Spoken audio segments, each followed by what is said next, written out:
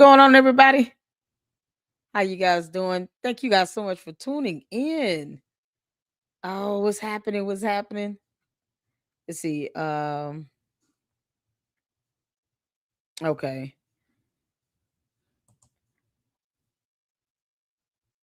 Uh, What's going on? How you doing?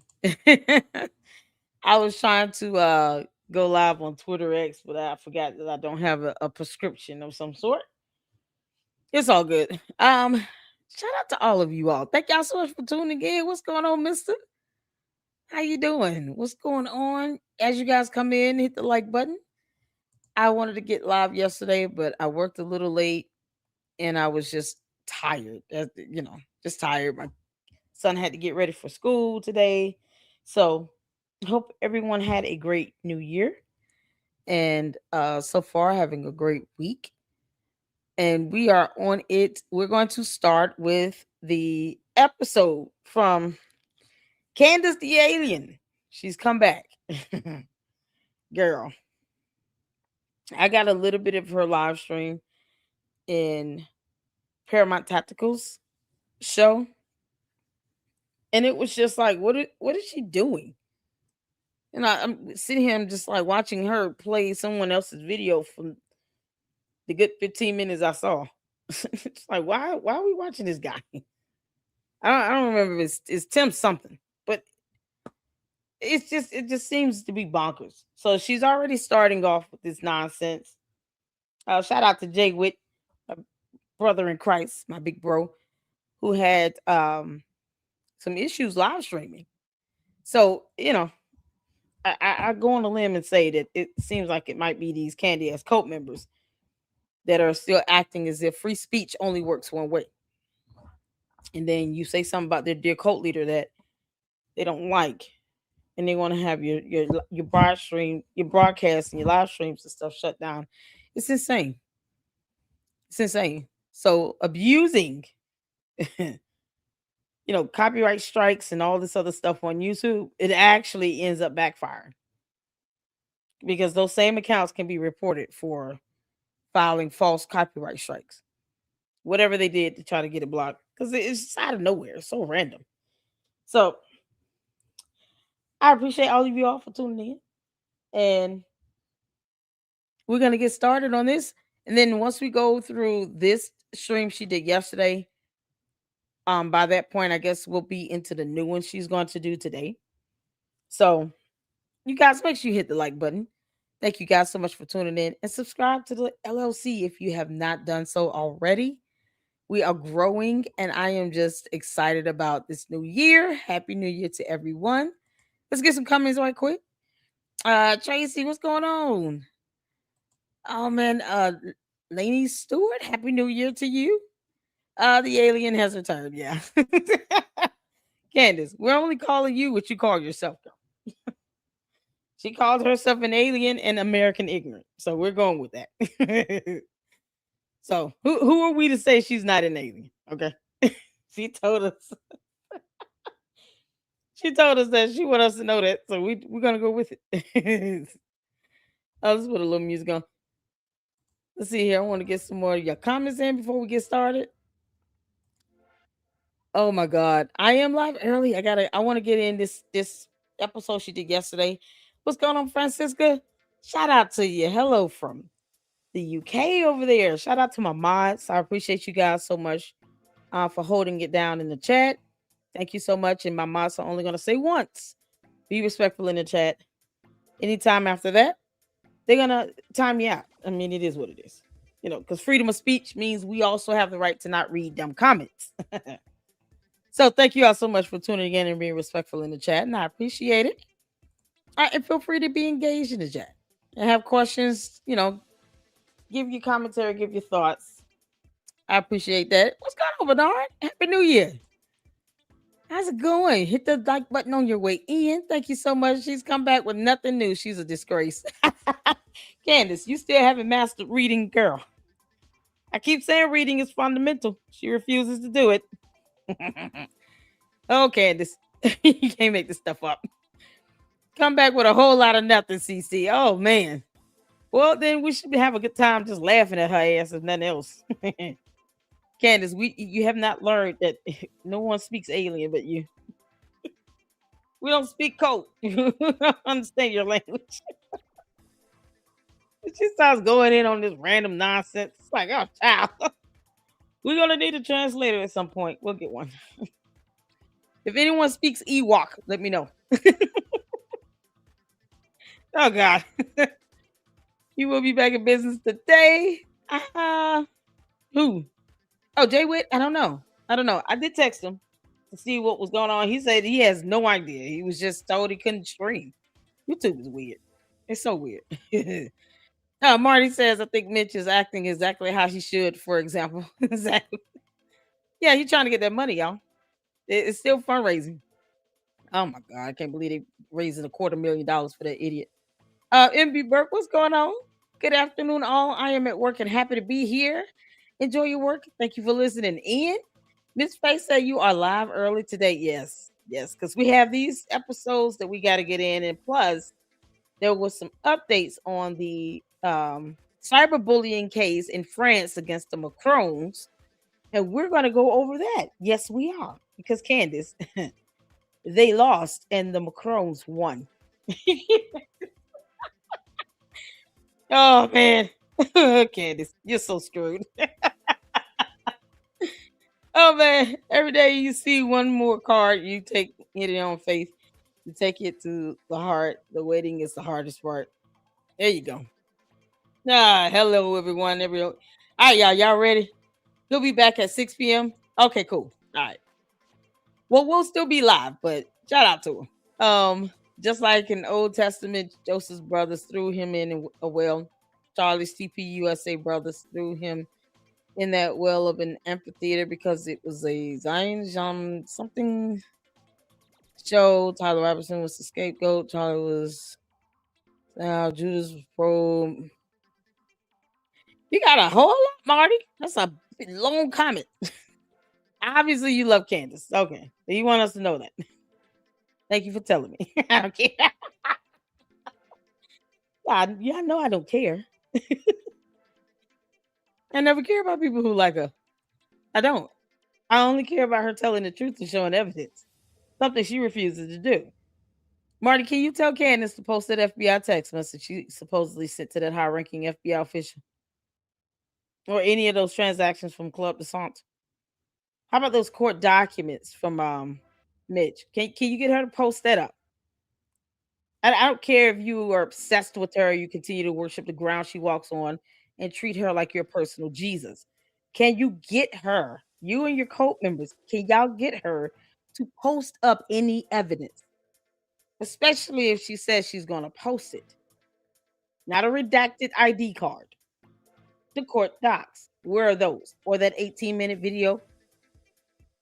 We're still waiting. We're still waiting. You guys can't get her to post anything up. Then what's the point? I mean, what's the point? Oh my God. All right, Mitch is going to take the money. Who cares? Mitch is taking the money. 11-1. Oh man, you can waiting for the PPV event. Candace's yeast infection versus Mitch, son of the Zodiac Killer.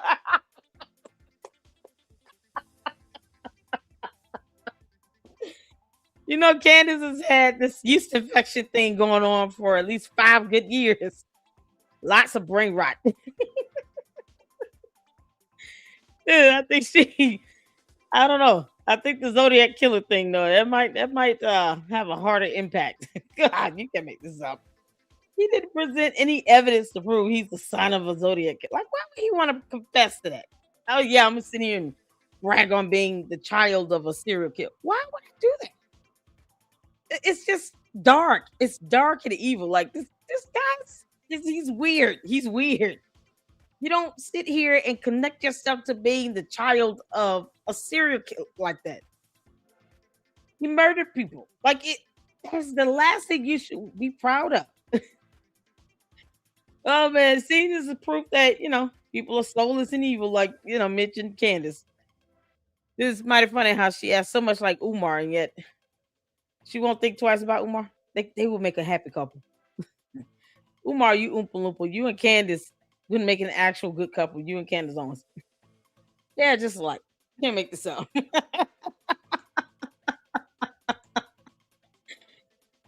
Oh man. You read much? Yeah, I do. That's why your cult leader needs to post up all the evidence she said she would post up. And tell her to stop lying like hell. You know, if she wants a cult, why can't she have this cult outside of the United States of America? You people don't follow laws either way. Like why? Yeah, they still sending in idiots in the chat. All right, yeah, let's get started. We're gonna get to this, and then we're gonna get to the new episode that she's gonna do. I think at what 5? When does she go live? I don't know when she go live. When does her live shows typically start? If it's around 5 something. Yeah. Then after that, we'll check into the because Nicholas Brooks has a series of videos he's done covering certain aspects of the Macron v. Owens case that Candace Owens is going to lose. They're gonna mollywop her face on the floor of that courtroom. And the news reporting of the video, it's a video clip rather, of the people who were charged with the cyberbullying were found guilty. You know, because Candace, they were. That goes to show that cyber crimes is bad. You're going around cyberbullying and, you know, harassing and defaming and doxing people. It's a crime. I know you and your dumb cult don't read at all. And they don't care about laws. And they certainly think that the First Amendment, free speech here in the US, is one sided.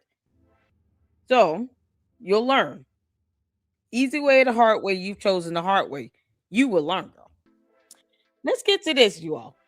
So this episode she did yesterday, you won't believe what happened while we were off the air. Blah blah blah. What y'all can see and hear, put a 1 in the chat. Let's get to it. All right, you guys, Happy New Year. I hope you missed me because I definitely missed you. I have so much to say.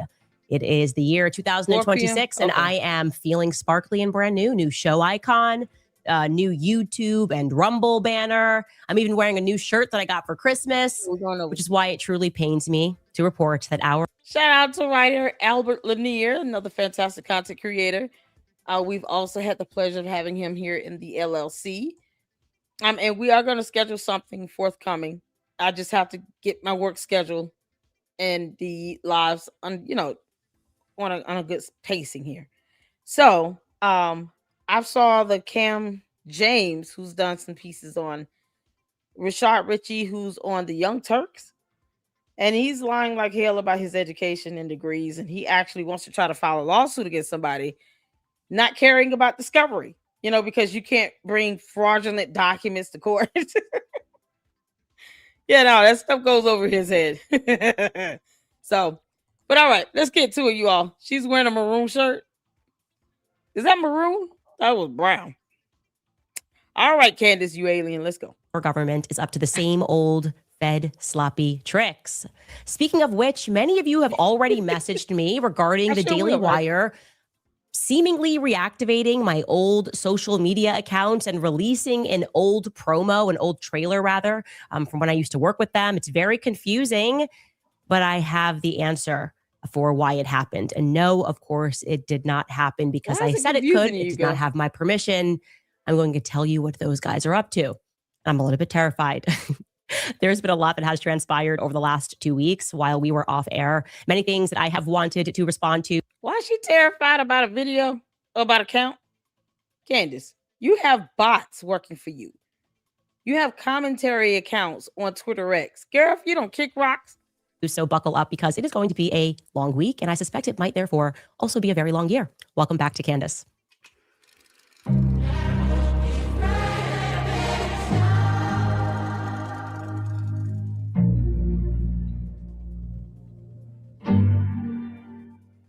Where should we begin? I'm going to begin with Johnny. I ran into an 11-year-old boy at the bakery this weekend, and his name is Johnny. He's from St. Louis, and he watches my show every single day with his mother. I thought that was really sweet, and I told him that when I was back, I was going to shout him out on the very first episode of the new year. So Happy New Year to Johnny from Missouri.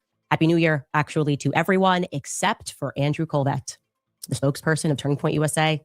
who has been working behind the scenes to have me smeared. Yeah, Andrew, you got caught. And today I sentence you. Candace. Stop obsessing over these people at TPUSA. They're not working to have you smeared.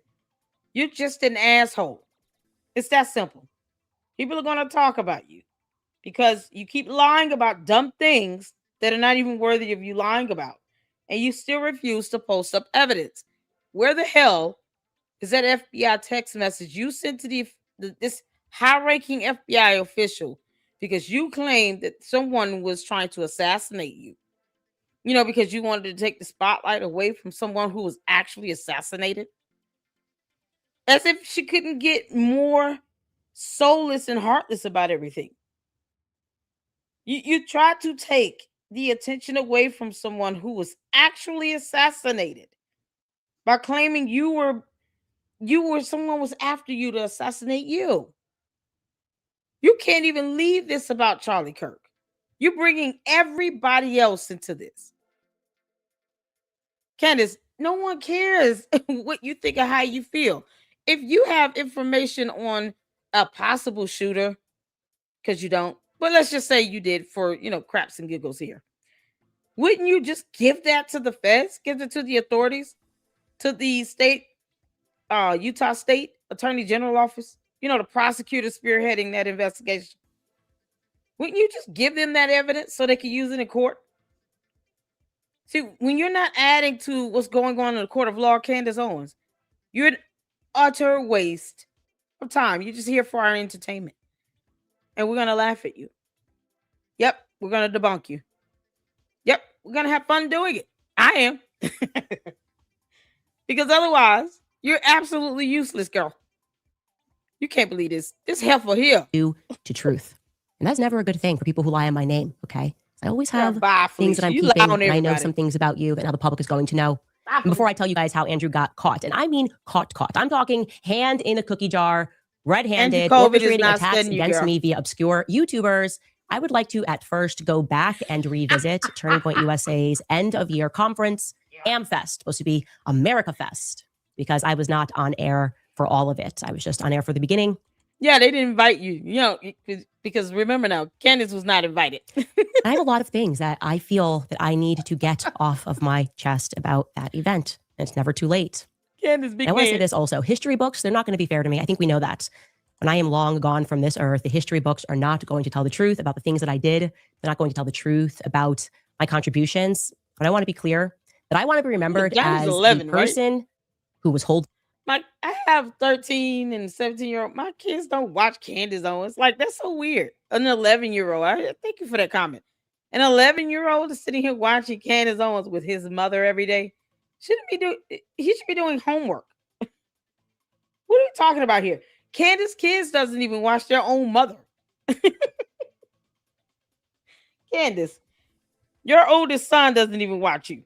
Why in the world would you think an 11-year-old with a brain would want to actually sit down and watch you talk about things that, is beyond this world? That kid has to be tortured. That's torturing. To have an 11-year-old boy watch Candace Owens talk about things that are beyond this planet. Literally. To Johnny, I hope you know that Candace Owens stated that she's an alien. Perhaps you find that entertaining. The internet back. Last year, I was in earnest holding the internet back. Everyone was coming at Turning Point USA and all these allegations. I was like, no, chill. Just give them some time. Everybody grieves differently. Just give them some time. It's just different. But now I quit, okay? Hands down, I am letting the internet go. I am done, okay? I'm already the media's public enemy number one, but now I feel ready to fully embrace that. I want to let that hit me like a tidal wave, because there was one solitary thing amongst a great many other things, I should add. But there was one solitary thing that happened at AmFest, which was the straw that broke this camel's back. What do you guys think it was? What do you think it was that happened at AmFest? Ben Shapiro chewed you out, rightfully so. And then, the other people that call themselves being your friends covered everything under the rug. And Megyn Kelly reminded us why she will never be mother of the internet, because she doesn't have a spine. And she obviously doesn't read the Bible. And she refuses to correct you and give you rebuke. And she used to be a litigator. Go figure. Woo, she had to suck. That just sent me over the edge. Before we hone in on that detail, I think the bird's eye view of AmFest is that it looks like a convention for a pyramid scheme. I think that's fair. I think that is a fair interpretation of everything that we watched. The conference looked and felt like a weekend in Las Vegas, hey, like cute. Disney World for adults, because that's what Las Vegas is. It's like Disney World for adults, or rather adults at Disney World with no kids, because there was something about it that was disturbing. And I think that the comedian Tim Dillon did a fantastic job of summing up how everybody felt watching it. Here is what he had to say, and I'd like to remind you, you should be mad at Tim Dillon and not at me. He's the person that is saying the quiet part out loud. Take a listen. This turning point kind of abomination that the right wing of this country has turned into like a bad reality show. And it's all of the fault of...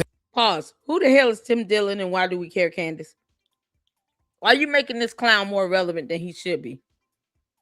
Candace, you're too narcissistic for this. What's your angle here? Yeah, she doesn't let anybody else get the spotlight. So why is she doing this? Candace, do you need some comforting? You do have Boys Club over there. What is he doing? George, between the times you're playing in the studio, making these weird ass videos, talking about,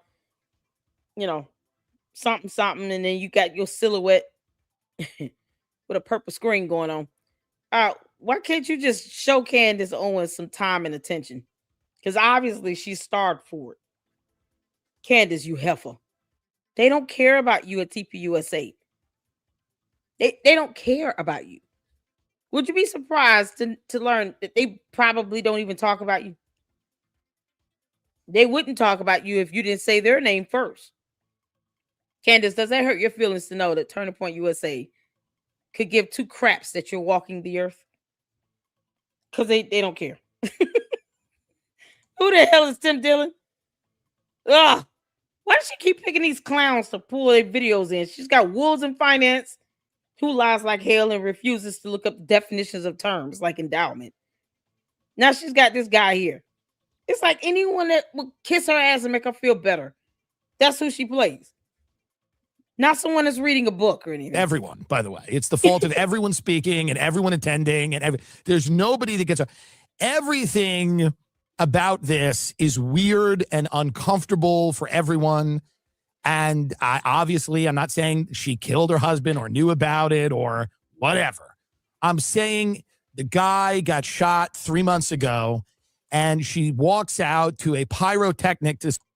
So you wanted him to say this part, Candace. You've been trying to say that you think Erica Kirk has something to do with it. Why are you using this fat slop? Because, you call fed slop, even though they're not spearheading the investigation at all. And you keep blaming things on the FBI when they're not spearheading the investigation at all. Mind you all, Candace Owens admitted the FBI is not spearheading the investigation at all regarding the assassination of Charlie Kirk. But yet and still, she keeps talking about fat slop because it sounds cute to her. So when you have fat slop here, that's sitting here saying this part out loud, haven't you always said that, Candace? I'm baffled as to why she has someone else saying this again. Candace, why don't you grow a spine and just say it? That way, all of that attention and whatever you want out of this comes directly back to you and not to Tim Dillon. You don't even look out for your friends because you want them to catch the backlash. You wanted some Mitch idiot guy that's claiming the Zodiac Killer is his father to take the backlash for saying he spotted Erica Kirk in a hotel. You want Tim Dillon to take this backlash because he's saying something that you wanted him to say, I guess? How do we know you didn't pay him to say this? As opposed to you just growing a, letting your sack descend, Candace. Let the ball sack descend. Drop that sack, girl. You're an alien. We have no idea what your gender is. Let that sack drop and go ahead and just say exactly how you feel about Erica Kirk. Stop being a coward, Candace. You're a clown. Display. And then she goes, we're going to elect J.D. Vance. It's weird that that's where her head is at. It's difficult for many people to relate to. It's not relatable for people that talked about how Hollywood isn't relatable and Hollywood is out of touch, this looks a lot like Hollywood to most people. And to go out through a stream of fireworks and sparklers and stand there in a glittering pantsuit and talk about electing J.D. Vance 3 months after your husband was killed, many people feel... Wait a minute. Don't they have these pyrotechnics at Amfest when Charlie Kirk was alive? Don't they do this stuff all the time? What the hell is wrong with her? Let's pull in the Amfest 2024, shall we? Didn't they have some pyrotechnics when he came out? Why is she acting like this is something new? Like they never do this? You can't make this up. I'm trying to find like a video clip where they got pyrotechnics at Amfest. Candace, this is so dumb of you. You know, because you're a moron. Why are you making an issue about this? They do this all the time. This is absolutely absurd. It's absurd, Candace. I'm trying to see. Hold on. I'm trying to see like the part where he comes out and they have the shooting pyrotechnics. Charlie Kirk speaks at Amfest 2024. Let's see his entry when he walks out or something like that.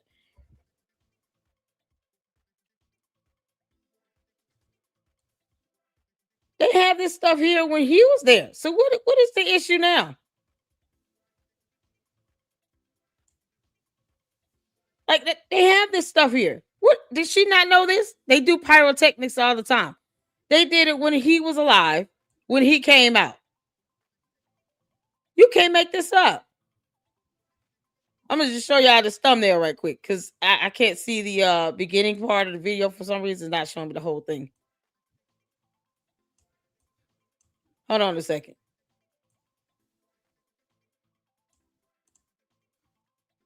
Hold on. I was trying to see like the beginning when he walks out. That's what I was trying to see. And I'm not seeing it. Y'all look here. Y'all see the pyrotechnics right there in the thumbnail? That's Charlie Kirk. Candace, what the hell you talk? What is Tim Dillon talking about? Why is he complaining about something that happened when Charlie Kirk was alive at the same event, Amfest 2024? All of a sudden now it's a bad thing when Charlie Kirk was doing this. So Tim Dillon had nothing to say when Charlie Kirk came out with pyrotechnics and all this other stuff. But now he's got a lot of shit to say when Erica Kirk did it. The hypocrisy. See, here's why the word of the month here in the LLC is hypocrisy. This is why. It is highly hypocritical to sit here and have an issue about something that happened when Charlie Kirk was alive. You can't make this up. Hey, Maria babes. What's going on, girl? How you doing?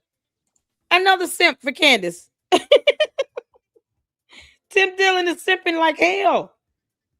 He's sipping so hard where, the cult members have to dip into an alternate reality because in this reality, Charlie Kirk came out with pyrotechnics, but they want you to actually forget parts of reality that occurred just so you can agree with her dumb point that she's not proving.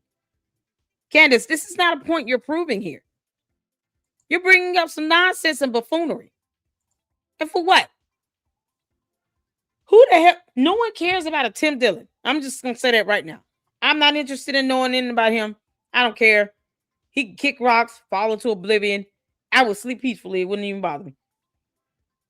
Candace, the fact that you want to sit and go after Erica Kirk and you don't have the spine to do it is enough for me to see that you're a coward. You're a hypocritical coward because you know you would not have standing if you were to go after her and then she sued the crap out of you because you know that's a possibility. That's the only reason why Candace is not saying this stuff herself. Because this little alien is scared of court. That's what this is. And she's already about to get mollywopped by the Macrons because, like I've been saying for months, they're showing us how it's done. The Macrons are showing us how it's done.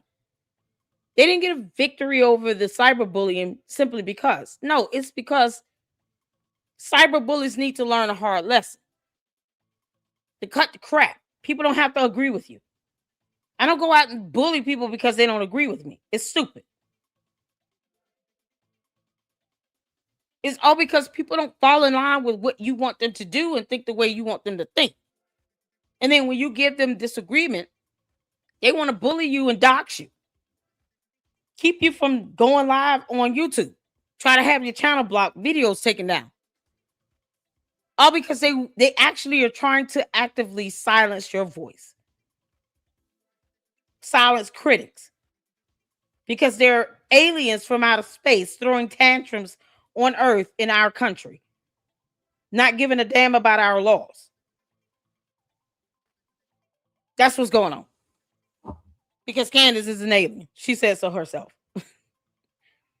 So now that we see Charlie Kirk had pyrotechnics, everything Tim Dillon says is an absolute joke. And no one should take it seriously. And Candace, you're still a hypocritical alien from not even from the planet itself. It's from one of the moons of Jupiter. From one of the moons that go around Jupiter. That there is something off about that. And we're starting to see that political people are the exact same thing as the Hollywood elites that they all love to dunk on. And we all look at this. This is Megan Thee Stallion twerking at the Kamala rally. This is deeply unsettling to a lot of people. It feels like you're being played. You feel it. It seems off. You feel like this is a coordinated and choreographed spectacle so that you are played. They want your money. That's what they got mad at Candace about. They're like, why are you telling people not to give us money? She's also saying you killed the guy.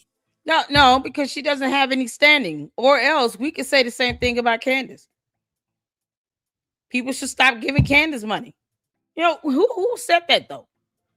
I mean, seriously, has Erica Kirk or anyone at TPUSA ever said, you know, people should stop giving Candace supers? They should stop sending her cash apps and Zelle. They should stop joining her book club. No one has ever said that about Candace. Because people aren't just naturally sitting around trying to keep her from making money. We're just pointing out the fact that she is making money off of the death of Charlie Kirk. It's not something for us to stop. But we recognize that's what she's doing. And her dumb cult members and the sock puppets and the bots continuously confirm that when they come to my chat at their own peril, talking about how she's making all this money and getting all these views. We know that. Thank you for confirming. That's the issue here. She doesn't get to say that people should not donate to a nonprofit organization. And then want to sit here and bring in wolves in finance who can't define the word endowment and lie about why endowments exist. It's unbelievable. So she wants them to fail. So TPUSA should sell Blexit. They need to sell it. Stop being nice to Candace Owens. You owe her nothing. Pretend her like she doesn't exist. Like she never crash landed on our planet. And sell Blexit. Sell it. And then do it on an open bidding type of thing. Do like an open auction for it. You know, that'll really piss off. Why are you mad about the money? They're just mad that they're not getting money. Sell Blexit. They want your money. And they want to be celebrities. Okay, so that's an honest take. That is just a very honest take. And you can be mad at Tim Dillon. You can be mad at me for playing Tim Dillon on this show. Or you can be someone that... Candace, no one is mad about that because he's a simp. He's a fat simp in a Santa suit. You're too much of a coward to say it yourself. Why not, Candace? I thought you want to be sued. You know, for subpoena power and all. You know, more concepts you can't define or understand. You can't make this stuff up. Concerned about the direction that the Republican Party is taking, and you can recognize that that's the truth, okay? You can keep deluding She yourself. was You a can keep Republican. pretending that this is not how the public received this event. This is not how Republicans are feeling. But you would, again, so she's still a Republican. Wait a minute. Are you Republican or not, heifer? Pick one. Either you're not political or you're a Republican. What did she talk about how Republicans feel? I thought Candace stopped being a Republican. All of a sudden, she gives a crap. Yourself. That's the truest take right there on the internet about how people felt when they watched it. It felt like everything that all of us on our platforms said that gave us the ick about Hollywood when they got up on stage and they mocked people that lived between LA and New York City, and they mocked the farmers and the ranchers and people that supported Trump in 2015. That's the vibe that it's getting. It feels like we're being mocked. Now, for clarity, that's just broadly speaking. Like, broadly speaking, it was not relatable to the general public to see a situation where a man is murdered in broad daylight and the company that he built allows the very people who hated that man while he was still alive to simply pay enough money to speak main stage and pretend that they were best buds. There's something about that people just can't relate to. Like, yeah, Ben Shapiro didn't really like Charlie when he was alive, but he gave us $1 million. So he's going to be at AmFest, and he's not only just going to be at AmFest, he's going to walk out right after Erica Kirk opens up AmFest. And we just sort of expect the public to be fine with that.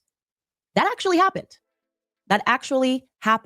Even though Charlie Kirk did that, and that actually happened. And she just wants to ignore that part of reality. Candace, stop claiming to be a Republican if you're not a Republican.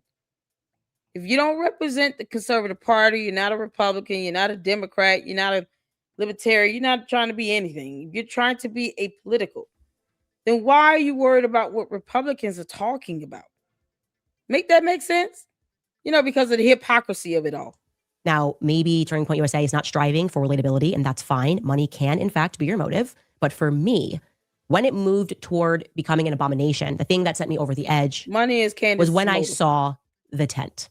Okay, I am never going to get over this tent. I could spend a week discussing this tent. I could. No. Why? If she wanted to do something in memorial of her own husband, you don't get to dictate that, Candace. We could spend a week talking about Boys Club and the allegations that another man has levied against him that you refuse to even address. Yeah, we'll do that. Every time you talk about this tent, we're going to talk about George Farmer quite possibly, or at least having been alleged to have SA'd another man. We'll keep talking about that. We will bring that up every time she says that tent. George Farmer has had allegations levied against him for SAing another man. Make that make sense. Candace, we could do this all day with you two, girl. I could probably do a month of content describing what it was like for me when I saw the tent and how I felt seeing the tent and what this tent actually now represents. What am I referring to? Let's take a listen to a reporter who was at AmFest describe the scene behind her in the hallway outside of the speaking area. Take a listen. And you can see from behind me, this is a recreation of the tent where Charlie Kirk lost his life at Utah University in September, and people are taking selfies with it. Mad about it. I cannot. I am not capable of whatever that. When I saw this, I realized I do not know enough words. I had to consult a thesaurus, and I still could not land upon the correct adjective to describe how I felt when I saw that tent. People taking selfies under a recreation. I don't know if it's actually the tent. It looks like it. That's like someone taking a picture in front of parts of a recreated portion of the Titanic, or any shipwreck, or any event that might be even closely related to a horrible event. Do you understand that there are museums, Candace, that have recreations or even parts of original pieces connected to bad events, connected to tragedies? Is she not aware of this? See, Candace, when you don't learn the ways of human beings here on earth, and you don't have a soul or a conscience, it's impossible for you to feel anything. So therefore, you go flying off the handle about things you don't understand, such as emotions, or what it's like to lose a husband, what it's like for TPUSA to lose their boss, the president, the CEO. This is no different than going to the Titanic Museum. The Titanic Museum represents a catastrophic shipwreck where over 1,500 people lost their lives. And she's sitting here whining and crying and being about a tent. So what? It's pretty old, or a tent that Charlie died under. That's what was happening at AmFest. Horrified. I was aghast. I don't think I ever described myself as aghast. I was aghast. It was ghastly to look at that and to realize that they made a conscious decision to allow that to happen. To what end? Okay. I was so aghast. I messaged people inside of Turning Point. I said, I wonder who approved this, because I know what's going to come next. You're going to say, oh, we don't know how it happened, and it's something fell through the cracks, and so much was going on. And we had no idea the tent that Charlie died on was being brought in as a display. We had no idea that was happening. Girl, if they did, so what? They don't need your permission. Once again, TPUSA should sell Blexit. This is a good point you brought up, Lisa, here. The tent is where Charlie began. The tent represents his roots, connection to the young people, his dream that she is trying so desperately to burn down. Because he did all of these the events with the ask me or prove me wrong. What's it? Ask questions or prove me wrong. He did all of those on the tents, right? This is coming from somebody that didn't follow Charlie Kirk. I'm not an unfeeling Kurd like Candace Owens. Like, if this is something that represents TPUSA, then either way, if you, let's say he was still alive and he still wanted to do like a museum and a tent put in that museum because it just represents the beginning of how this started, she would have a problem with that or no? I mean, because what is she talking about? They get to do what they want to do.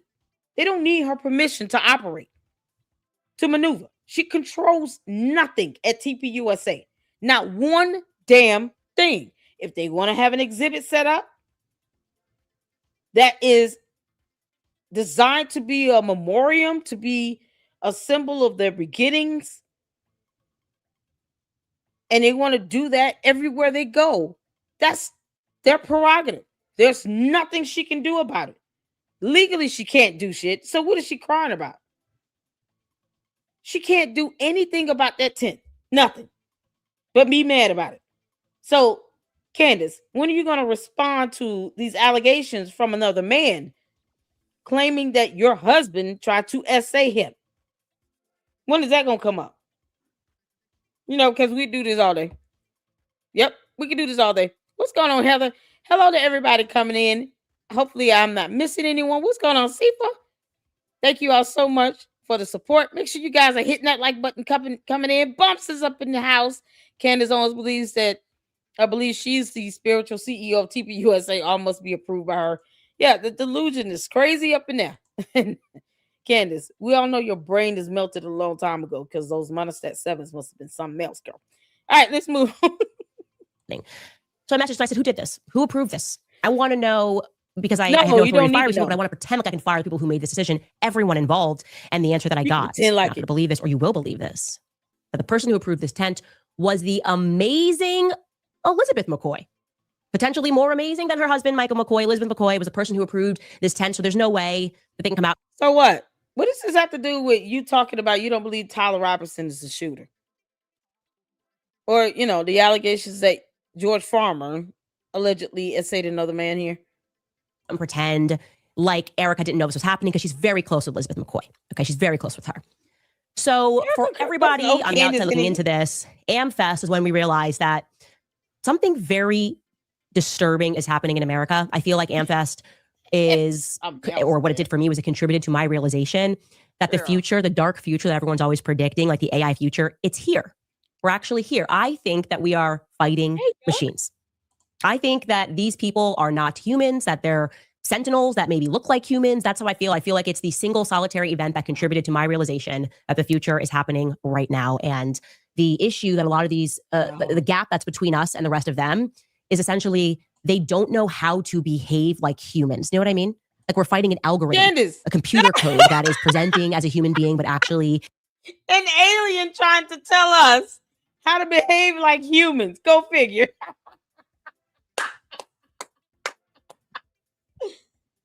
Let me tell you something, you she-wolf.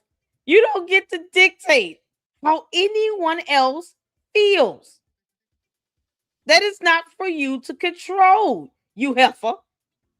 This heifer thinks she can actually tell human beings how to feel, how to express emotions, how to run a nonprofit organization.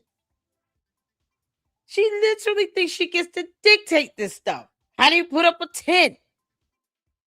Show homage and respect to their president and CEO who's assassinated in front of everybody. This heifer thinks she gets to do that. This alien-like heifer. Man, you can't make this up. How much more ridiculous is this going to get? It can't comprehend real human emotion, and the programmers can't quite write the code specifically enough to emulate real human emotion. Oh my God. And so in response, they're just multiplying the Sentinels. Like they're sending more of them to say and do things that are obviously abnormal, that are obviously inhumane, and they're hoping that with enough of them pretending like it's fine, they can override our humanity. Like, well, everyone's saying this is fine, so it has to be fine. Yeah, you don't have no humanity. You need a soul, you soulless miscreant from another planet and hell. You're in the wrong realm, Candace. You don't belong in our realm. This girl crawled straight out of Lucifer's toilet. She's trying to tell a human being about emotions. You can't. It's fine. So it absolutely is fine. And there's something wrong with you if you don't realize why it's fine that we're hanging up this tent and taking pictures and selfies under it. I don't know. There's something wrong with you. You're just upset. The tent. Or something. The result of what's happening right now, and Tim Dillon is about to explain this, and I have a lot of Tim Dillon clips because he just spoke to me when I heard his. No. You told that simp to speak for you, and that's what he's doing, and you're giving him likes, views, subs, and money for it. You're helping to catapult his platform because he's simping for you. You know, all these men turn into hardcore wimps and simps when it comes to Candace Owens. Boy, they just act like they've lost their manhood. Candace is walking around collecting ball sacks for 5 cents. Everything. But the result is that right now what's happening in this country and really all over the world is that everything feels weird and wrong. That's why I kept saying last year that everything is fake and gay. It feels like we're watching a movie. It feels like we're all in a Truman Show and everyone around us are actually robots. And things have gotten so abnormal that even things that should be abnormal, like RFK sexting, which is what Tim Dillon's about to describe, feels like that. What? No. When are you going to get to the part where the allegation against George Farmer of him essaying another man is a concern? It's a serious concern. When are you going to get to that? That's fake and gay. You can't make this up. That's the most normal thing going on. Take a listen to Tim Dillon.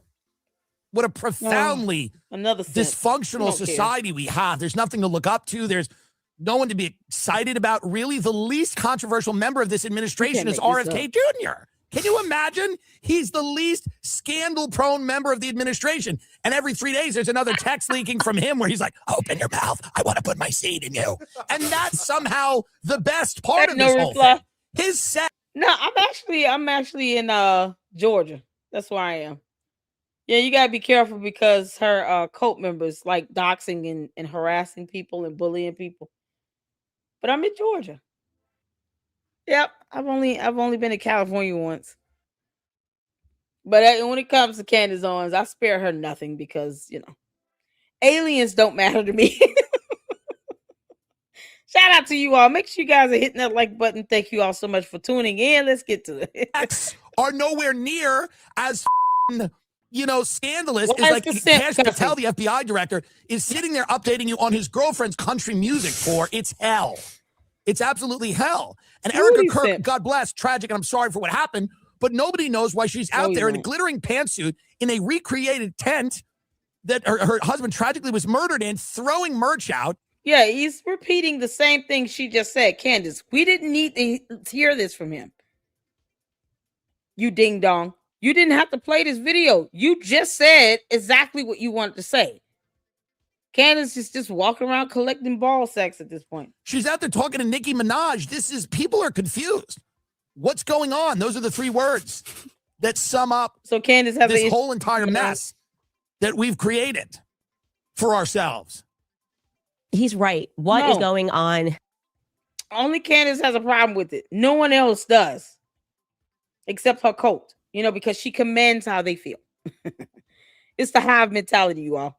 Plus the, recurring yeast infections that she keeps spreading around. Sums up how we all feel right now. And I also would like to mention here another confusing part that we kind of didn't discuss enough. Another confusing it's the yeast infections, because those confusing parts get hot and bothered. Part of that Barry Weiss interview that we should discuss more. Everyone was making TikToks about the stop, just stop, but actually the most effed up part about that interview was CBS's decision to bring Hunter Kozak to ask Erica a question. Again, who approved this? I want to know. I don't know who thought it up and who said, okay, yes, let's do it, because And what are you going to do about it, Candace Owens? Nothing. You're going to do nothing but whine and cry about it. There's nothing you can do about it. Here in this reality on earth, that moment has already passed. There's nothing you can do about it, you heifer. Everyone involved in that process is what I think we're fighting right now. I think these are robots. There's no way that somebody comes up with that idea, and then a team of people at CBS approve it. Robot. Again, they wanted to recreate the moment that Charlie died, but this time his wife was going to survive it. Hunter Kozak, last time we all saw him, Charlie died. Barry Weiss, bring him back. Erica's going to survive it. Now, to the computer programmers, I want you to know that to us humans looking into that, the part that you're missing is post-traumatic stress, displaced anger. Like technically, Candace, you're the only one that's walking around looking like the frail alien that you are. Why are you recreating this moment? You're the only one that said you've obsessed over watching videos of Charlie Kirk be assassinated over and over and over again. You said those words out of your mouth. You disturbed moo cow. This helpful. Technically, Hunter Kozak didn't do anything wrong on that day at UVU, but I hate him anyways. That's how I feel. I hate him anyway. I don't ever want to hear his voice ever again, because who should say she hate? Because her cult members love to say everybody else hates. Candace actually says that she hates people. She actually uses the term hate. Didn't do anything wrong on that day at UVU, but I hate him anyways. That's how I feel. I hate him anyway. I hate him anyways. That's how I feel. I hate him anyways. Because Candace, we got to snip this. Because see here, to the candy ass cult members, your cult leader is the only one that's hating. Here's the epitome of that. This is the prime example of someone hating, where she actually says that she hates people. Your cult leader is the only one that is showing hate. And it's not justified, because guess what, Candace? You don't have to pay that kid's bills. All these people you've got this gripe and this hate and angst against, you don't have to pay their mortgage. You don't have to take care of them. You don't have to feed them. You don't have to clothe them. You don't have to take care of their children. You are a non-MFing factor in their lives. So why are you sitting here saying you hate someone? That's a rather strong word. I hate something or someone. See, this proves even more that she's an alien. She's incapable of having human emotions and human feelings. And it's so easy for her to hate something or hate someone like this. Do you know how much anger you have to have welled up in you to actually say you hate someone? How much you have to despise that individual? We're talking about the definition of the word here. To allow yourself to mentally or emotionally get to a point where you're saying you hate someone. Candace Amber Owens Farmer, the alien, is the only one walking around on earth with a platform claiming to be a Republican still, I guess, who knows, saying that she hates someone and then turns around and says Christ is king. You go against the epitome of what Christ represented in the word of God. Jesus never said he hated anybody. You can't make this up. She is the only one saying she hates someone. What scripture in the Bible did Jesus ever say he hated another mere mortal? Another person? You hate sin. You can hate the devil. You can hate evil. But when did Jesus ever say he hates a person, another human being? The word of the month in the Lady Luck Club is hypocrisy. See, I'm very intentional when I do this. Last month it was evidence. This month is hypocrisy. Candace has to be the absolute biggest hypocritical alien heifer that's ever walked this earth for no good God-given reason. She could just go back to her home planet, but she chooses to just torture herself and others because no one is hating anybody but her. And she has no quarrels with saying it with such ease. It's like breathing for her to just so easily say she hates another human being. It's disgusting. It's the epitome of evil. Candace is pure evil. It's demonic. Let's not forget her having visions of another deceased person, to which the Bible refers to as witchcraft. And now she hates another person. But when we say something that is criticism because we're going to say it because we have the right to do it, why are we hating her? No, she's the one full of hate. She's the evil gimp that's full of hate. It's disgusting. I don't ever want to hear his voice ever again because he's the last person on earth that tried to stress out Charlie Kirk, right? Asking him a stupid question about transgenderism, and then Charlie died. So it's not fair, but I don't like Hunter Kozak. I just don't. And I think that that's a normal human feeling, right? Bringing him back to finish asking a question, like this time Hunter's going to get to ask his question, that's not relatable to the rest of us. It actually makes people who have a soul feel icky. You don't have a soul, Candace. You have no soul. I want to invite you to go backward and to rewatch that moment and the manner in which Barry Weiss tees up this excruciatingly odd question. Take a listen.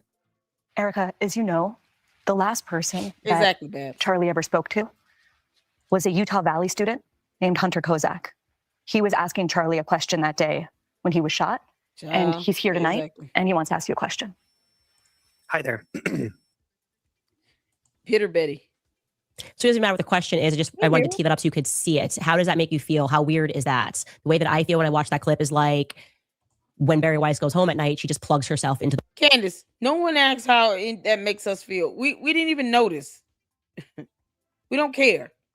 You want people to feel hate like you. You want people to walk around being evil like you. You want people to be angry and bitter like you. You want people to walk around being fake and gay like you. You want other people to be heifers. You moo cow.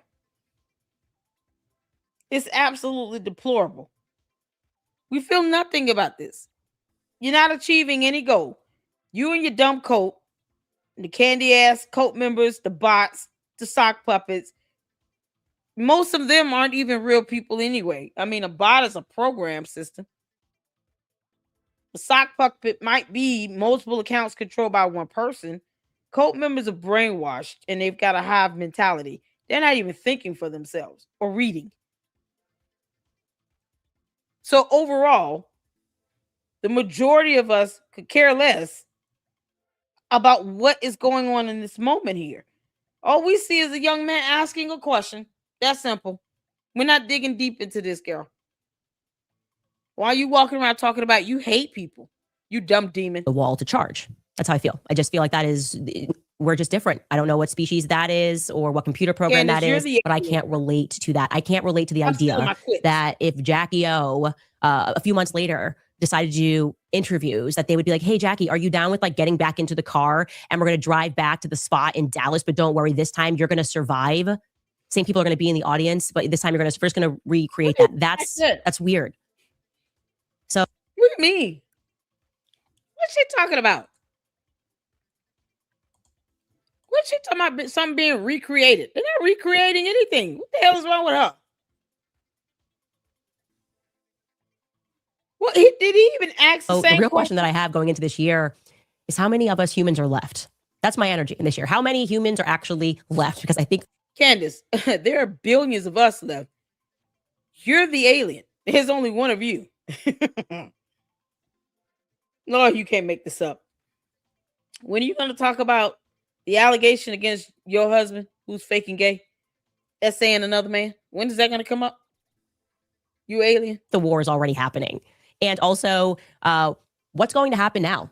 What's in the forecast for humanity in 2026? Because we've clearly woken up to the fact that everything is fake and gay.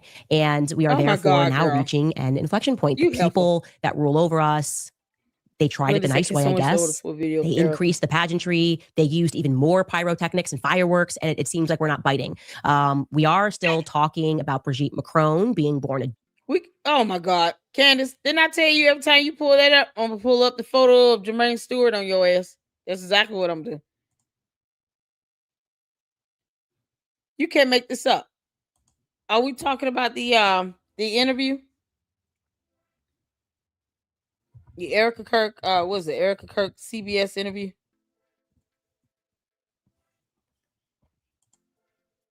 It's crazy. I already need a little break from Candace.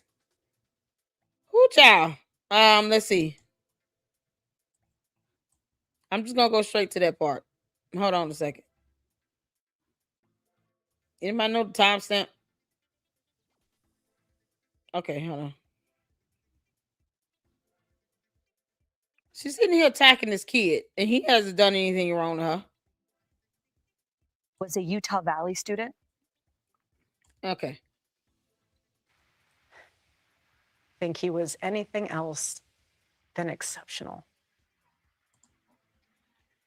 Erica, as you know, the last person that Charlie ever spoke to was a Utah Valley student named Hunter Kozak.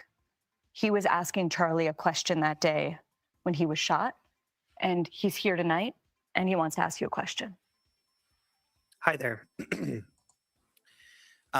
Erica, I want to tell you how much I appreciate your calls for peace and unity. And I'm likewise horrified by the people in my so-called camp who were cheering about Charlie's murder. I believe that they stoke the flames of violence. But even worse is when powerful, influential people on either side of the aisle stoke the flames. When they do it, the flames can become an inferno. And this leads me to Donald Trump, the most powerful and influential person on earth, who has more Okay, he asked about Donald Trump. What is Candace talking about? I don't even think he was asking the same question that Charlie Kirk was answering when he was shot. Because he gave based on the answer that Charlie Kirk gave, it was something from the LGBTQ community, right? You can't make this up. So, I mean, what is she talking about?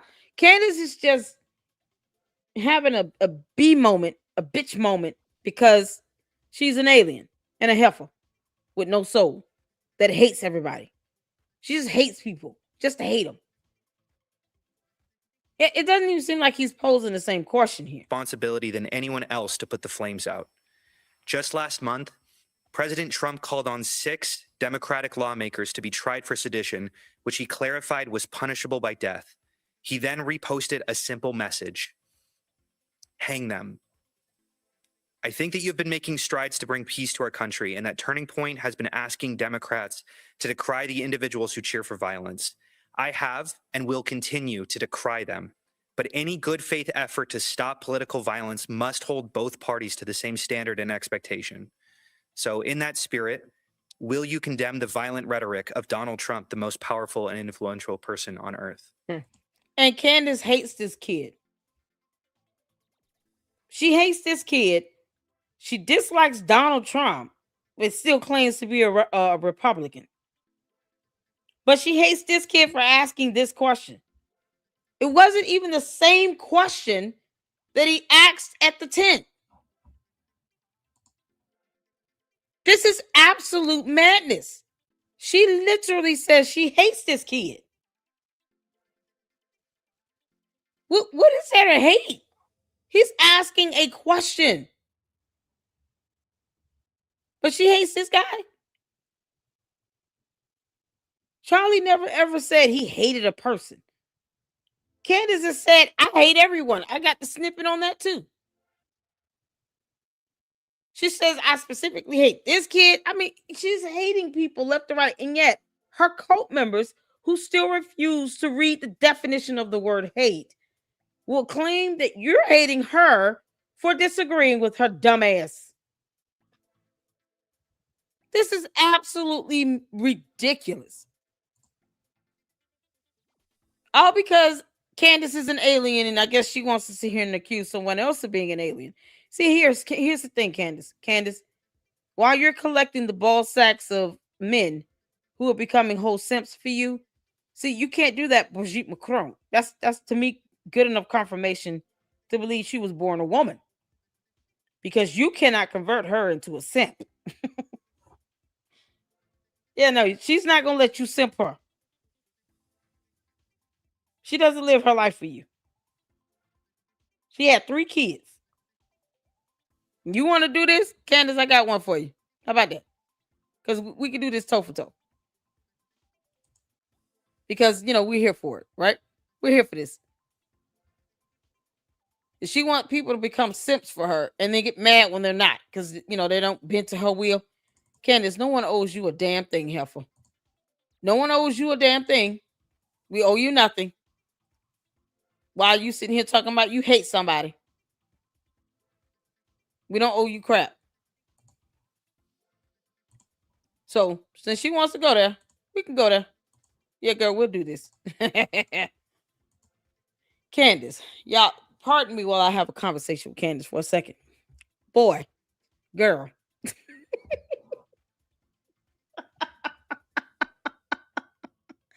How befitting Candace is wearing the boy sweater that says boy on it.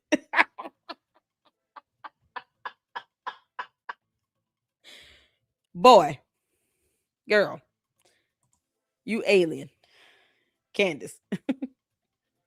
You're not proving a damn thing. The only thing you're showing is that you do not have a soul and that you came from another planet after you spawned from hell.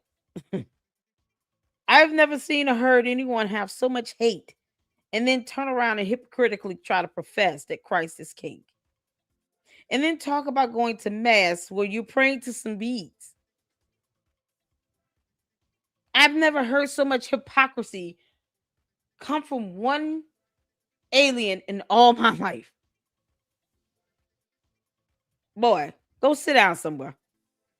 And if you want to address something that's of importance to the public, perhaps you should be giving us a heads up on, your boy toy husband, George Farmer, whom another man has made allegations about SA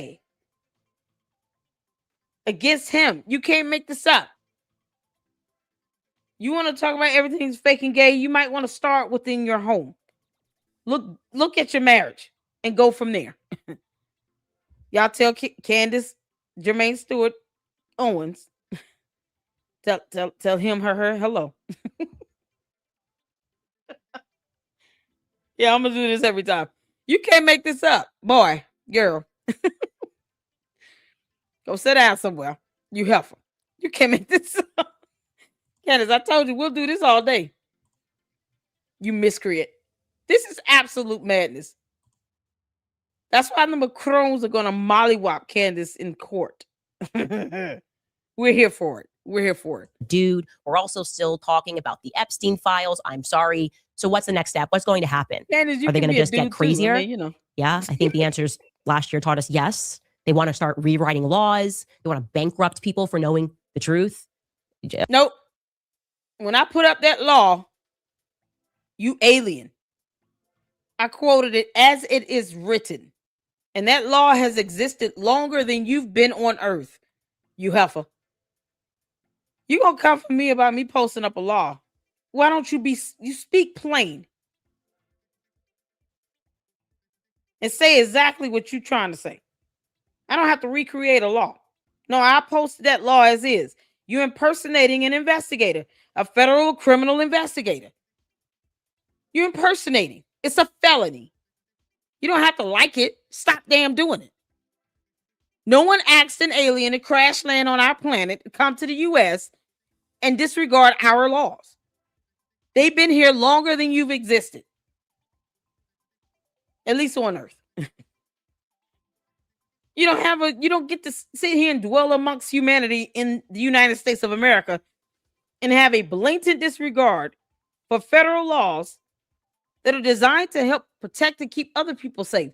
You're doxing people committing more cyber crimes because you're lying to people saying that you're a federal or criminal investigator and you're demanding alibis, something to which no one owes your ass.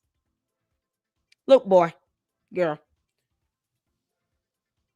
unless you want to be in court all day, every day, which no one cares at this point about suing you. They're just going to sue you. You might want to stop breaking our laws or just go buy some land in another country.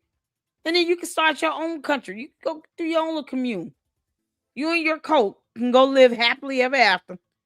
You can have all your other friends from outer space come stay in your area on your property.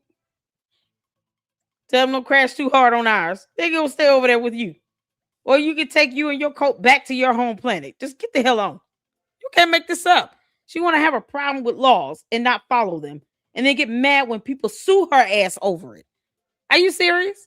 Now, keep suing her. Real headline today, by the way, Brigitte Macron, who's quite literally born a male and who quite literally committed statutory rape under the then French law against a 14-year-old student. The United States has no bearing on French laws. We're not bound to uphold the laws of another country. And they are not bound to uphold our laws here until they come over here and come to our courts. There's nothing we can do about that.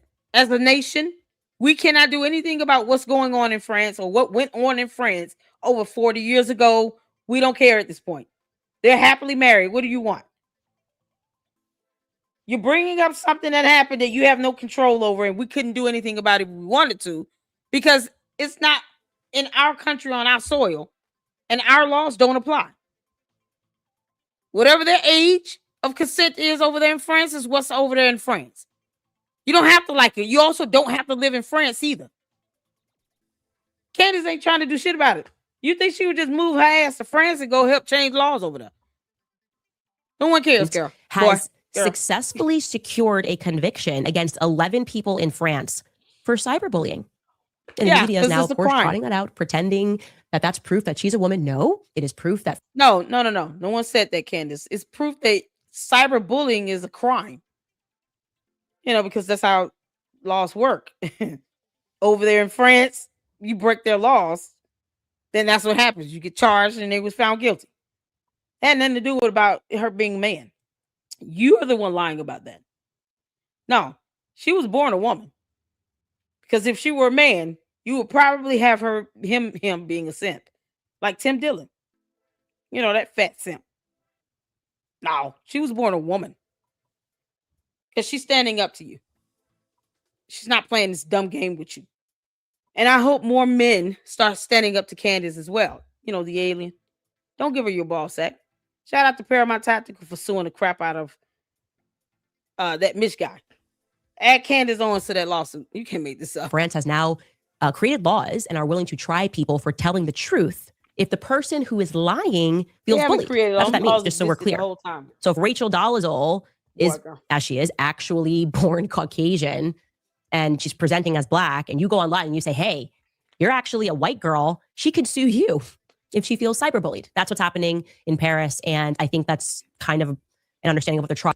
If you cyberbully somebody, it doesn't matter what you're cyberbullying them over. If they can prove that you cyberbullied them, they can sue you. The end. That's how it is in the United States of America. She's talking about something going on in France.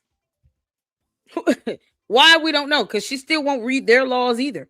She doesn't read U.S. laws. She won't read France laws. So what is she talking about here? Candace, trying to make happen here in America. The deep state is insisting on passing speech laws, and they're going to bankrupt me for knowing the truth about Brigitte. They're going to bother whop you. This is a longer clip, and it is so worth listening to because it's brilliant. I honestly think this is dark comedic brilliance from Tim Dillon. Again, perfectly explaining this exact moment in time that we are all in. So to tee this up correctly, essentially, Tim is discussing how our modern world and culture, we are all starting to realize, was created by powerful people who are into kids, like Jeffrey Epstein. His laws are laws. And yet the media just wants us to move on and keep going. So take a listen to what he says here. He's just kind of recapping the moment that we are in right now. This was our culture for a very long time. Yeah, this it is was domination, evil, exploitation, bad, not good. Exactly, Kiwi. But it was our culture. Legal age it was our culture. You know, and you know we're coming to terms with that. We're coming to terms with that, and it's going to take. It's a little bit of a pill to swallow, is it not? It's a little bit of a pill to swallow, huh? It's a little bit of a pill. It's a little bit of a pill. Candace, he's repeating himself about pills because he swallows pills. Why do we care about that? I mean, maybe he has to take 2 or 3 because, his body's got to absorb all that medicine. I told y'all these candy asses are high as hell, 24/7. Tim Dillon, the simp, is proving that point. He's high as hell, y'all. Why is he wearing shades in the dark? It's Christmas time. You ever get sick as a kid and your mom's like, you got to take this one. And you're like, ugh. He has. She's like, this one is everyone that rules over you is a static pedophile. You're like, oh, no, not this one. It's a little bit of a pill to swallow, but that's where a lot of this comes from. What color is the pill, Tim? You simp. What color is that pill you take? Sounds like you popping them like candy. Like M&M's. This is the runoff. What you're seeing now is a runoff of people living to pretend that isn't true. It is the denial of that culture that has produced this culture. Listen up, I'll say it again. I should be paid more for this, frankly. I'll say it again. Yeah, because Candace is not paying him enough. Candace, Tim Dillon, the simp, is asking you to give him more money. You might want to write a check. It is the denial of that culture that has manufactured this culture of nothingness. It is the unwillingness to look that in the face you can't make that this has up. produced slop. That's what it is. It is the discomfort that comes from facing the fact that your greatest fears. Tim Dillon, you might not do crack because you might be able to afford cocaine, but it's still bad for you. Candace's brain is not of this earth, so it is what it is. Candace, crack is wicked. He said I should be getting paid more for this. Yeah, it's a sign that he's getting paid to say this dumb crap. It's like a binge high thing type of rant. He's seeing the colors and then he just starts to think, like words just start to flow. Doesn't matter if it makes sense or not, people. The high is kicked in and he's like, oh yeah, turn the camera on. I'm there. Now this simp is asking for more money because she's already paid him. Are true. Candace is cheap. And you're unable to process that, so you dive into the Eras tour. You backstroke through the restaurant that serves the thing from the app that you saw. You try. Are we talking about Swamp Thing? Vacation in the right place to take the edge off. It is the denial of truth that has delivered you here into nothingness, into emptiness, into a place where do you want to see the amenities? The building is really nice, but you've got to see the amenities. The amenities are really over the top. The HOA is really high, but you have to see it because the amenities are so worth it. The amenities are amazing. There's this amazing room. Yeah, just do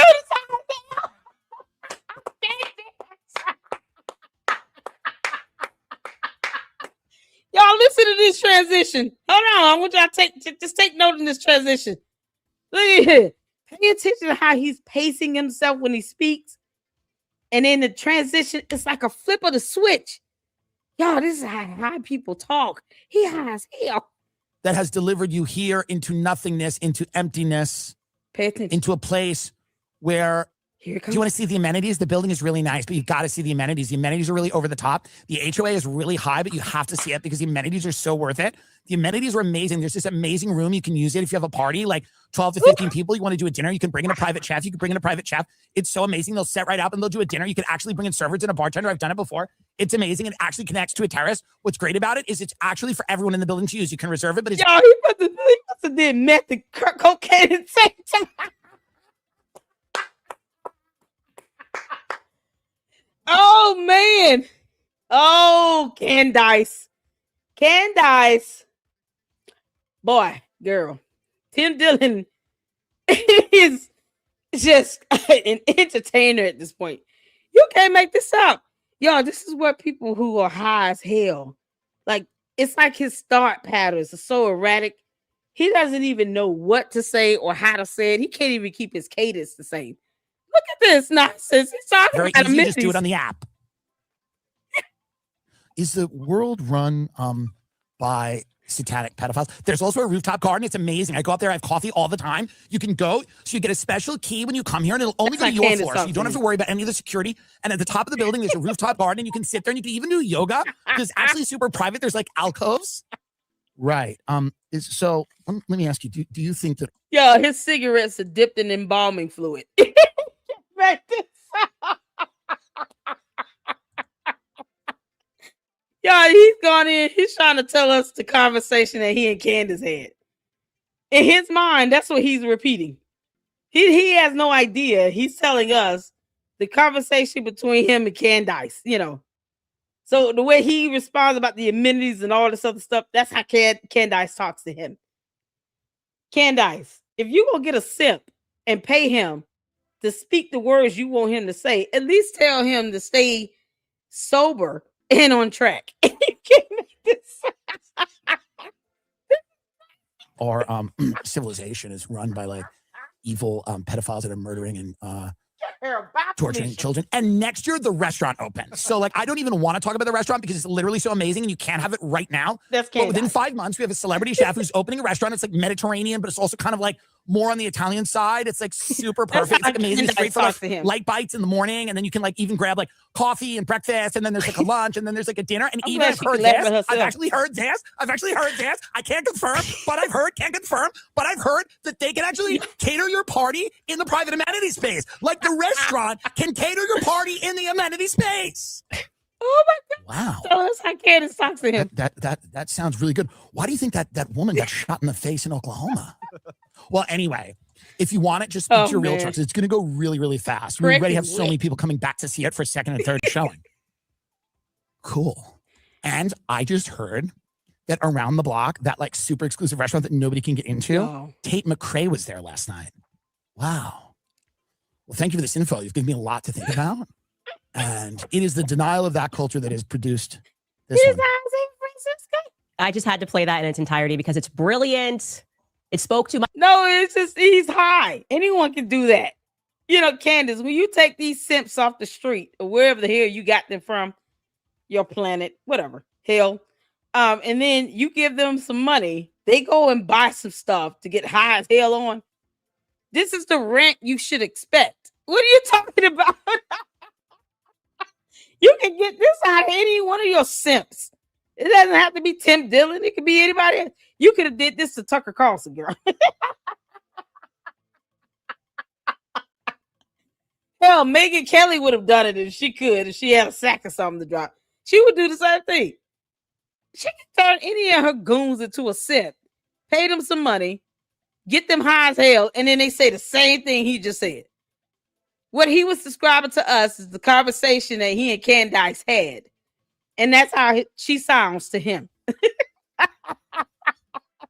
Candace, you still lose. The internet is undefeated. My soul when I heard it. That's how I felt last year. I'm like, hey, guys, like, what's going on right now? And it feels like they're just giving us more stuff, more materialism, more trash music, glittery suits, pyrotechnics. Don't understand that we are perhaps being run by society's being run by incredibly evil people, and it's been happening for a very long time. And I don't really care about the new iPhone that's dropping. I don't care if you got into Mar-a-Lago last night. There's something more important that's happening here. No one cares. And the droids keep droiding, right? They're fighting us, and they're just kind of telling us that we have to accept this culture, and we're saying no. So I guess in summary, the battle lines have very clearly been drawn this year. You now have to decide what side you're going to take. Are you with the Sentinel? Yeah, they're going to sue the hell out of you, and we're all going to just support them and root them on.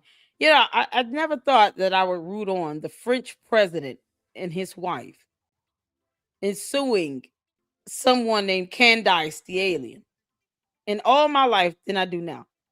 Boy, when I say they're going to mollywop her in court, I wouldn't mind testifying. I go in there and testify. Candace has been absolutely deplorable. She's doing this stuff intentionally. She's acting with evil and, of course, bad faith and ill intent. And she thinks that she's got subpoena power and she doesn't understand what that means. And she keeps doubling down. She's even putting up pictures of E.T. with the wig on.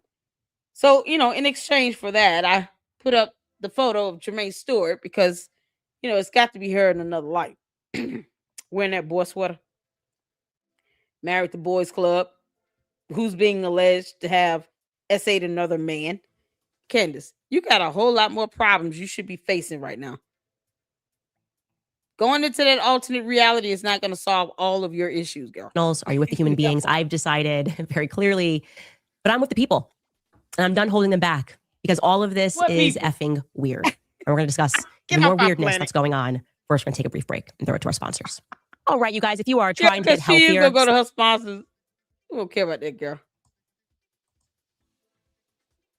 Instagram, my old Instagram channel, okay, here we go. Privatized it and they brought it back. And as you can see, they premiered an old trailer from when I was joining the Daily Wire. And if this wasn't a mistake, this was not a mistake because they put a. If they own it, they get to do what they want to do with it, heifer. Once again, you control nothing. If it's theirs and they have the rights to it, they get to do what they want. And there's nothing you can say or do about it. So what? Card in the front that said this was shot in 2021. So what are they doing? They also did the same thing on Instagram. My old Instagram channel, they re-released my trailer from when I was first joining them. So clearly they're trying to get attention for something. And I can tell you what that something is. I love scooping people when they're just being weird. First, I should say, I did have a little bit of sympathy over this break. I would like to apologize to the midget horse. The midget horse never deserved the FU. There's nothing wrong with being a midget horse. And I was a little fired up and I attacked a small horse that probably did nothing wrong, if I'm being honest. Now, more broadly speaking, the reason I had sort of snapped at the end of last year is that it has been a very long road, as I showed you an example of me just trying to be fired like a normal person. Just so you guys know, in a normal world, your employer, if they fire you, that should be the last you hear of them. You should not then have them follow you to events, calling people to try to get you canceled from speaking events, putting pressure on people, lawsuits. That's actually toxic. And when I said to people that it was getting to a point where I felt like I was being stalked by them, I said this like privately. I said, I genuinely feel like when you break up with someone and you have a crazy ex, that was how it felt like being fired from the Daily Wire. Except in this circumstance, the ex broke up with you, but then I guess like Candace, they're going to respond when you're sitting here trying to accuse Erica Kirk of being involved in murdering her husband. They have the right to disagree and to respond. The end. They have the right to criticize you. The end. You chose to be a public figure, you alien from outer space. No one told you to go out and be a public figure. You want all this public notoriety, all this power, the money, the views, the likes, the clicks, the subs, the bots, the sock puppets, your dumb cult members. Go have it. Don't get mad when people actually criticize you, though. They have the absolute right to do that. It's called free speech under the First Amendment in the United States of America. You don't have to like it. That's not stalking. And you would have to actually prove that if you're going to sit here and make those type of allegations. Because you don't read laws. This idiot is sitting here trying to give this impression that they're stalking her by calling her out on her BS. But yet, she's lying about someone being born a male and keeps doubling down on it. Her 3 attorneys they need to be withdrawn from this case. Because they're going to go to court and look so stupid when the judge asks them, why did you all not advise your client to stop doubling down if she didn't have any evidence? What are their answer going to be to the judge? Oh, we can't control her. Then you should not defend the defenseless. That's kind of like an unspoken code for attorneys, people who actually went to law school, unlike Megyn Kelly, and actually care about being a litigator. You don't go out and defend the defenseless. This girl has ruined her own defense about libel tourism. And they don't try to actually say to her, can you stop doubling down? You're making it harder when we go to court, because court is not YouTube channels. You can't go to court, treat the courtroom and the judge as if you're on your YouTube channel doing a pre-recorded show. No. You got to go in there and act like you have some sense. Now, I personally would love for Candace to throw a shoe, have a fit, throw a tantrum, girl, have outbursts, yell and scream. Yeah, so she can be held to direct criminal contempt of court. That's the only reason. Other than that, she gets in there and acts like a jackass and tries to go against the judge. He'll put her in check and then remind the 3 attorneys, if she continues on, not only would I put her in check, I will sanction the 3 of you for not saying anything. So she could cause trouble for her and her attorneys. Candace, you're still brainless, you simp. You can't make this up. So no, they're going to speak out. Daily Wire has the right to do it. We're going to continue to debunk her.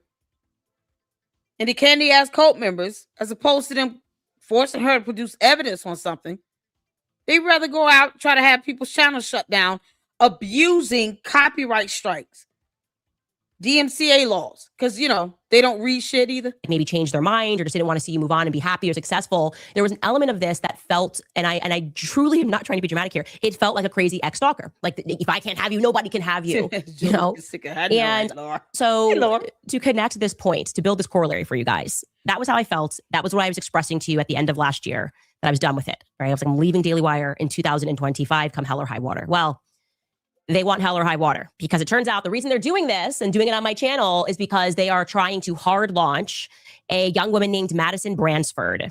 Okay. Now she's apparently an intern at the Daily Wire, and they're basically dropping like an iCarly type Nickelodeon feel show where she's going to make fun of me. And the show is entitled In the No-No, because apparently they watch every second of my show, which they've been doing for a very long time. They used to send clips and have people make fun of me when I was first getting started. And so now, because they still can't let me go, and since Ben is now on stage bringing me up and saying, we don't know, but we know, like it's giving crazy ex-stalker. They're now launching a show with this girl. I'm sure she's a lovely human being. It's basically like they tried to find someone that's similar to Brett, but it's not at all because it's not mature. And she's just going to make fun of this show. So that's what the Daily Wire has in store. I'm sorry to have scooped you on the Daily Wire is such a good idea. You should troll Candace until she wants to leave our planet. I saw she's live. We're going to finish this up and then we'll get to her live one. You can't make this up. It's a brilliant idea. Well done, Daily Wire. Troll the crap out of Candace Owens. You know, because Candace won't stop lying like hell. And she hates everybody now. Okay.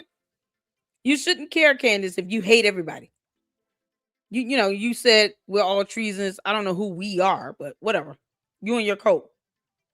You're all traitors and treasons. Yeah, you should be trolled just for that. Just for that. This new brilliant idea to hard launch something on my socials of somebody making fun of me. I'm sure you thought that was going to get some like huge applaud. It's weird. It makes me uncomfortable if I'm being... I did a standing ovation. I'm okay with that. Frank, I'd like you guys to move on. I understand now. Nope. You're never going to stop. This is just what we are. You're forever going to obsess about everything I'm doing. I think it's a bad idea. I would kill it if I were you guys, but I see that you've already made a significant investment. And I hope it works out. I hope a person dedicated to making fun of me in the note, I hope it works out for young Maddie. Anyways, we now need to turn our attention back now that we've recapped how I'm feeling about the new year. We obviously have to discuss Fort Huachuca because it seems to have driven people insane. Okay, insane. People are losing their minds ever since we mentioned Fort Huachuca, which signals to everybody that Mitch is telling the truth. Okay? No. Now, I should tell you that if Charlie were alive today, they'd be calling him demonic. They'd be calling him possessed. They'd be saying that he was crazy for not trusting the government because he was honest. He had an honest perspective about psychological operations. He noticed them. He knew the government was behind these psychological operations, just like the one they have put in place since Charlie was assassinated. Here's what Charlie had to say back in October of 2024 regarding the CIA and MK Ultra. He is speaking with Justice Smith. Take a listen. Do you think the MK Ultra project ever actually ended? Or just went we have no evidence that it ended. And I mean, also we have Operation Mockingbird too, which was another CIA program, which was that they were going to take over all the news networks and have symmetry in. If that young lady is like Ami, I am here for it. It's going to be hilarious because Ami, when I say troll Candace, Ami is the perfect troller for you, girl. He is funny. I love it. When is he dropping a new video? Their broadcast communications, No, the Central Intelligence Agency is actively involved in mind manipulation of people here domestically. And that is completely against the CIA charter. You must understand, we have Congress, and they're just kind of like a peanut gallery. And then we have a super government that exists above Congress of the Department of Defense, which is the Pentagon, the Central Intelligence Agency, which is its own thing out in Langley, the Federal Bureau of Investigation. They run the country. The intel agencies run the country. I agree. People don't run the country. The executive branches run the country. This is why they hate Trump, because Trump was the first candidate since JFK to actually want to declare war on the intel agencies and bring the power back to the sovereign. And both him and Kennedy got shot. Yes, well, I am just in many ways. I think it would just pain Charlie to see everything that's happened since he passed. I think it would just pain him to see what Trump has become. He's become a deep state, obviously, and never have I ever seen a more aggressive psychological operation, or a more obvious operation, for that matter, than everything that the intel agencies have been trying to impart upon the public.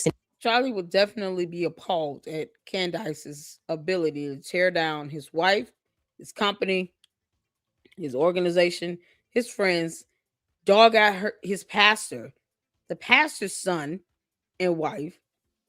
Yeah, he will be appalled. He will be disgusted. This is why we have the Bible to help us understand why we should rebuke those and give correction to those when they're wrong. Now, he would have did it with love and been very nice about it. Me personally, no. But he could have done that. And it needed to happen, because now look at the monstrosity that has allowed to grow and fester. That is now Candace, Amber Owens Farmer. Look at what she's plaguing amongst humanity here. Nothing but hate and angst and vindication and retaliation. Won't even post court documents. We could quite frankly give a crap about a Mitch Snow. Candace, you brought him up and made him a thing. Your story, your whole backdrop still would have been dumb without him. You made it even worse with him. And you simped him out, because he's another simp, to try to attack the military. You expect military personnel, active duty, and veterans alike to be okay with you accusing the entire military of being involved in the death of one civilian? You don't think people who were in the Army, especially in the Green Beret, will speak out against you and Mitch Snow when he's defiling the Green Beret, when he's sullying the military, the Army? It's like she hates America now, because she's willing to attack the military by involving them in a crime, by accusing them of having committed a crime or having been involved and being knowledgeable of a crime after the fact. That is the epitome of defamation. The U.S. Army should be handling her ass, specifically the Green Beret. They should have already sent her a cease and desist. This is how you combat the disinformation like that, when you're insinuating someone is involved in a crime. That is, that just so happened to be heinous, like a murder that people witnessed on national television. Some saw in person. Over 3,000 people were there in person. And she's trying to insinuate the military, involve the military into it. And somehow the United States Army has not sent her ass a cease and desist letter. What the hell is going on? You nip that stuff like that in the bud. Of course, people are going to be angry with you, Candace. Active duty and veterans are going to be disgusted by you. And here they are, here protecting and serving. You can't make this up, including her little ass. May I remind all of you all, she's an alien. You can't make this up. Charlie Kirk was assassinated. Until, I should say, and relatedly, I saw what happened after we brought up Mitch Snow. Okay, so let's recap what happened in case you forgot. I mentioned Fort Huachuca on my show, and apparently the world exploded and imploded at the exact same time. The story was pretty simple. I was contacted by someone claiming that he was very certain that he saw 2 people at Fort Huachuca in the days leading up to Charlie Kirk's assassination. Okay. He contacted me specifically about Brian Hartpole and Erica Kirk. Now, I wasn't sure if I was going to have him on the show because he saw, to be clear, Erica Kirk on the 8th leaving the Candlewood Inn Hotel on the base on Fort Huachuca. She was with somebody who looked similar to Cabot Phillips. We're going to discuss him tomorrow. And why? Then they were just leaving the hotel. Then he says he sees that Cabot Phillips looking special force type person the next day with Brian Hartpole. And he's basically 100% certain he saw Brian Hartpole at this top brass meeting. No video footage from the cameras at the hotel or the military base. Neither did she ask him, why didn't you just pull out your phone and take a damn picture? Why didn't you take a photo? Didn't say that at all. That took place on the morning of the 9th, a meeting which was concluding on the morning of the 9th around 7:30 a.m. He sent me all of the receipts to back this up. Okay. Again, wasn't sure if I was going to have him on the show. Felt weird about asking him not to tell us the part about Erica Kirk because I was more interested, obviously, in the meeting because of the manner that he described it. Like, this is a final meeting before an operation. But what would Brian Hartpole be doing there? What sort of an operation are we talking about? Now, we couldn't jump to conclusions at that point because maybe Brian Hartpole was going to say, oh, yeah, I was there. I was there because I was picking up something from my brother. Maybe Erica was going to come out and say, yeah, I was at Fort Huachuca base because my mother has DOD contracts and I'm very familiar with this base and I was going to see a friend. We didn't know what to make of anything other than he said that he saw these 2 people on different days. Again, to be super clear, he did not see Erica at the meeting on the morning of the 9th. He saw her the night before, allegedly, obviously. He didn't know. He didn't see her at the hotel either because he provided no evidence, not even a witness statement from one of the actual hotel staff that works there that checks people in. Nothing was provided to show as proof of that at all. So in the absence of evidence, Candace, we're going to just continue to make our assumptions. He didn't see shit and you paid him. And you're doing that by way of this fundraising. He's going to get $250,000. That was the allegation. What happened after we allowed Mitch onto the show to share his story was, it was just madness. It was kooky. What happens next is Alex Jones, of all people, the guy who brought us the gay frogs, and a couple of YouTubers that nobody had heard of began a very aggressive effort to go after Mitch, right? To say, nope, this guy is illegitimate. We should listen to a single word that he says. Quite literally, Alex Jones went onto his show and declared war on me. I've never said a bad word about Alex Jones ever. In fact, only good words. I've spoken about Alex.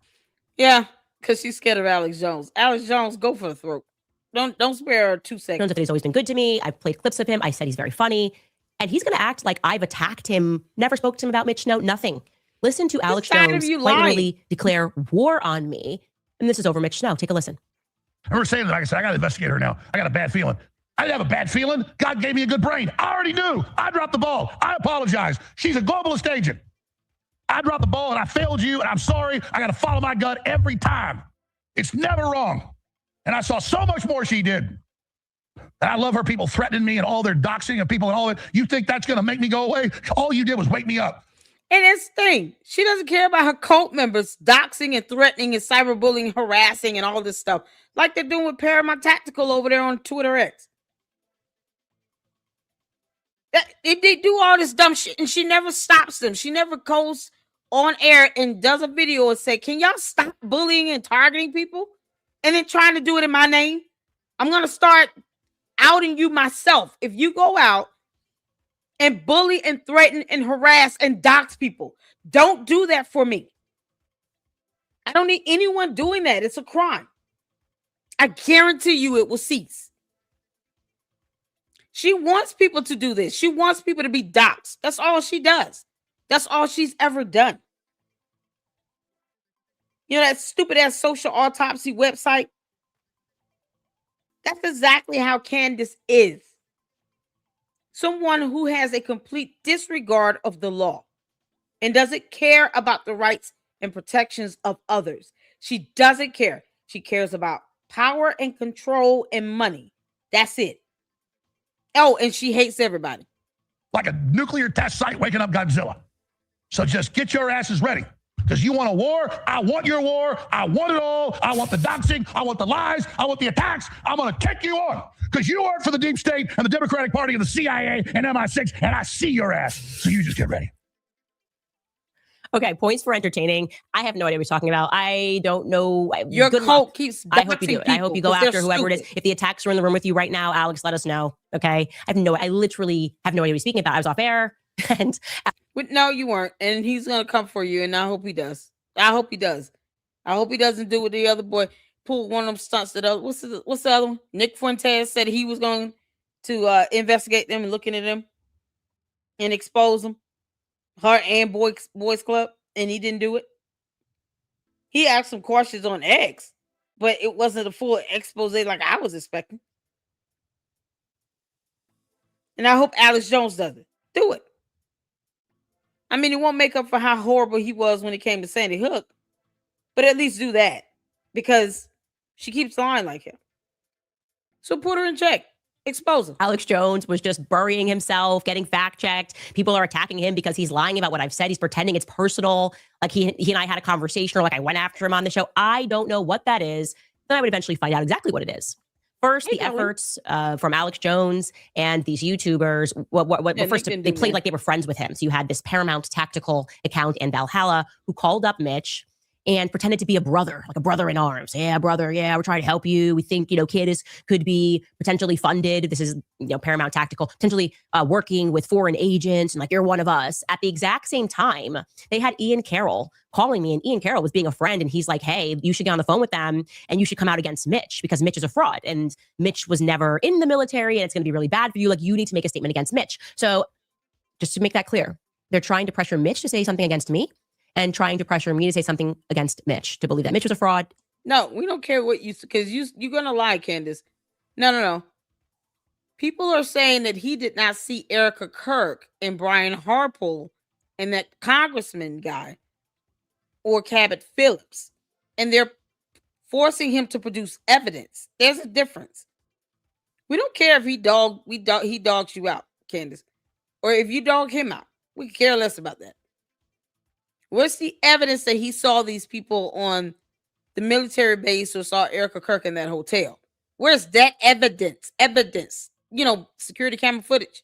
And to have Mitch believe that I was a fraud, that struck me as odd. I did not take You are a fraud, Candace. Then after, through a third party, effectively threatening me and saying that lawsuits were going to be coming if I did not go back on my word of allowing, Mitch to be on my platform and share his story, that there were huge lawsuits coming. And I explained to Ian Carroll, I was like, Ian, this is not how lawsuits work. They didn't send me a cease and desist. What have I done? They don't have to send you a cease and desist. That's not how laws work either, Heffa. This is the misinformation she puts out. That's not how laws work. No one is legally obligated or required to send her a cease and desist letter. Not at all. You can just file a lawsuit against her and sleep peacefully. Who is telling her that? She has 3 attorneys. This is what I mean by her attorneys catching it as well, because they're failing to even educate her on the law. You would think one of the 3 attorneys would have told her already, you do not need to get a cease and desist letter in order for someone to sue you. Stop saying that. That is absolutely false. If they send you a letter, it's a nicety, but it's not a mandate. This is coming from someone that people are saying is factually correct. Wrong here. Then they said that he was never, that it was like stolen valor. He was never in the military. And then they had to admit that, no, actually, Mitch was in the military, but they were ashamed because he was a really bad dude who abused women in the past. And then they brought out the said women onto their platform. Like, suddenly we are being brought into Jerry Springer and they had to absolve his past. People are saying Everyone's like, what does this have to do with Fort Huachuca? Can Suge Knight? He's a pathological liar that never produced evidence that he saw these people, period. That's what that has to do with it, Candace. He's a pathological liar like you are. Evil and soulless, demon. That lied about seeing people somewhere because you told him to say it. And now he's going to collect $250,000 at some point. I don't give a damn about him saying he doesn't want the money. He's a pathological liar. That means nothing he says, I'm going to believe or trust. Just because he says, I'm not going to collect the money, or at least right away, does not mean he's not going to collect it. I have no reason to trust anything Mitchell Snow says or Candace, the alien. I have no reason to trust either of them. In the absence of evidence, I'm going to assume the opposite, actually, because they're pathological liars. I expect at some point he's going to withdraw. Once they hit $250,000, he's going to withdraw that money out. And her cult base are going to continue to blindlessly give this money over to him. Their hard-earned money. For him to still not produce one shred of evidence. They won't even demand it. They won't even say, can you get the video camera footage from the hotel and the military base? Can you explain to us why you failed to pull out your phone and take a picture? Can you get witness statements? And they need to be on an affidavit. We want this stuff under the penalty of perjury. To show proof, to even corroborate that these people were on the base or at this hotel. If we call the hotel and ask the hotel staff if they remember Mitch Snow being at the hotel, will they remember an Erica Kirk there? Because I highly doubt they remember him being there, and they probably would say he wasn't even there because they would have to show proof that he checked in. What are the receipts that he checked into that hotel? This is what I mean by evidence. And her cult members won't even ask for that. Where are the receipts that he checked into that hotel? That a hotel room was booked and receipts to show that he paid for it. Where's those receipts? Where are the reservation details? Have y'all seen it? Maybe I've just not seen it in a video. Perhaps she posted it up and I overlooked it. Has he posted up any hotel reservations or receipt that he paid for this hotel room for at least 2 nights? See Brian Harpole at a military base. Do I care about Suge Knight's history? What does that have to do with anything? This is just illogical. So when the public didn't bite on that, they then said that it probably wasn't even true that he was at Fort Huachuca because he was a pathological liar and they could prove that this was a bad dude, a pathological liar. So I then dropped the military police reports, the actual incident reports from what happened on the base on that day, which proves that Mitch told the truth. No, it's not. It's something you typed up, you idiot.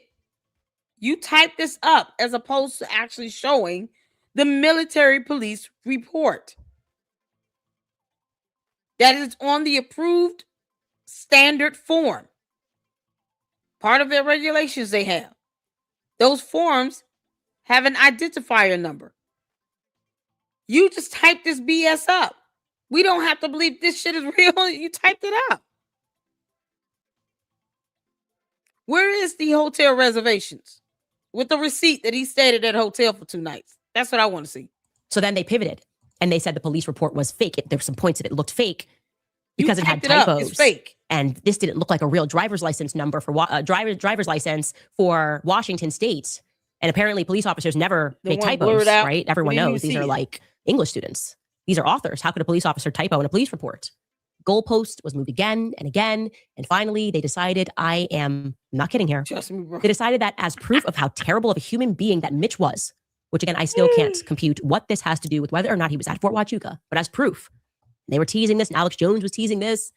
They were going to bring his son on. His son, who he has not spoken to since his son. They did bring him on. Has anyone seen the hotel reservations? Did she post up any evidence of hotel reservations or the receipt for that hotel that he stayed at for 2 nights? Because he claimed that he saw Erica Kirk at that hotel. What's the proof he actually stayed there? She doesn't even talk about those, just little details like that, where she could just provide evidence real quick. Because Candace, you still haven't even posted up those court documents you said you would post up. All the evidence he claims he gave to you, you won't even post it up on your website. Has any of this stuff been posted on her website? Son was 2 years old and who was now an adult man. They were going to bring his son onto the show. She said no. I can't to speak about Mitch. And accidentally, and quite hilariously, the son confirms that the incident at Fort Huachuca actually happened. Okay, take a listen to that moment because it's perfection. It's hilarious. You're a veteran, and I don't know. Have you watched his claims on Candace Owens? Do you know what he's talking about? I watched some of them very briefly. I can only stomach so much of that bullshit. They're not going to let him go into anywhere, op center or anything like that, on any post. Not Huachuca, not Carson, not nowhere, not in the States, not abroad.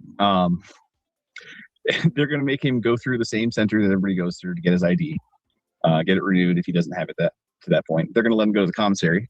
They're going to let him go to DX, maybe some of the other amenities on the post, but he doesn't have a security clearance.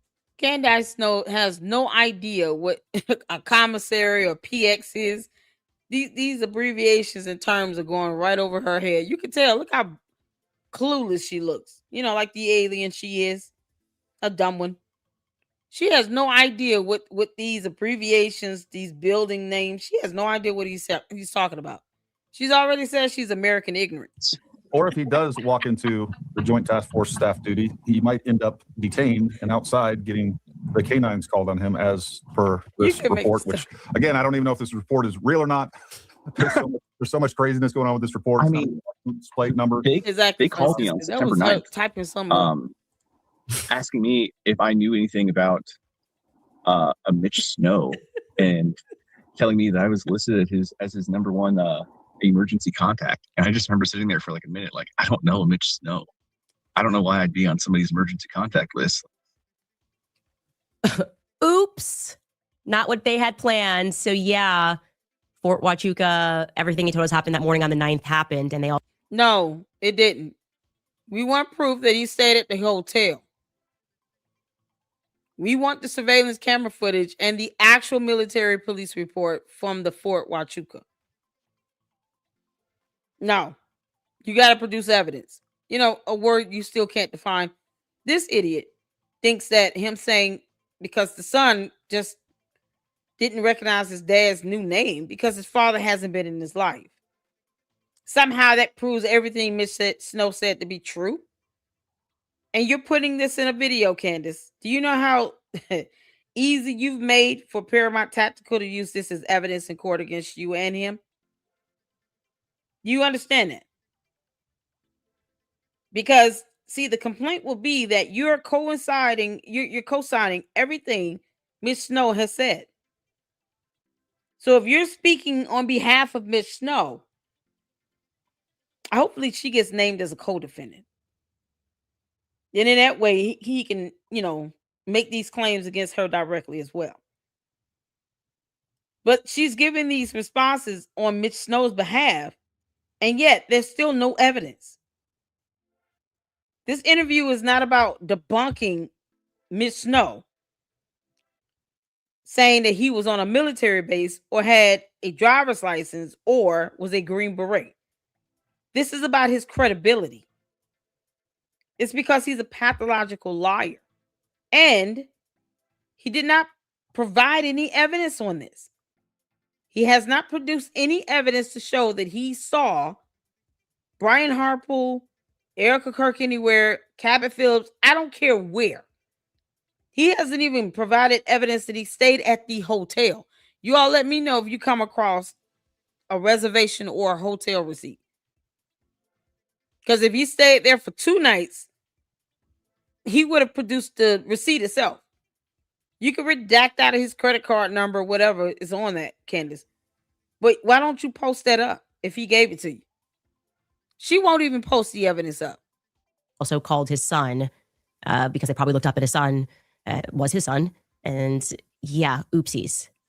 So then they pivoted again to hosting a stream to rather gloriously and definitively declare that Erica had an airtight alibi on the 8th. Or at least they were confused about days and didn't realize that we were speaking about the 8th.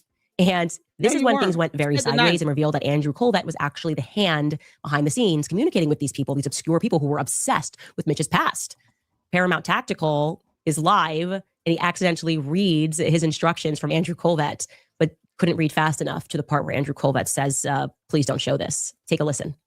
I asked him, hey, do you have proof of this? He says, but it's worth saying Erica wasn't in some fort in Tucson. The internet's gone insane. She woke up next to Charlie on the 9th. She said, please don't show this. The photo. It's right underneath the photo where she said, please don't show this. Where he said that. He didn't say it at the beginning. Oftentimes, if you don't want someone to see something before you tell them, you're going to say it up front. He said it after the photo came up. Please don't show this. because you can't assume he was talking about the entire text message trail. You can only assume that he was referring to what was directly above the instructions of please don't show this, as in that photo with 2 minor children in it, which would make sense. But the rest of the information, what if he wasn't referring to that? This is what happens when you make these assumptions, because we're gonna do it as well. George Farmer is, faking gay. We can say this all day. Went to the office with Charlie all day. Can't make this woke up. him up from a nap before Fox hit. Went to dinner with Charlie. Literally, people are lunatics. And then the next one, proof, she was with her kids at 8:33 a.m. Pacific time, which again, in September, Arizona's on Pacific time. Taking them for a walk.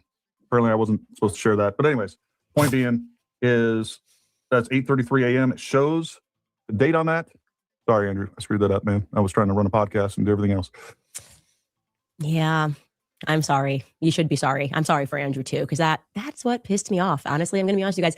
That was upsetting to me because we had all suspected that Turning Point was behind this. We had suspected that they were the ones, and I can confirm to you because also Alex said that he was in communication with Turning Point USA. The spokesperson is Andrew, obviously, and I confirmed that Andrew had been communicating with Alex Jones directly.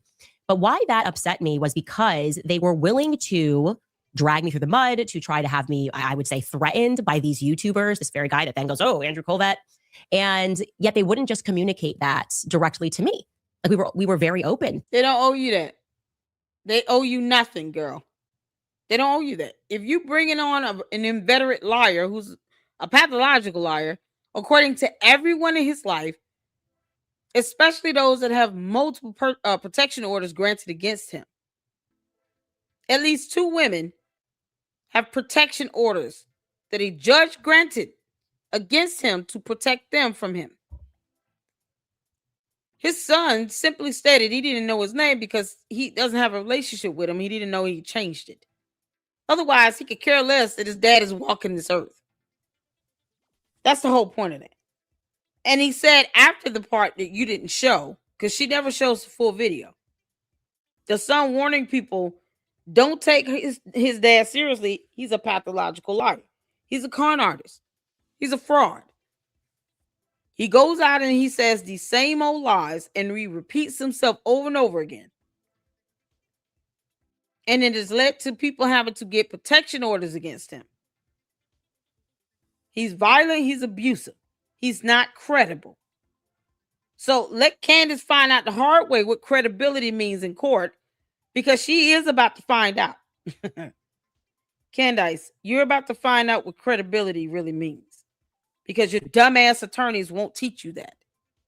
To him just having the wrong memory, being where he was, but maybe having the wrong memory and not having seen Erica or seeing Brian Harple. So what is this actually about, right? What is this actually about? And what was upsetting to me, especially first and foremost, because this makes no sense. Nobody accused Erica of being anywhere on the 9th, but yet we see her finger in there. We see that she is showing that she's with her kids on the morning. You shouldn't accuse her of being anywhere on the 8th either, because she probably can prove that she was at home on the 8th, because Erica Kirk has security camera footages that's stored. She has security cameras installed on her home. Her neighbors have cameras. What the hell are you talking about? If I can say this, Candace. Okay. If I can say this, why in the hell are you not trying to find out? You're not even thinking perhaps her neighbors have cameras. You're not even thinking about that. And you don't know who people know and what information people are willing to share just to debunk your dumb ass here. So we'll let you keep lying about where you thought she was when she wasn't. And then when hopefully she sues the hell out of you, all of that camera footage will show up in court as evidence. So keep on lying, girl. This is why no one wants her to shut up. We want Candace's videos to be used against her in a court of law in a lawsuit. That's exactly what we want. Of the 9th. And that to me ran counter to my meeting with Erica. I was left under the impression They after don't my owe meeting with you Erica anything, girl. that Andrew Colvett had gone rogue, right? A lot of the things that I was saying and Turning Point was saying the opposite thing. And I felt like they were trying to make me look like a liar, right? You are a liar. The Charlie Kirk Catholic thing, me speaking about the threats that Charlie received the day before he died. And then Turning Point would come out and issue a statement. Their excuse was like, okay, no, you were telling the truth, but Andrew Colvett went rogue. And to be honest, I wasn't exactly sure what to believe when I left the meeting. Obviously, I wanted to take time to digest those things. But I'm very clear that that's what I was told, right?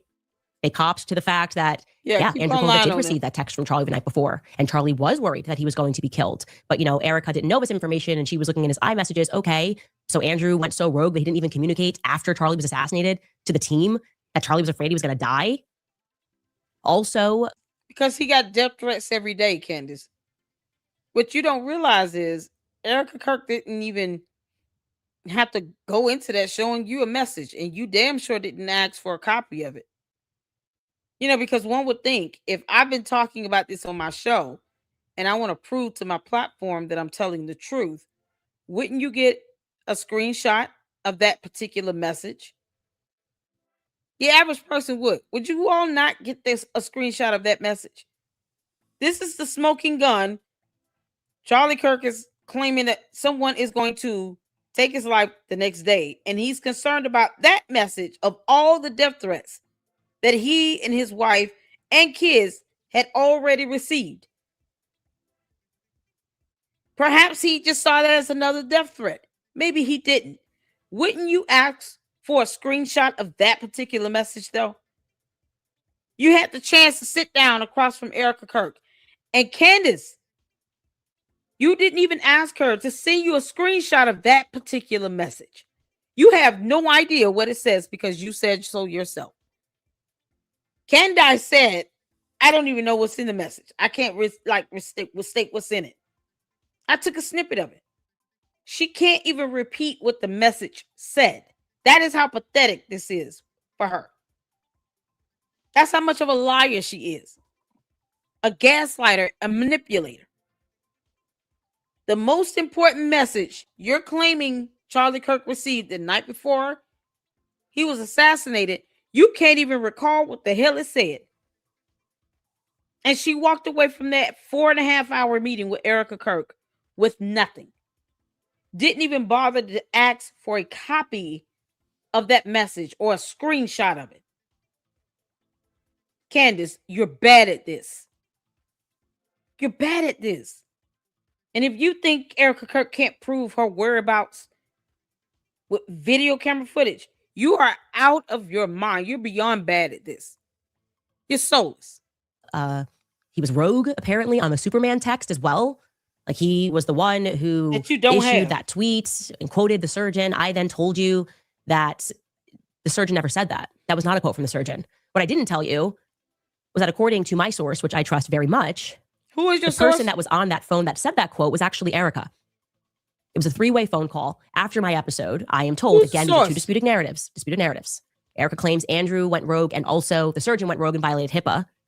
My source says that no, the surgeon did not violate HIPAA and he never said that.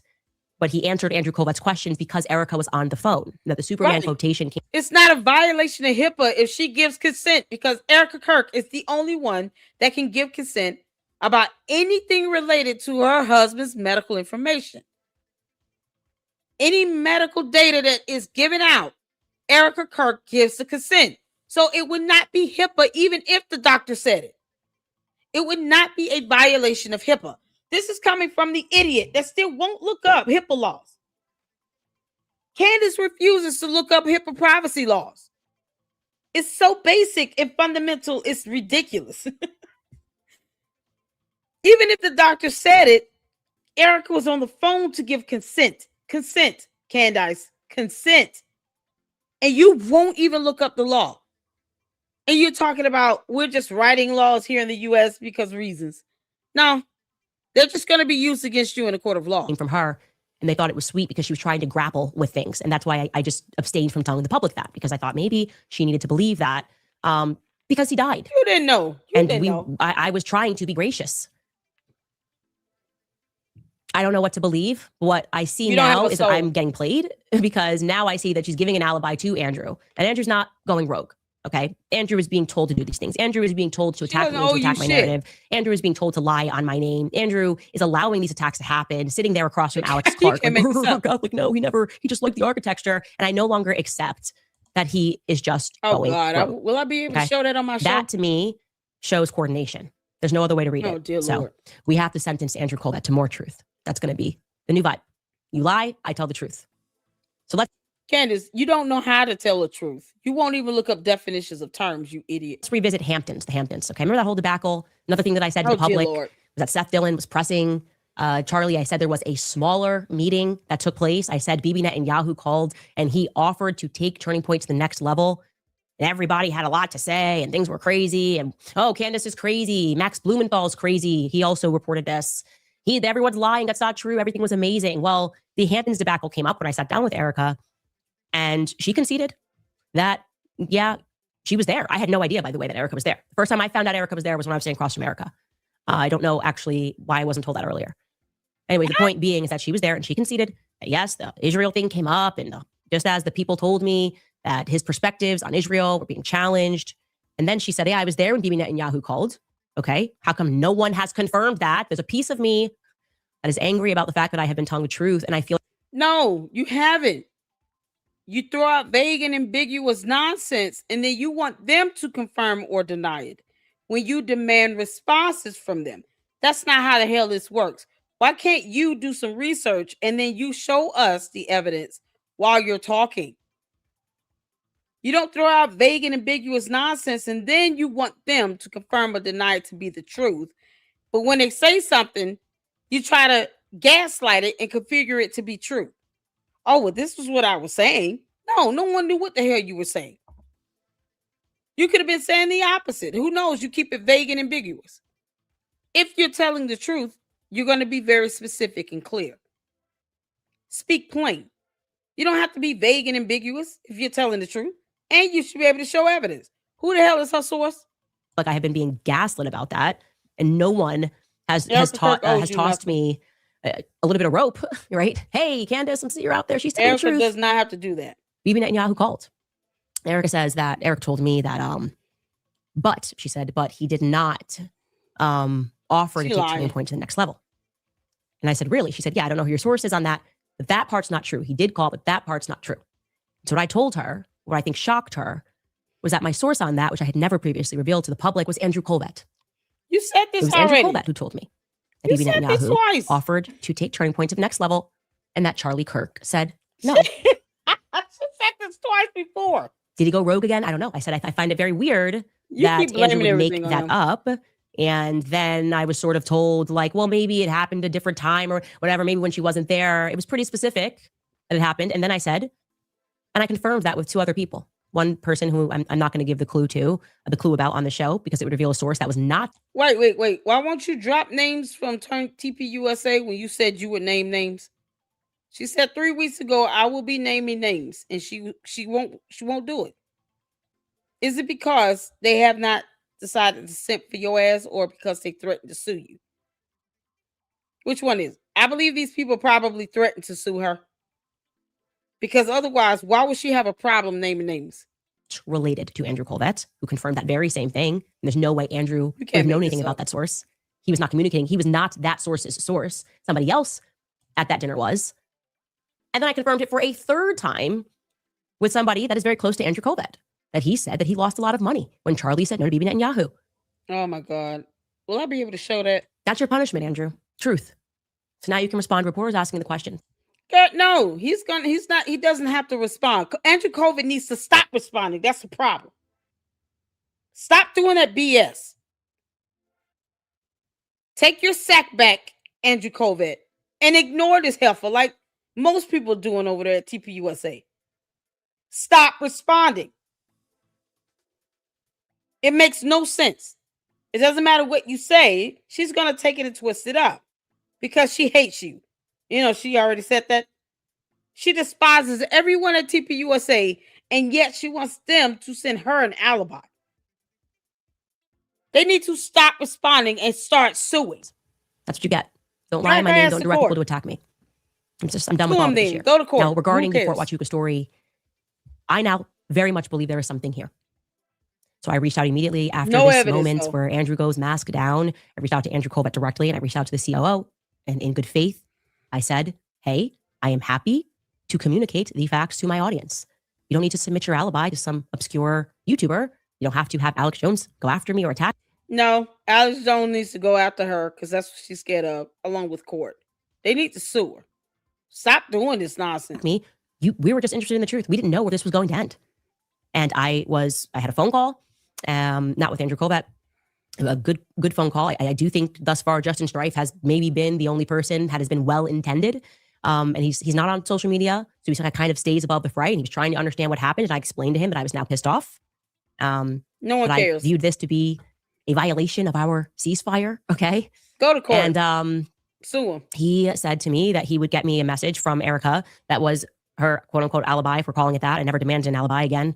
But yeah, you did. That this was a conversation between her and Charlie about dinner, about them making dinner during that time frame when Mitch believes that he saw her on Fort Huachuca at the Fort Huachuca base at the hotel. So it would be impossible, obviously, if this is a conversation on the 8th. Was it the base of the hotel? You see how she keeps splitting this up? Look how she spin this. Was it the base of the hotel? Her quote unquote alibi, if we're calling it that. I never demanded an alibi again. You did. But that this was a conversation between her and Charlie about dinner, about them making dinner during that time frame when Mitch believes that he saw her on Fort Huachuca. Yeah, because that's what you said at first. And then you lied and changed it up when people called him out about it and said, how would she get on that base? Because that's what she said in the videos. She has like she hasn't said these things and it wasn't recorded in a video. They can just pull the video footage of Candace saying this in her show. This is what she was saying in the beginning. He saw her on the military base. Then he changed it because he got called out so bad about it. Oh, it was never the 9th. It was the 8th. You know, after she did that interview with Piers Morgan. Then it was the 8th. It doesn't matter. Where is the evidence to prove that he saw her on the 8th or the 9th at the hotel or the fort? Where's the evidence? This is why she needs to sue and stop playing this damn game with Candace. Stop it. At the Fort Huachuca base, at the hotel. So it would be impossible, obviously. At the hotel, at the base, at the hotel. Pick one. Is it the base of the hotel, Candace? Conversation on the 8th between Charlie and Erica for her to have also been on the base. A conversation about dinner. He did send me that message. But on the base. Contact. She said the base again. So it's not the hotel. It was the base. Candace, you're an idiot. Her quote unquote alibi, if we're calling it that. I never demanded an alibi again. But that this was a conversation between her and Charlie about dinner, about them making dinner during that time frame when Mitch believes that he saw her on Fort Huachuca at the Fort Huachuca base at the hotel. So it would be impossible, obviously, if this is a conversation on the 8th between Charlie and Erica for her to have also been on the base. A conversation about dinner. Yeah, I also been on the base, not the hotel. You know, because you're lying and you can't keep up with what the hell you're lying about.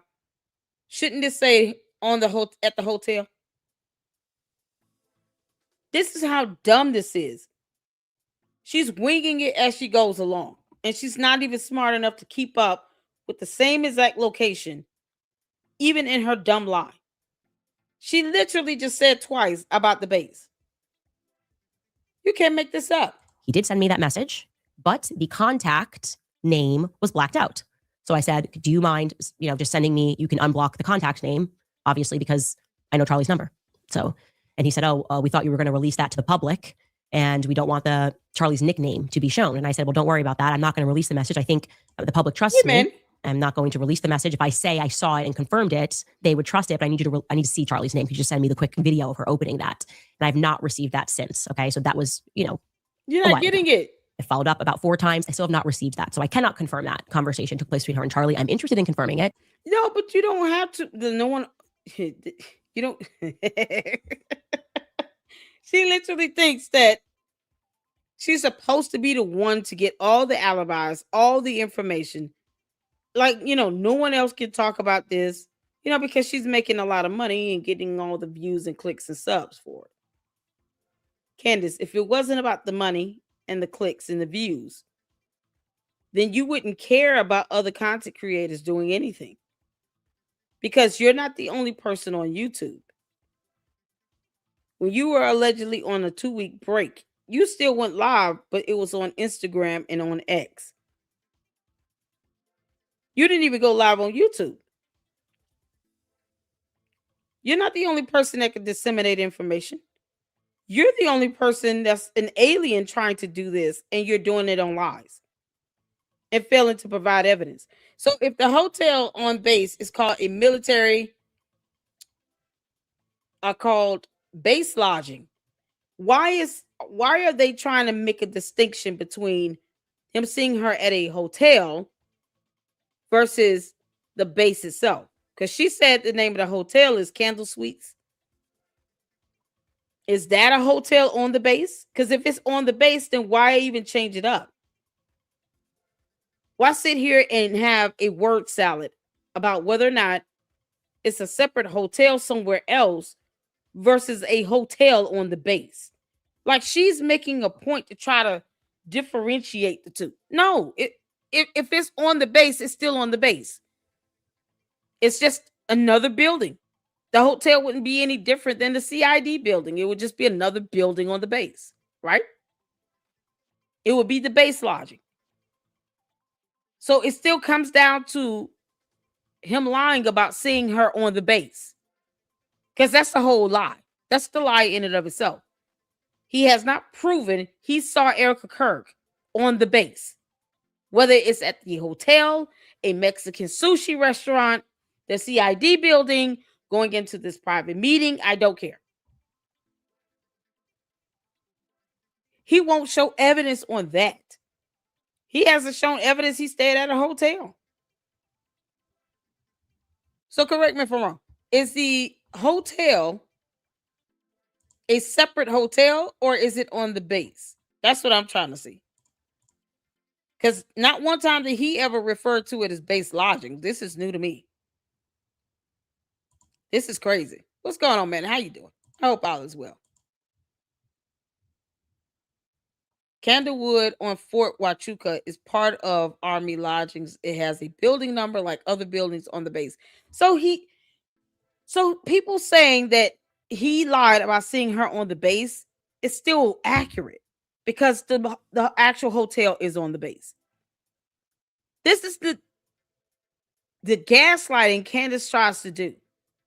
Well, I never said he saw her on the base, but it is on the base because the hotel is on the base.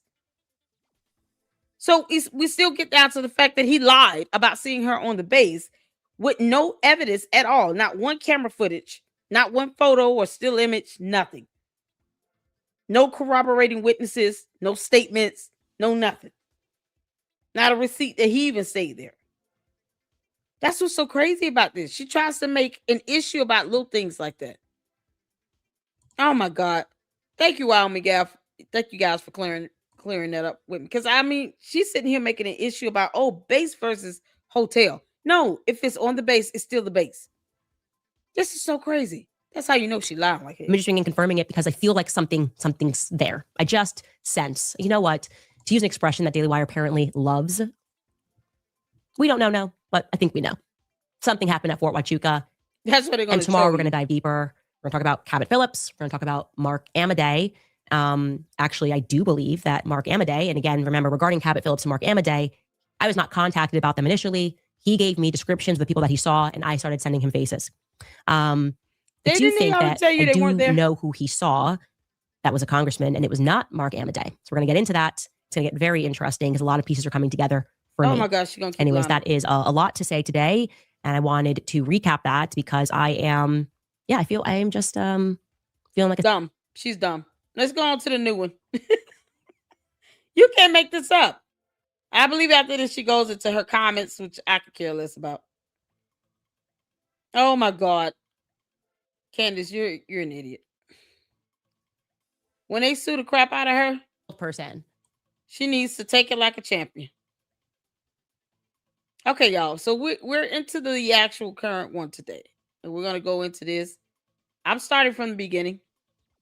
And we will start with a question. I'm not going to look at her dumb chat because it's nothing but bots. I can't do it. Normally, I engage in the chat when I do it live like this in real time. I just can't today. I'm gonna tell y'all that right now. I don't. Her bots are just the worst. They don't read nothing at all. All right, y'all. So we're gonna get into this. You guys told me that she was playing a portion of a video. Oh God. I'll have to pause and see if I can play it in my live stream because YouTube will flag it if they believe that it shows some level of violence or inappropriate for certain viewers and all of that. They'll flag it. And I don't want my video flagged because Candace is a moron, an alien. You can't make this up. All right, let's get to it. We're writing a Netflix series about a 19-year-old kid who had never been in trouble ever, actually. He'd never been arrested, never committed any crimes. He has a perfect ACT score, so he's also pretty brilliant. But for whatever reason, you decide that this protagonist is going to become a murderer. He's going to one day, out of support for his trans furry lover, maybe he's the furry and the other guy, I don't really know. The point is he's going to assassinate a political figure in broad daylight, who, it should be mentioned, that particular political figure isn't exactly known for raging against the LGBTQ community. But anyway, that's what this person decides to do, assassinate him. So one afternoon, he scales a rooftop at a university that he never attended, and he accomplishes what he set out to do. He murders Charlie Kirk. What would you expect that young man to do next? If you're just trying to sell this as what you would expect someone to do next logically. Well, today we are going to tell you where exactly Tyler Robinson went after he went to Dairy Queen. And it's interesting. And of course, it just pokes more holes in the Fed sloppy story. So welcome back to Candace.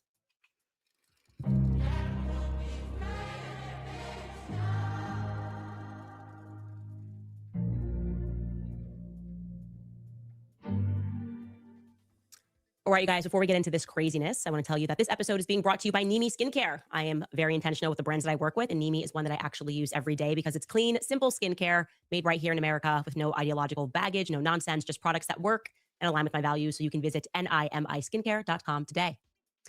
Okay, let's jump into this. It was allegedly Tyler Robinson. He was allegedly acting alone on a rooftop, and it is allegedly supposed to have been the first time that he ever killed a human being. So I think most people who are thinking through this, we naturally would expect a little bit of adrenaline, right? Maybe even the thought of what he had just done for the very first time might have made him physically ill. Like we would expect him to maybe lose his lunch, not exactly pop over to a nearby Dairy Queen to have lunch, calmly have lunch and just begin texting his lover, which is why I was very surprised to learn of what Tyler Robinson did thereafter. Ready? Tyler Robinson, we can exclusively confirm to you all, drove 3 hours away from Orem, Utah, down to Panguitch, Utah. I hope I'm saying that right. A lot of the cities sound weird. I think it's Panguitch, Utah. I'm showing you a map of that distance. It is just under 3 hours to get there. And what was he doing there? You're probably wondering, did he meet up with somebody? No, he was alone. And what we can tell you that he did when he got there was that he pulled into the Cowboys Smokehouse on North Main Street. He grabbed himself a seat at the bar at this steakhouse. Okay, you got camera footage. More food. Specifically, Tyler Robinson ordered a steak, medium rare, with mashed potatoes and vegetables. There were 3 servers that were working that night. And then after news exploded the following day and people began obsessively Is she going to show the footage? The photo of the suspect, Tyler Robinson, having been captured after 33 hours. Well, one of the servers recognized him as the person that was sitting at the bar the night before. So they decided to huddle up with management and said, no, that person, Tyler Robinson, he was here. He was eating a steak. He was eating mashed potatoes. Management said, are you sure? Are you positive that Tyler Robinson said, yes, I'm absolutely sure. Well, they don't have any cameras at this restaurant. So what they... How can you prove this? It's like she said, Lady Luck Club's gonna ask for this video camera footage. They don't have any cameras. What she just showed a photo of? Candace, if I go into Google Maps and I see this building has cameras up, y'all don't think it's cameras here? Y'all don't see a camera at all installed anywhere? Look at this photo closely. Look near the front door. You don't think there's not one camera anywhere along here? She's saying they have no cameras. How can she prove any of this if she's not providing any camera footage? This could be just a photo of the restaurant. No proof that he was there. And she's saying there's no cameras. Are you kidding? Cowboy Smokehouse. Where is this at? I'm gonna display while I go to Google Maps to try to see if there's cameras on this restaurant. Are at this steakhouse, and he ordered himself some more food. Specifically, Tyler Robinson ordered a steak, medium rare, with mashed potatoes and vegetables. There were 3 servers that were working that night. There's cameras. I kind of figured it. After news exploded the following day, and people began obsessively sharing, of course, the photo of the suspect, Tyler Robinson, having been captured after 33 hours. Well, one of the servers recognized him as the person that was sitting at the bar the night before. So they decided to huddle up with management and said, no, that person, Tyler Robinson, he was here. He was eating a steak. He was eating mashed potatoes.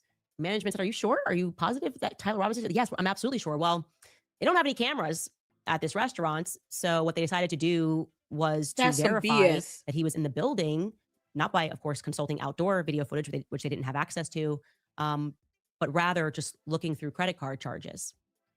Because Tyler Robinson, despite telling his roommate how he wanted to get away with this, remember the messages and like, oh, here's what happened. I don't want anybody to know. Make sure you delete this letter that's under the keyboard, but take a picture of it before you delete it, but read it and then destroy it. He's trying to get away with this crime. Well, he used his credit card. That's how they found it.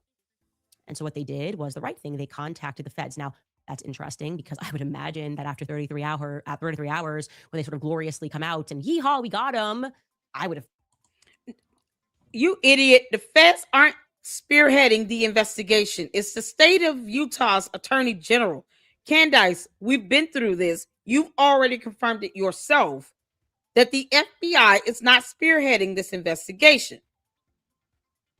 It is the state prosecutor's office. It's the AG. You goon. What's the city this steakhouse is in, you all? And call me crazy. I don't know how this stuff works. I'm not an expert, right? We're not experts. Where's the receipt, what they would do is that they would probably just try to figure out where he'd been. And maybe one way they would do that would be going through his credit card charges. I would imagine the federal government had show us the credit card charge. Instead, they were contacted days later by this restaurant. The server filed a report responsibly and said, yeah, he was here. We have the literal receipt. The literal receipt. Candace is such a clown. They explained that Tyler Robinson was not very talkative.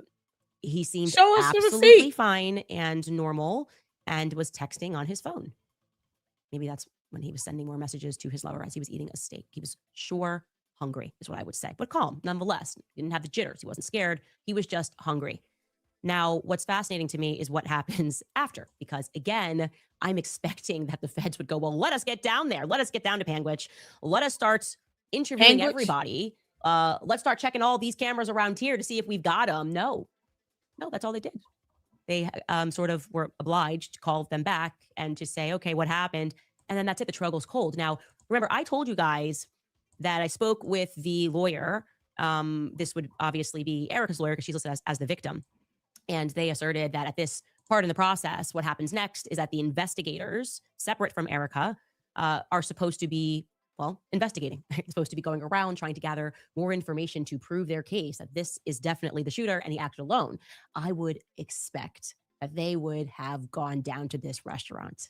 I can tell you guys today, they have not. Nobody is interested in going down to this restaurant and speaking with these employees and speaking with people nearby and seeing what they saw and learning about Tyler Robinson's demeanor.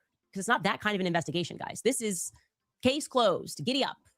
That's what he was. It was just he went down and he had himself a steak after he had some Dairy Queen. Now, 3 hours is a long ride. I get it. He's probably hungry. And I get that he used his credit card because, I don't know, I guess he's Gen Z. He's never heard of like DVDs and stuff. They've always had the technological capabilities. He didn't know what cash is. He didn't even think about just going to an ATM and getting cash out to pull off this crime. He thought through everything else, how to scale the rooftops, how to make this happen, where exactly Charlie was going to sit. But everything else kind of falls apart afterwards. All he could think about was getting food, and he decided the best way to try to get away with murder was to use his credit card. Now, parking aside the fact that he's a 4.0 student with a perfect ACT score, he couldn't, that thought just never crossed his mind. It's just take cash out. So here is what our now updated timeline looks like from that day. It's been a while since we have revisited that. And I think that we also need to revisit, which we are, the Dairy Queen stop, because it had to have occurred earlier than we had initially documented. It definitely happened. But I think the time frame of the stop is wrong, because if we need 3 hours to get from Orem down to Panguitch, and I have confirmed that that happened, again, there was a literal receipt and the FBI knows about it and has that in their possession, then it's got to be earlier, right? It's got to be slightly earlier that he went to Dairy Queen, which would track for me, because if we know that he was throwing clothes out in the Dairy Queen, that's probably going to be a little bit closer to the shooting, and he's not going to hang around.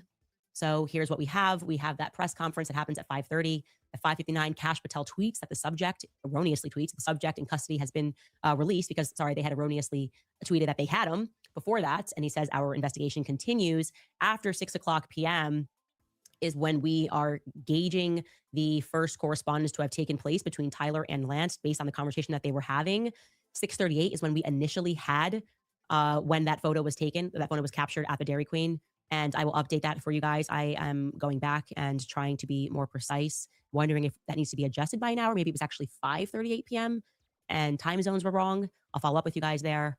And now we can add that 8:45 p.m. That's the time approximately that Tyler turned up in Panguitch, Utah.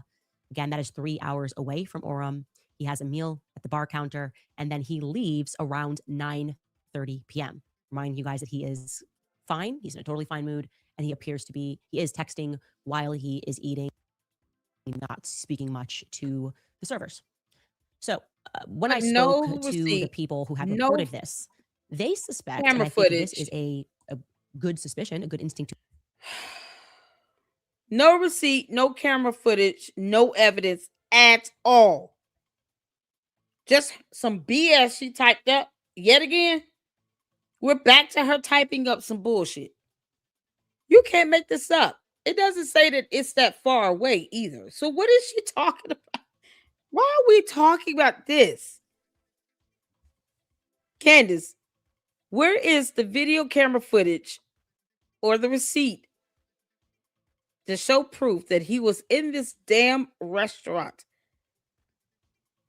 What source told you this? You said you verified this. With who? She continues to lie and lie and lie because in the absence of evidence, I'm going to call you a liar until you start proving stuff. Because Candace is a pathological liar. You can't make this up. 9:30 p.m. Reminding you guys that he is fine. He's in a totally fine mood. And he appears to be, he is texting while he is eating, not speaking much to the servers. So when I spoke to the people who have reported this, they suspect, and I think this is a good suspicion, a good instinct to follow, that he may have gone to his grandma's house afterwards, because apparently that's where his grandmother is from, and she lives nearby. And if you guys recall, Tyler Robinson's grandmother was one of the first people to speak out, and she said, you have the wrong person. She said, my grandson does not fire guns. My grandson did not commit this murder. And so since I'm learning that she is from around here, what about his parents? And that she is a local and everyone's familiar with her, they know who she is, I would imagine that it's possible that Tyler Robinson could have gone to his grandmother's house for the night. Again, we don't know that as a fact. I am putting it out there because this is an investigation. And by the way, if you are somebody who is around or rather operates a business around the Cowboy Smokehouse, you may have footage that you aren't even aware of. If you have information, maybe get it from the restaurant. Around, I don't know. Please, we are inviting you to send us an email to moretips@Candace. Yeah, y'all go ahead and just flood her tip line and throw the hell out of her. Because her lazy ass won't even call the restaurant herself and get this footage. You can't make this up. Out of nowhere. Out of nowhere, he goes to this restaurant out of nowhere. Of all the steakhouses, of all the places he could have went to. You know, what happened to that Mexican sushi restaurant? Why he just didn't go there and get something? Of all the places, he goes from Dairy Queen to the steakhouse and has a whole steak with mashed potatoes and all this stuff. Why waste time going to Dairy Queen? See, it doesn't even make sense because for someone like him, he doesn't look like he eats a lot of food like that. I could be wrong. I mean, maybe he does have a huge, healthy appetite.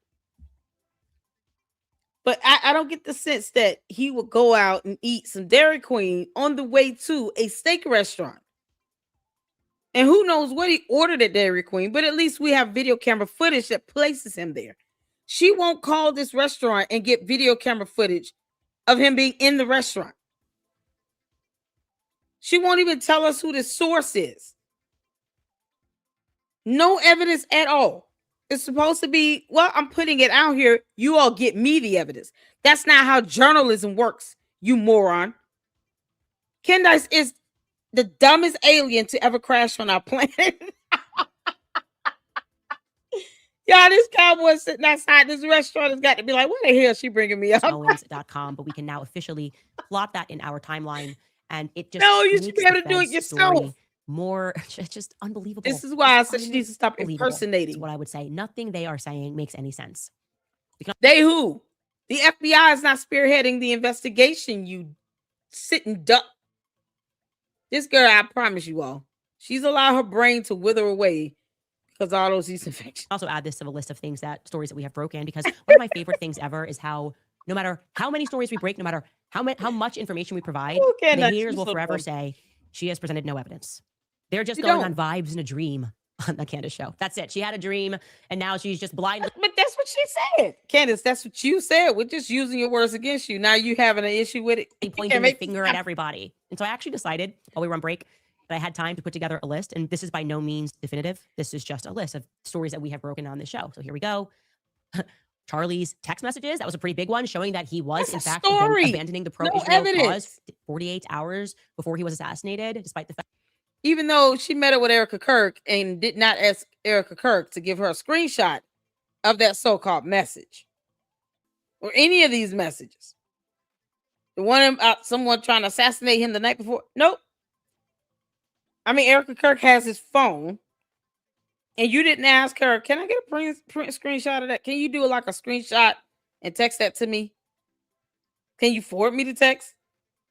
No, none of that. Can I take a picture of that phone, of that text in the phone? Then that way we would have seen the whole phone and the text message. Go figure. No, she didn't do that. She wrote this up as if this is evidence because she doesn't know what the definition of the word evidence is. Candace, you typing up this BS is not evidence. Fact, and everyone lied about that fact. The ramblings of an alien. The photo of Tyler Robinson at the Dairy Queen on the day of the assassination. Tyler Robinson, we are telling you today, then went to the Cowboy Smokehouse that evening and likely, I should put likely there, avoided traffic lights. We can also tell you that Tyler Robinson called out of work on the 11th. That's another story I'm breaking here. He was citing food poisoning. He called out of work very early in the morning on the 11th, and he also called out of work on the 10th, saying that he had to help his grandmother move furniture. That is an interesting data point that I would like to present to you. Again, he is using his grandmother as an excuse. How can she prove that he avoided traffic lights? Y'all see number 3?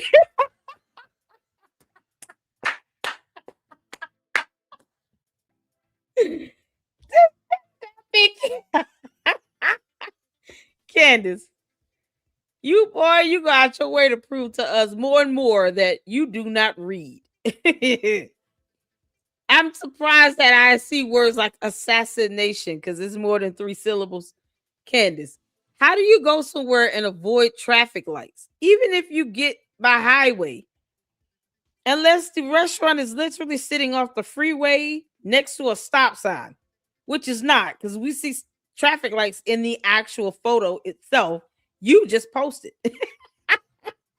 We go there and avoid traffic lights. How does one do that? Maybe he's driving in a space car, because space cars, they're a thing on her planet. Candace, here on Earth, we don't have space cars. We can't avoid traffic lights in traffic. Like, we can't do that yet. Excuse. I think that if I was the federal government and I had unlimited resources, and I had unlimited resources in the form of people's tax dollars, I would probably be wondering if he went to his grandmother's house that night. Nope. Just saying. Tyler's working at Wild Electric, by the way, in Santa Clara, Utah. I did not break that story. It was already in the news, but you may have missed that. They're wondering why you don't produce evidence. That was his excuse. He had to help his grandmother. I also broke a story about Charlie's Catholic considerations. I didn't even help his grandmother, but then I had to present the receipts because people were. Where's the evidence on this? Has the grandmother done an interview we all missed? You can't make this acting crazy about him attending mass, praying the rosary, that he died wearing a St. Michael pendant, that he had a private Catholic funeral mass. I also broke a story regarding Terrell Farnsworth's strange behavior moments after the assassination. I broke probably the biggest story of all, actually. It is the only reason that we are still discussing this. It's the only reason that we realized the single reason, the first reason rather, primary reason that we recognized the feds were lying to us was because I broke the story that there was no blood on the back of Charlie as he went down, that the bullet did not pass through. I also presented to you guys the photos from inside Charlie. No, you didn't show any evidence of that. No evidence on that. That's not evidence. You just typing this up because I said so. Candace, okay, so we can say that George Farmer is faking gay and he tried to essay another man. And you ought to be okay with that. You shouldn't have any quarrels with us saying that. She probably doesn't care, you all. Because Candace, we do, unlike you, have a photo of you hugged up against another woman grabbing her ass while you were pregnant. You know, because weird shit. It's so weird. Who does that? You put all that pressure on the baby in your belly to hug up with another woman, to grab her butt, to take a photo. Why would you ever need to take that pose to take a photo? Who would ever need to be in that pose? You know, because Candace, we could just talk about random things as well. At least over here is going to be funny as hell. You can't make after this assassination. I broke the story that the feds did not impound that vehicle. Broke a story that the feds seized the cameras inside the hospital, that the feds blocked Dr. Trotter from returning to his operating room, and that a phone call was then placed to DC. We are still trying to figure out to who received that phone call, she which won't allowed Dr. confirm Trotter cameras to at go a back into his restaurant. operating room. We broke the story that Andrew Kovett lied about the You Superman didn't neck. break That anything. quotation never came from Dr. Lee Trotter at all. It allegedly came from Erica in a You moment of lied upset. like hell. We broke a story that Charlie texted Dan Flood and Andrew Colvett the night before, saying that he was afraid that they were going to kill him. This has now been Who was confirmed by they? Erica, or at least it was confirmed to me from Erica. But she didn't get a copy of that message at all. Erica literally said, we gave her what we wanted her to know. They gave Candace the information they wanted to give her. It could have been fantastical. And she just walked away from that like, oh, okay, cool. And she's still not providing any evidence. I want to this restaurant, y'all. This thing has cameras on it. You can't make this We broke the up. story that Netanyahu called Charlie to make an offer to take Turning Point to the next level. That story is being disputed by Erica. That's Oh my Turning God. Point on Turning Point fight. Okay. I don't know who to believe, but I will say that I confirmed that separately from Andrew Colvett. You can't as make someone this that up. did not have communication with Andrew Colvett, so I tend to believe that that offer did indeed come through. We broke the story about Fort Huachuca, and we're not done with that. We presented the military police report, Candace backed that broke up with nothing. evidence that Mitch was telling the truth about what happened on September 9th. We broke the story about the Egyptian planes, tracking Turning Point Trains. Faith. Yeah. That document we Planes, still have trains, for you, which is automobiles. coming forward. We will be proven correct on that as well. We broke the When? story about the bomb dogs failing to detect the recently discharged weapon on September 10th, and that it was actually the feds that then directed three rookie police officers to find it. We also broke the story of the massive check that was coming to Turning Point USA from Pierre. Is it Pierre Dupont? Is it Pierre Falcone? I think it's Pierre Falcone. I really do believe it's Pierre Falcone for a lot of reasons. Oh my we are still God. looking for more information. So when it comes to receipts and evidence, we have been presenting a lot of it. And we are getting no credit for it. We don't care. We don't want credit, actually. What I want is No, you want for money. this to be solved. I want to know who killed You Charlie want Kirk, and I money. don't believe it was Tyler Robinson. And on that note, we should get back to the Fort Huachuca story, because this has proven to be a Oh, very dear Lord. interesting lead. We have a couple of interesting updates to add to that. First and foremost, I should say, for good measure, that Turning Point USA would like us to clarify that No while, camera footage, no yes, receipt. it is true, the tent idea was initially brought up by Elizabeth McCoy, it was ultimately a group decision to move forward with the idea, a group decision between the events team and the exhibitor hall team. Now, the idea from them was that at future tour stops, people would use that tent to grieve and to share their thoughts about how Charlie had changed their lives. Why? I mean, and isn't that the point? Isn't that the point? To have some memorial set up to do that, just like it would be at any other museum, any other memoriam. Isn't that the point? To reflect on that person's life, their influence that they've had on you, to grieve, to remember good times. Isn't that the point of a memoriam? This is how soulless this alien is. Something like this is difficult for her to conceive. Why? This is absolutely ridiculous. She just made an allegation that this boy went to a steakhouse and didn't provide any camera footage, even though it was a camera. No receipts, nothing. Not even the name of the servers, nothing. Gave no concrete evidence to prove it. And then typed some BS up and said, this is my evidence. No, it's not. It's a crap you typed up. This is priceless. You can't make this stuff up. I think, just as a you don't think spectator here, you don't there have a brain. are other ways to grieve, and you can still share stories about you how can't Charlie force somebody to grieve the way you want them to grieve, you alien. No one cares. Change your life. You don't need to be under the tent that he was murdered in. They can have every right to go underneath the tent. Second update, this time regarding Fort Huachuca as well.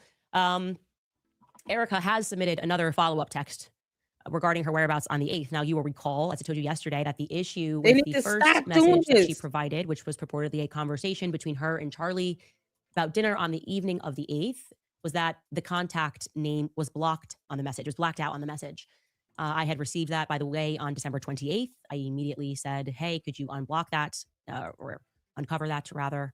And I followed up about 4 to 5 times, just trying to get that before we came back onto the podcast. I just said, I just want to see the contact number shown. Well, when I got off air yesterday, I had a follow-up, but it unfortunately was not what we were looking for or what we had asked for. It was just a Charlie Kirk contact card, just like this is Charlie Kirk's contact card in my phone. Now, I should add here that I am obviously working through a third party, and they made it clear that Erica has been tied up with something personal. So that's the reason for the delay. You don't have to give it to you throughout the holiday. So there's just been a delay on getting that, but I wanted to let you guys know where we are at. They don't have to give you that. Brian Harpole, I've told you that several times. Or relatedly, Dan Flood. Now, Dan Flood was not seen at Fort Huachuca, but he does have communication with Brian Harpole. So I wanted to exhaust every effort to get to the bottom of where these individuals were, specifically Brian Harpole and Erica Kirk. Now, regarding Mark Amaday, you will remember that just blowing over stuff. Mitch had described a person who he was sure was a congressman. He felt that it was a congressman. And I told you that we looked up a congressman that fit the description of what he was telling us: 5'9", glasses, grayish white hair. And we came up with Mark Amaday, and he said that face looks familiar. Then Mark Amaday came out, and he had dropped a YouTube video of a live stream of him on a committee. And then X came back and said he actually missed the first 2 roll calls. This was a 12-hour House committee video. We certainly did not have the time to parse through it in our last episode last year. I did, of course, make that a priority during break. I did go through that 12-hour footage. And I would like to now state unequivocally that I think his story checks out. Now, I realize there's been some confusion because he does, in fact, miss those first 2 roll calls. Oh, no, the cult members might be mad. In the comments that he does appear. You can see him on the screen early on. It is blurry, but that early on where he's sitting, it looks like in his chair. When I visually look at it, it looks like Mark Amaday to me before the roll call. Now, it's certainly by no means definitive, but I think it is indeed very likely that the person that we see on camera is Mark Amaday early on in the hearing. And I am not here to try to make someone fit into the story. I want to actually find the right person and eliminate the wrong people. And to be clear, like I said, Mitch initially contacted me about just Erica Kirk and Brian Harpole. Brian Harpole being the big one. This meeting, this hands-on meeting that looked like mission. He lied about. No evidence on that. Let's go. Break right before mission. That's how it was described to me. Now, let me show you all how bad of a liar Candace is, because she's a liar. Candace. Right here, that's a camera. They also have a camera. I'm seeing it right like around this door seal. Need camera here. You got cameras in this restaurant. Why she couldn't produce camera footage? This Cowboys Smokehouse Cafe, right? Is that the same one? Am I on the right one? Cowboys? I want to make sure. Cowboys Smokehouse, right? Panguich? Yeah, I saw a camera. This is ridiculous. She said there was no cameras. Where did she get that from? She said there were no cameras. Where did she get that from? Did she even think to call them to say, hey, do you guys have cameras? Hey, say, how you doing, honey? Hey, Diane, what's going on? Y'all, it's cameras here. It's cameras here. It's so stupid. She's such an idiot. Candace, you are bad at this. There are cameras here. You said there were no cameras? You have cameras at the doors. You have an alarm system code here. Y'all see the little alarm system pad over there? Like, you got, what is she talking about? She doesn't think that this restaurant would have cameras. I'm looking at one right here. Right on the window. So now the cameras might be hidden. Well, you don't know where they all are. And then oftentimes when there's a bar, they have a camera at the bar. And it might be situated kind of over the register to make sure people aren't stealing any money out the register. So there are cameras in here. Who told her there were no cameras there? She didn't even call to verify this. She wants people to hit up her tip line that she doesn't vet, once again, to give her evidence when her dumb ass is too lazy to just call them and ask them that. Candace, you are bad at this. You're bad at this. You would think as a, an independent journalist would know what to look for. We were looking for a camera somewhere. Certain spots, we just expect them to be.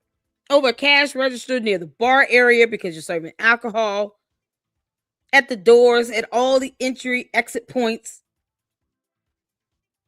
Maybe just one that captures the entire seating area.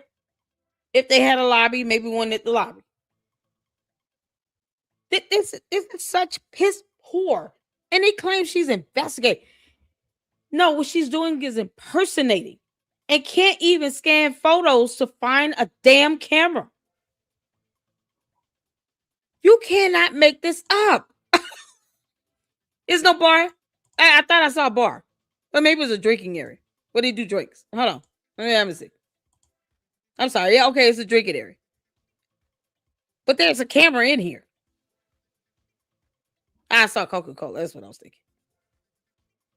They have beer and stuff like that on tap. Why would this guy go to this restaurant again? I mean, of all restaurants, why this one? Why would he drive an hour away to go here? He wouldn't be hiding out. You do have cameras in here. You can't make this up. And then you have people taking photos. They have a camera in there, Candace. You're an idiot. You cannot make this up.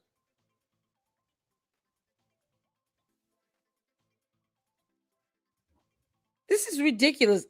You think she would just look at the photos? Who told her he went to this restaurant? That's why I want to start it. Who told her that? She just came up out of nowhere. She just kind of looked at the map. List of steakhouses. This is it. This is the one he went to. Is near his grandmother. I'm going to say he went here. And then people can debunk me and prove me wrong. No, you need to do research and then present the evidence as you speak. You dumb alien. You're sitting here coming up with nonsense out of nowhere, trying to make a narrative fit. No receipt, no video footage, no nothing. In this day and age, in the year of our Lord 2026, you really think you're going to be able to go to a restaurant like this where they have a camera and not be in the camera? They have cameras that can read your license plate. Why does she think he would be able to travel an hour somewhere, not go in through any traffic lights, and not be photographed on a camera? This is what happens when aliens crash land on our planet. Advanced technology is a foreign concept to Candace Owens. You can't make this up. It's a foreign concept. Look at all these photos she could have looked at. Moose heads, all the stuff. But there are photos here. There are cameras in here. And she didn't even bother. Good grief. Oh my God, this is pathetic of her. And she wants people to hit up her tip line. Yeah, okay, yeah, we'll throw the hell out of you, girl. Oh, regarding Mark Amadei, there is someone else that I believe that we should look into. Okay. Follow one lead. If it doesn't lead where we think it's going to go, we can pivot. This and is something so interesting has stupid. come up. Now, I will start by restating I have never felt good about Terrell Farnsworth. Okay.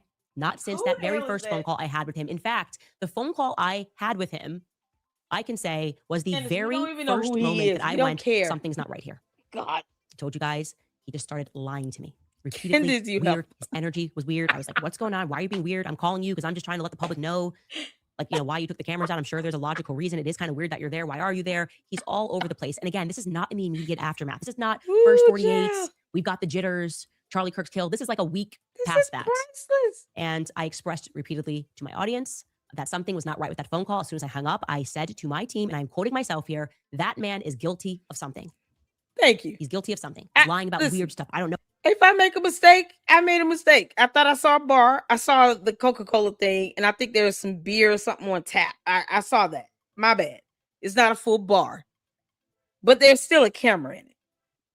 That's why I went through more of the photos. But Candace could have done the same thing. She could have just looked the restaurant up online. I did nothing special. And I looked at the photos, and because I know it's specifically what I'm looking for. In certain areas, I just expect a camera to be. Even if they're small and look more hidden, that's what I look for. There were 51 photos just for the indoor photos. There are other photos that she could have looked at too. You can't make this up. This girl doesn't even try hard. She wants everyone else to do the hard work for her. Candace. That's lazy as hell. That's not what journalists do, which you are not. But no. Hell no. You look it up. Where's your 4-member team? All of which who should be named as co-defendants in a lawsuit. Where's your team at? What the hell is Boys Club? The man behind the camera. That's allegedly out here essaying other men. Where's he at?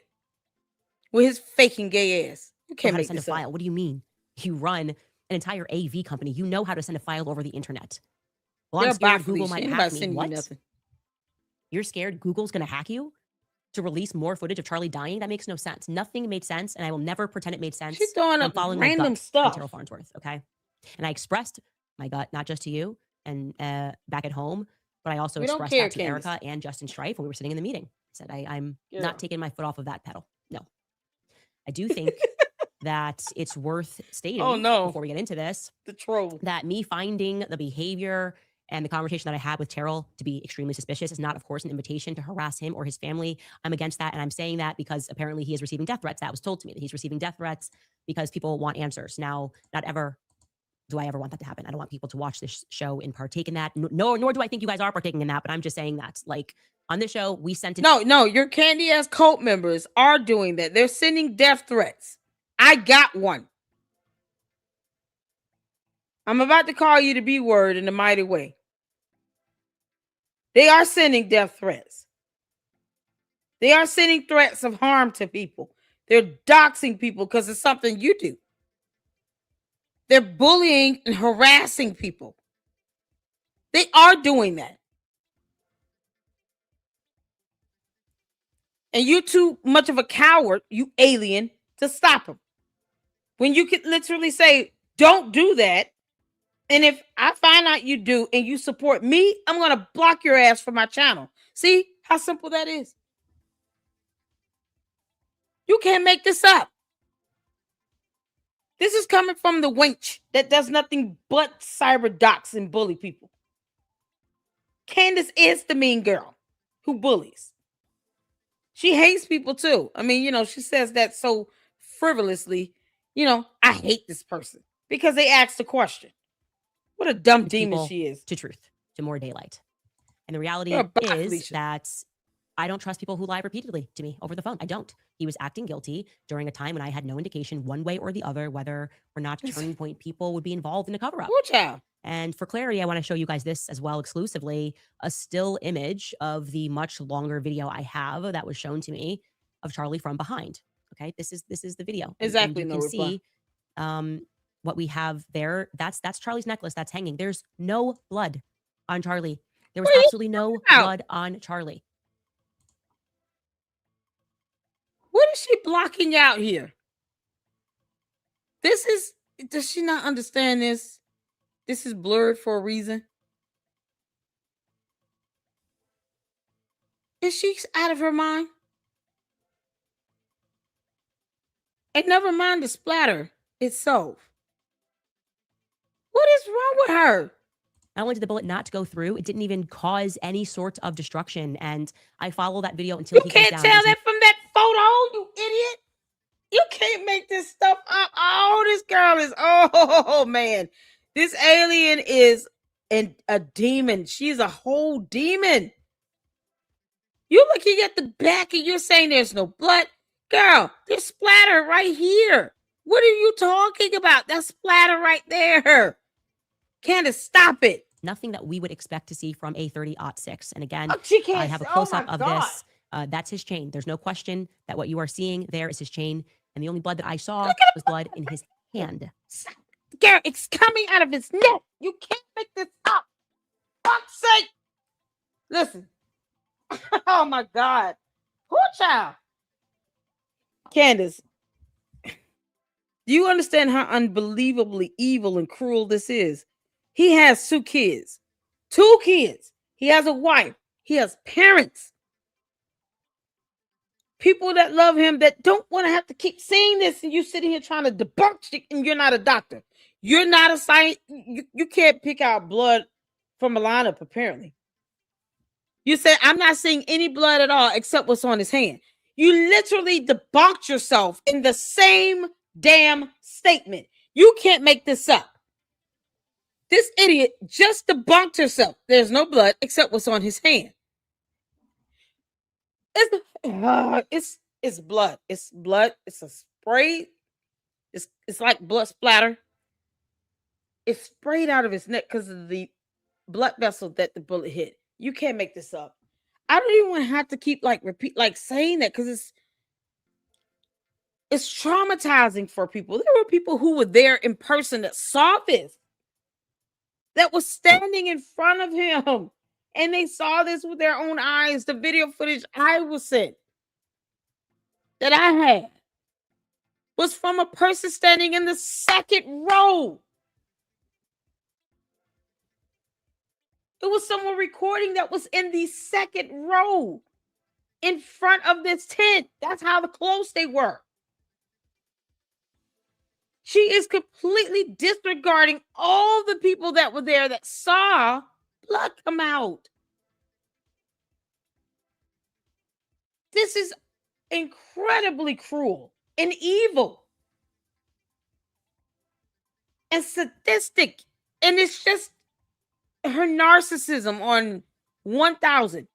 She's willing to lie about blood splatter in the same statement after saying there was no blood except what's on his hand. There's blood. It was a lot more than that. You're just not seeing it in this photo. You can't see it. You can't make this up.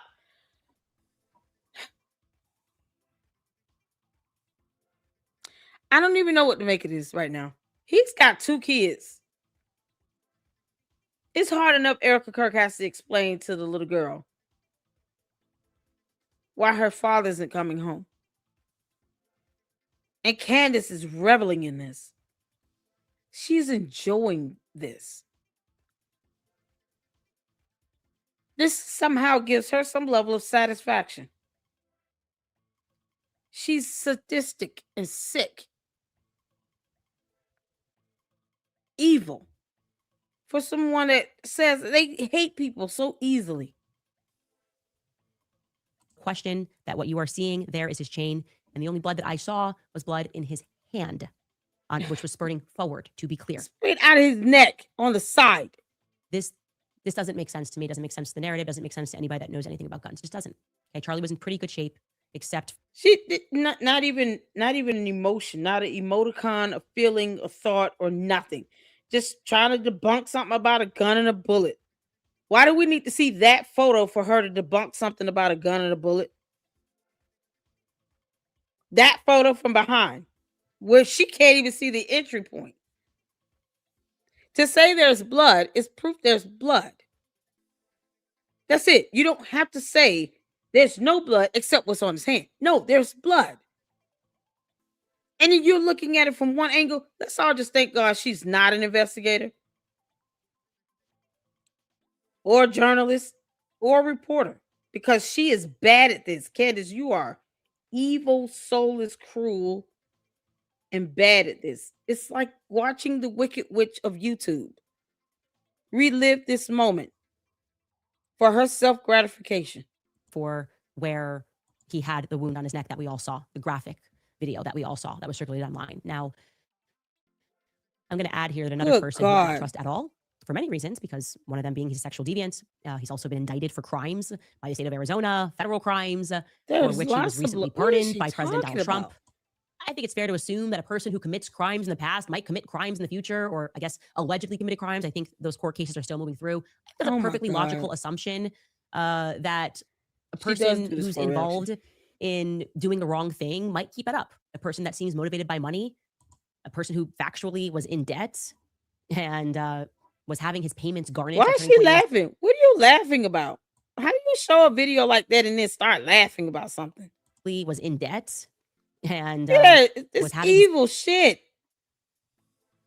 Who laughs? I don't see how she can find anything funny after that. She is sadistic. This girl is evil as hell. I've been telling y'all she's an alien, man. She's a dumb demon. Payments garnished at Turning Point USA, who then blinks and becomes a millionaire working for a charity, might be a little bit shady. I think Tyler Boyer, it is a logical conclusion that he is at best a very... I'm just convinced Candace has something to do with this assassination. It's like her wanting to relive something because of her vindication. She wants to relive that moment over and over and over again. We're going into 4 months. And she's still reliving the moment he was shot. I'm starting to be more and more convinced that Candace Owens had something to do with Charlie Kirk's assassination. It is not normal or healthy for someone to obsess over the moment someone is shot over and over again, trying to see if you can see blood when you clearly see blood on his hand. It's disgusting. If she doesn't believe the investigation from the state of Utah, from the prosecutors and what they're going to present to the court, and she's already said she does not care about that investigation. I snipped the words on the screen when she said it. She said, I do not care about that investigation. Why is she trying to even look at something regarding a bullet or gun? She already said she doesn't care. This is just sadistic. It's sadistic. Shady character. Oh my God. 10 toes down. We're standing down with now, you because I was part hyper of this fixed on Tyler Boyer. I decided to ask toes. Erica in person during our sit down how she met Tyler. It was actually, I had 3 questions when I went in there that I wanted to get the answer to. That was actually my number 1 question, because I don't know much about the story of how Tyler met Charlie Kirk. And I now desperately wish, but I remember that I could remember what Charlie told me about that. How did they get linked up? And I felt that me asking Erica that question, she might be able to provide a lot of insights to who Why did Tyler he hire was during the time he was with Charlie Kirk, why, maybe even before he was with Charlie Kirk, and why he got involved with Charlie Kirk. And of course, as we know, Erica knew Tyler for years before her and Charlie began dating. Why did Candace Owens want to work with TPUSA? How did she get hooked up with Charlie Kirk? How did that happen? I'm asking. Anybody know? How did this all start with Candace working with TPUSA? Because she claims to be a Mason founder. No, she's not. No, she's not.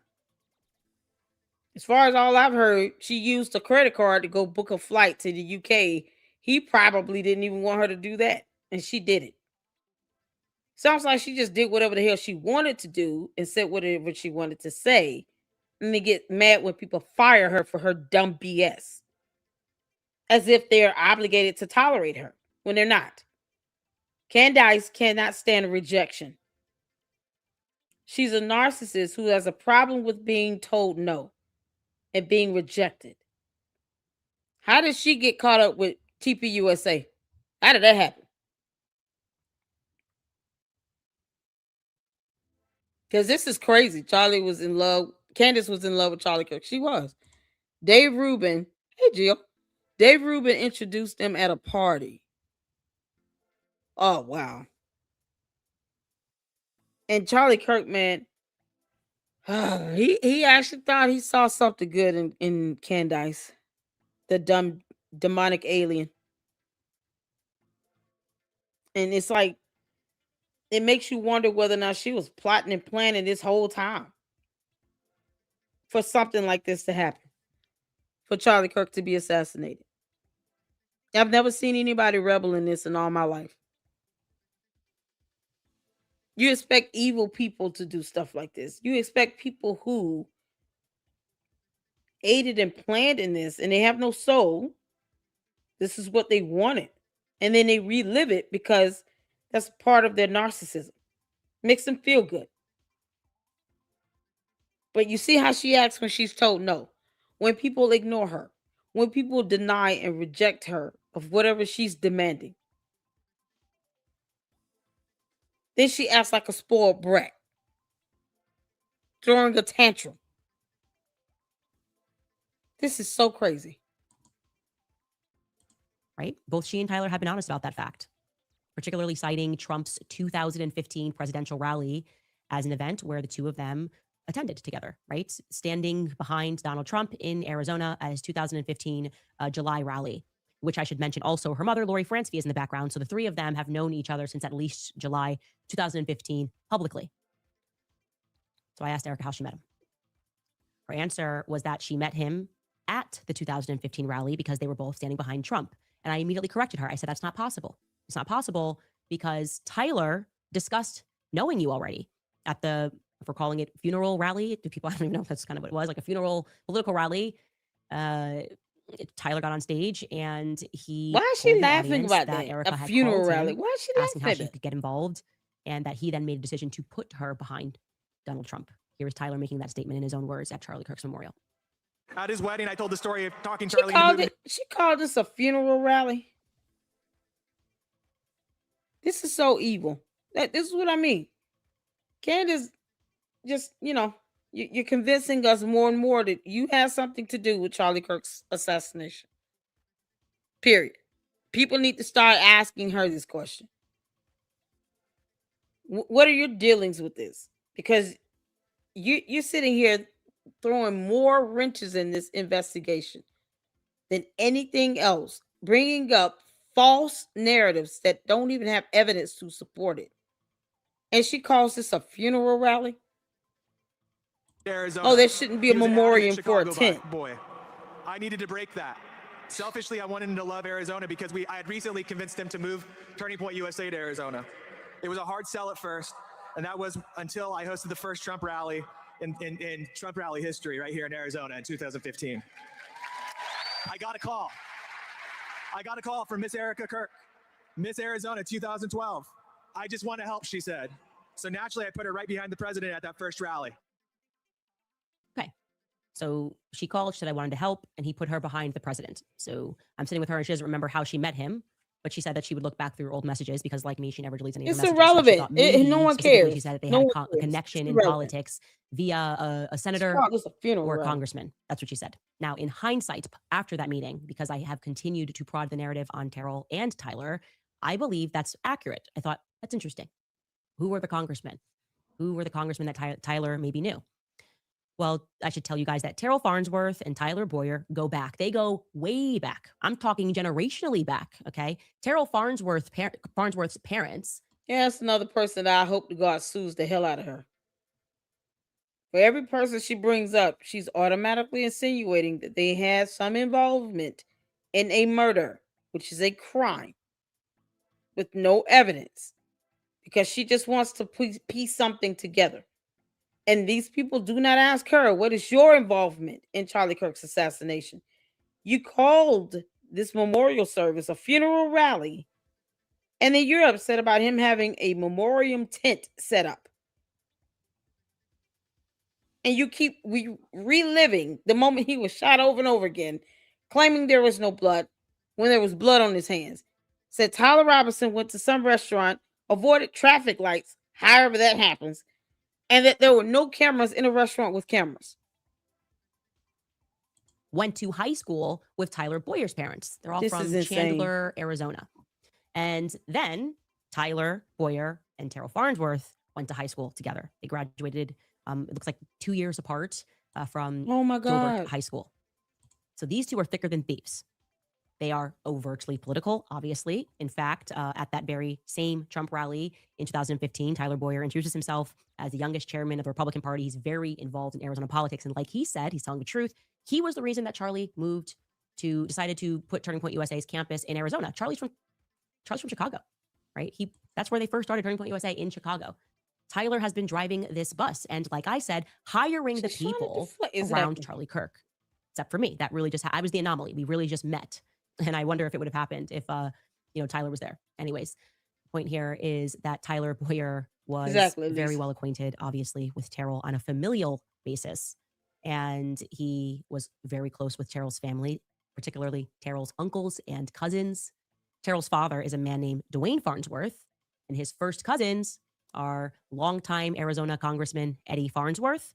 I believe he left office in 2022. And also his brother, Eddie's brother, is David Farnsworth. So just to reiterate that, you have Senator David Farnsworth. He's still in office. You have Eddie Farnsworth, who was the chairman of the state House Judiciary.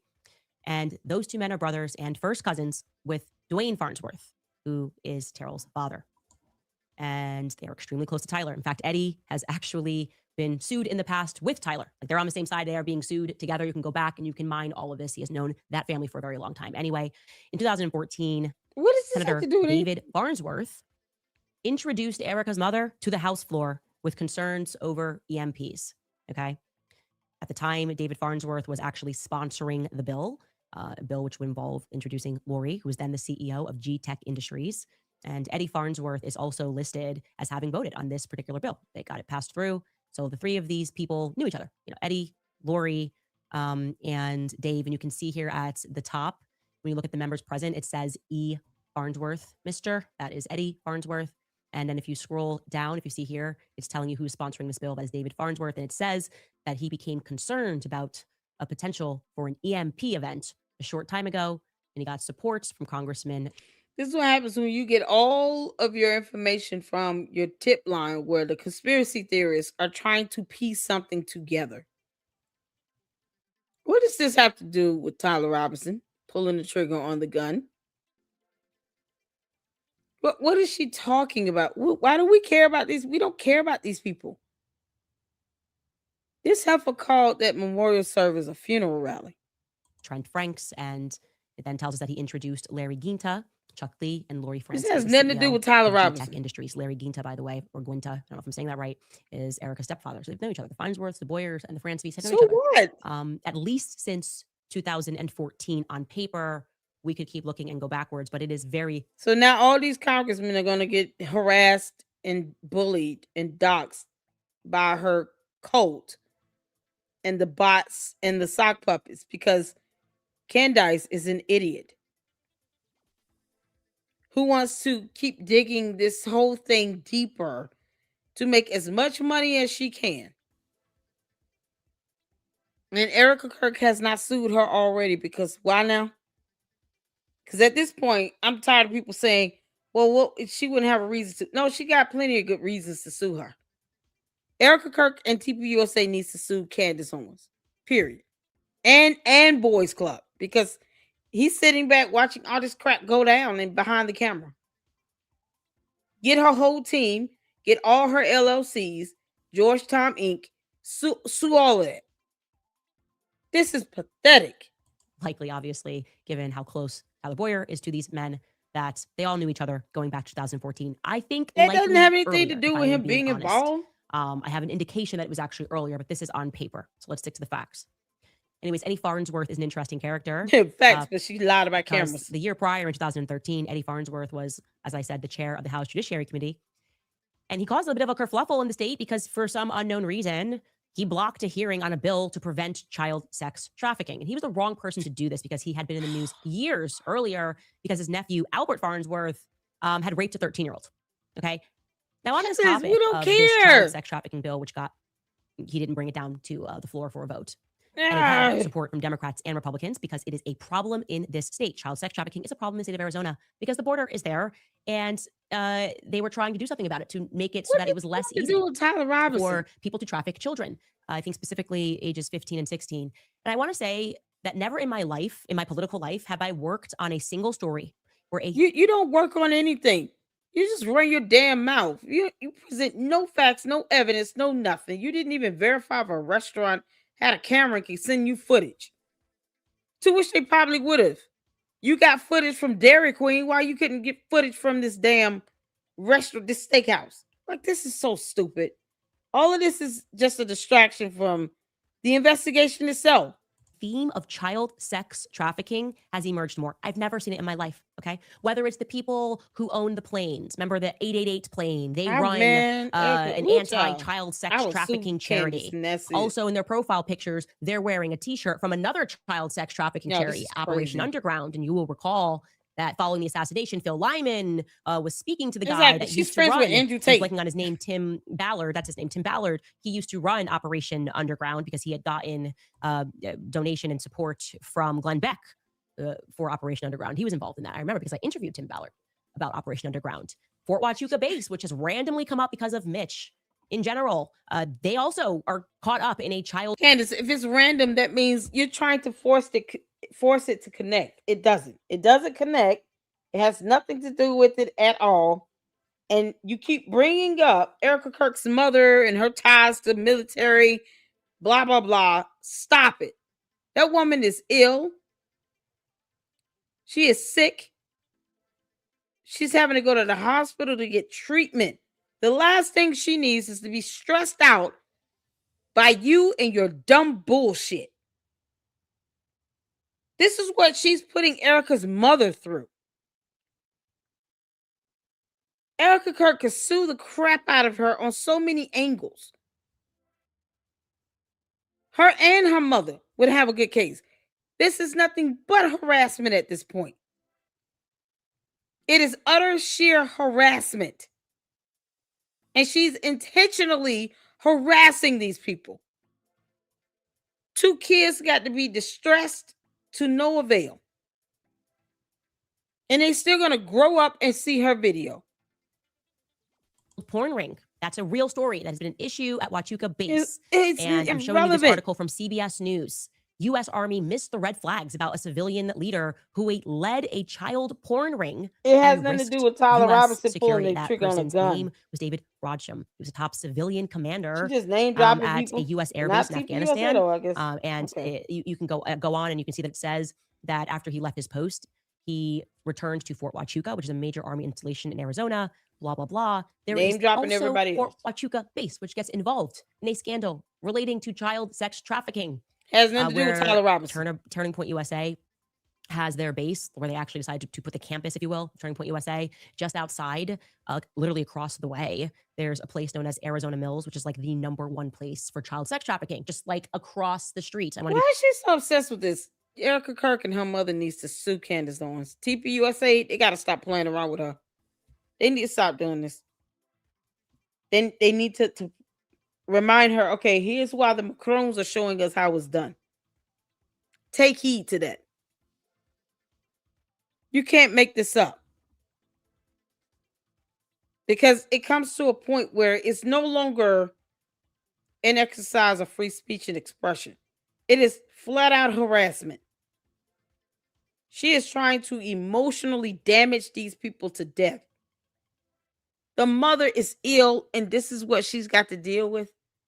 Candace saying something stupid online. And now she's going to be bullied and harassed on that. Why this woman has to go get treatments just to maintain her health. This is so disgusting. Very clear here. I'm saying that I'm making no connection there. I am not suggesting that Turning Point USA is trafficking children. Just want to be very clear. I'm just saying that everywhere I look in this story, themes of child sex trafficking come up. Okay. It's anyway, irrelevant. I am wondering Has regarding nothing to Eddie do with Tyler Farnsworth, if it is Robinson. possible that Mitch saw him because he's a dead ringer. A dead ringer for Mark Amadei. When I saw this, I was like, whoa, doppelganger. This man looks like Mark Amadei. He just, and I sent it to Mitch and he said, yes, this man looks very familiar. Again, these are not the people that he contacted me about, but I would like to find out if this could be a connection. I'd like to see if it's possible because the Farnsworth family has deep military ties as well.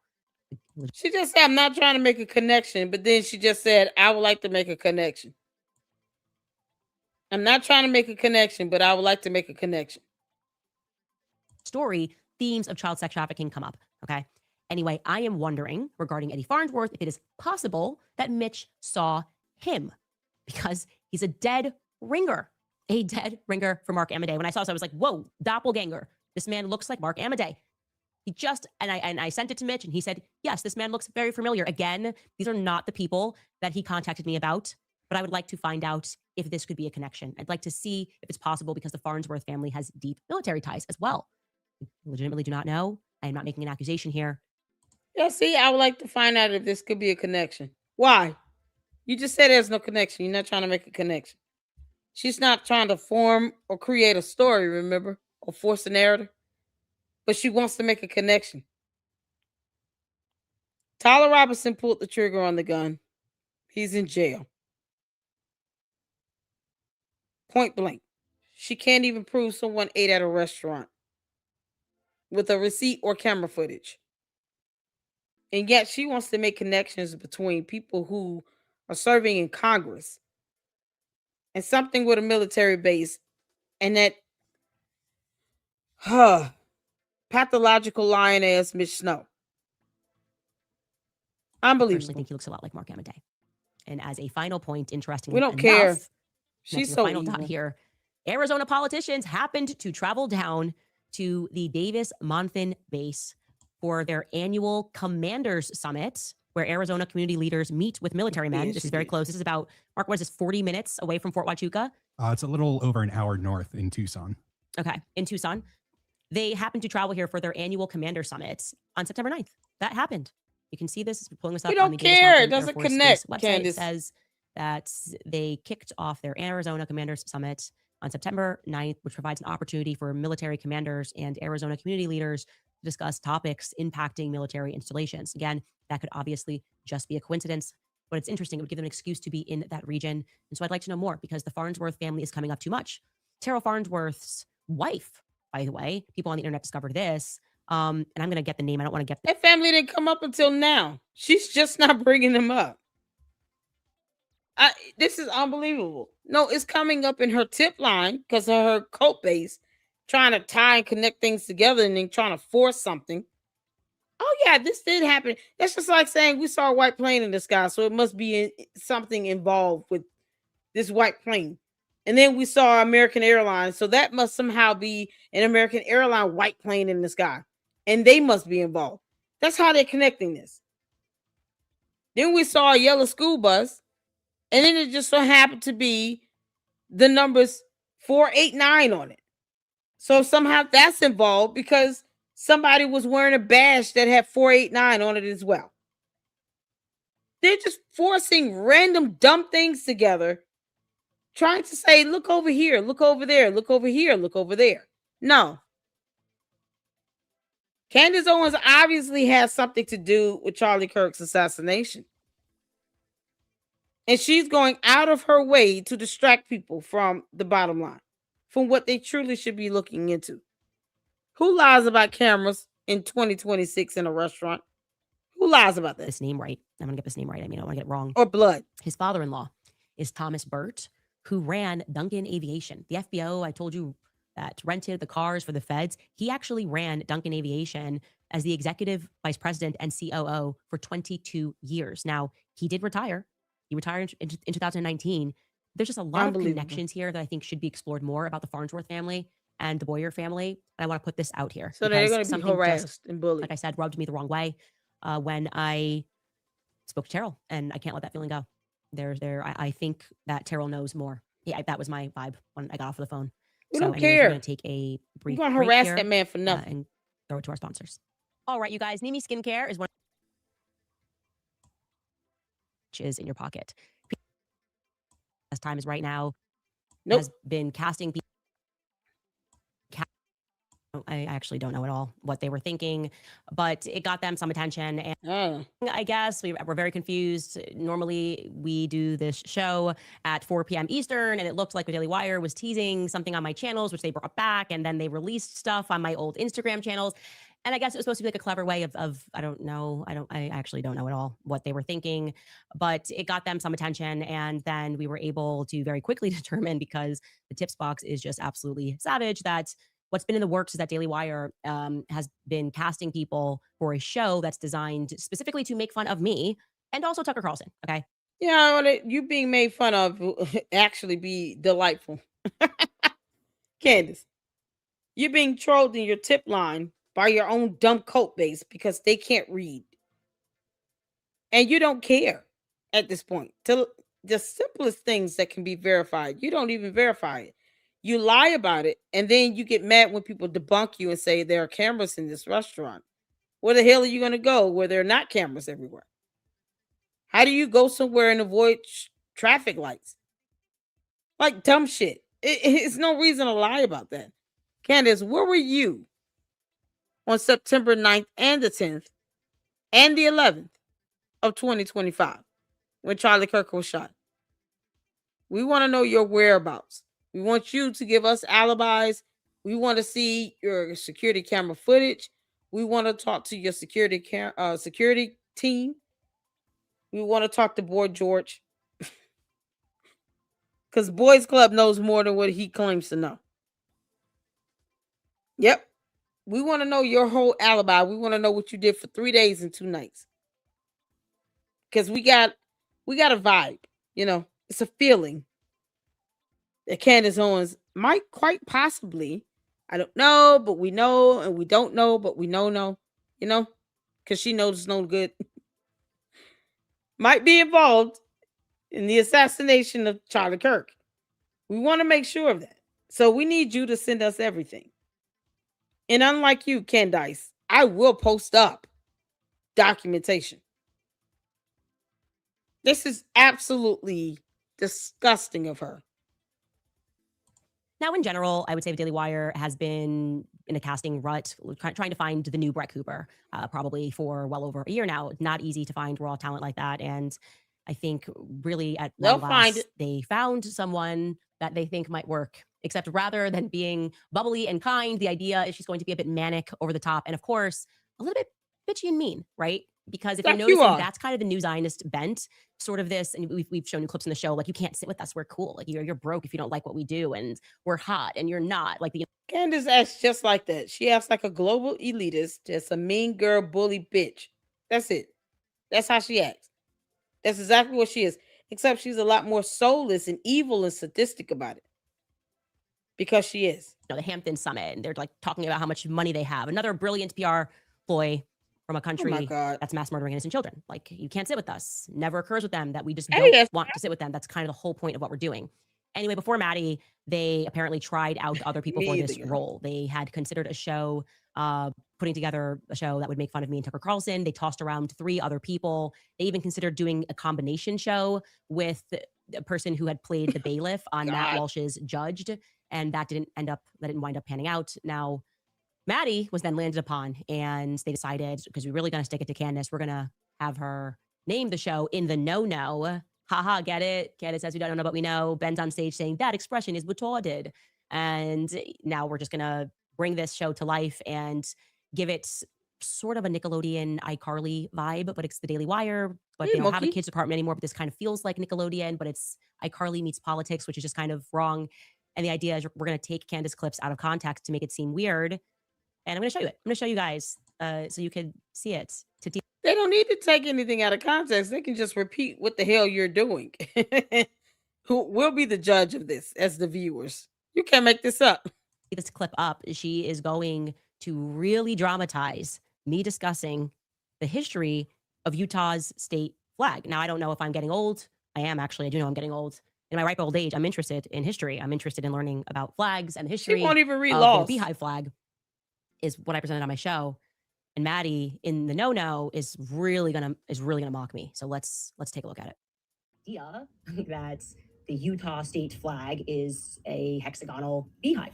All right, let's try this. Let's really try this, okay? Chronologically. Utah adopts the beehive symbol in 1948. Fast forward 175 years later, people start using bee language as codes. And I communicate with them by dancing. People that use the code are clearly communists because communists work together. They follow a hive mind. Yes, queen. Underground. Communists. Mormons live in Utah. I watched The Secret Lives of Mormon Wives. I know what's going on here. They've always been known as the beehive state. And to be clear, it's not because they make honey. It's not because they have a high presence of bees. In fact, in terms of making honey or bee-related products, they rank number 24. It's actually the beehive state. It relates to the Mormon Church, the Church of Latter-day Saints. Early Mormon pioneers founded that state, and they liked the idea of a beehive working toward a common good. Now, if that sounds vaguely familiar or communist to you, the idea of worker bees. Y'all look at her face and she gets laughed at.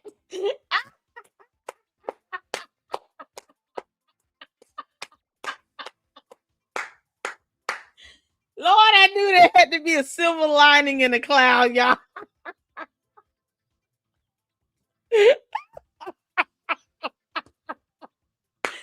This show is going to be brilliant. Y'all, look how mad she looks for her when she sees this girl laughing at her about these damn bees. Did I see a pregnant lady dancing around? They use the code. They're clearly communists because communists work together. They follow a hive Wait a mind. minute. Yes, queen. Underground. Communists. Mormons live in Utah. I watched The Secret Lives of Mormon Wives. I know what's going on here. They've always been known as the beehive state. And to be clear, it's not because they make honey. It's not because they have a high presence of bees. In fact, in terms of making honey or bee-related products, they rank number 24. It's actually the beehive state. It relates to the Mormon Church, the Church of Latter-day Saints. Early Mormon pioneers founded that state, and they liked the idea of a beehive working toward a common good. Now, if that sounds...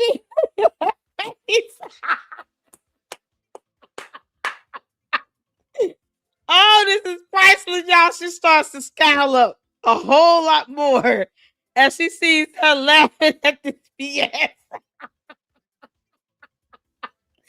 Candace, we are all laughing at you. You don't get to infringe upon freedom of speech and expression either. So we're going to keep laughing at your dumb ass. Oh, this is good. Or communist to you, the idea of worker bees. Yes, that's where it's from. Did the Mormons know that the bees were commies in 1948? Did anybody watch that South Park episode? You know what? None of this matters. Let's get to her conclusion.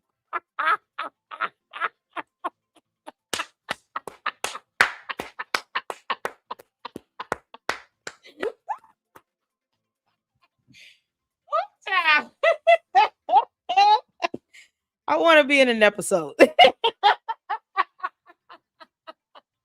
Somebody tell Bishop Shapiro I don't even need an I don't need no audition and none of that. Just give me like 3 or 4 good lines to say, and I'm in. You can't make this sound. Oh, I want to be in an episode. Oh, he needs to do an episode where he gets all the content creators that I hear debunking Candace's dumb ass. Get us all together in one episode. Oh my God, that would be epic.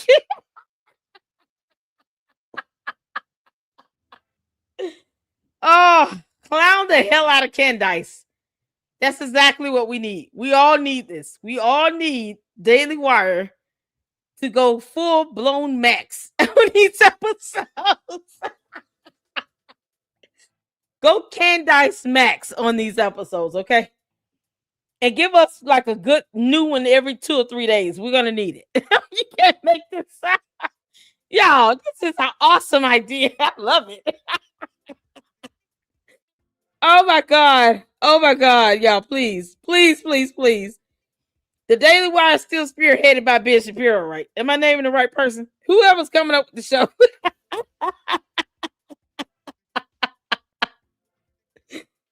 Oh my God. Thank you. Yeah, Manny. I appreciate it. Y'all. She was sitting here so mad Oh, her face started scowling up. You can't make this up. Those Superman.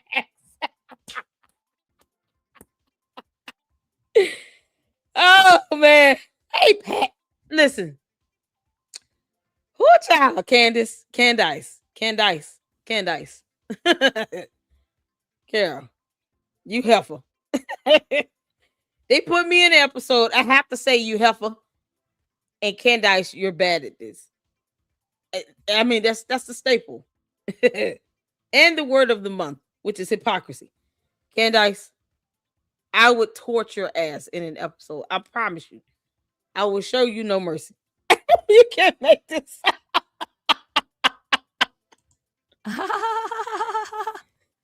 It's really good. It's really good. It's really sweet. So funny. It's like very original. We know I it would is. say she's clever as a fox. Plus, teach her why we use that particular simile. But I can tell that facts about animal symbolism and history are obviously not her thing. So I guess the idea is Candace is discussing the state flag, and she's using that as proof that Charlie was murdered or something. And it's interesting. No, just making dumb ideas fit together. That's what you try to do, even though you have no evidence. You can't make this up. Candace, don't sit here and be offended. It's free speech and expression, girl. Come on, you heifer. Laugh with us. Oh, we'll just keep laughing at you. We don't care either way. It's a vibe. Anyway, wanted to show you that because the Daily Wire continues to exhibit stalker vibes. No, it's not stalker vibes. I am now telling people that Ben Shapiro is my psycho ex-boyfriend because that's what this feels like. None of this is normal. We don't have to pretend this is normal. Nothing that has happened. It's all normal. It's hilarious as well. It's called free speech and expression, Candace. It's the First Amendment of the United States Constitution.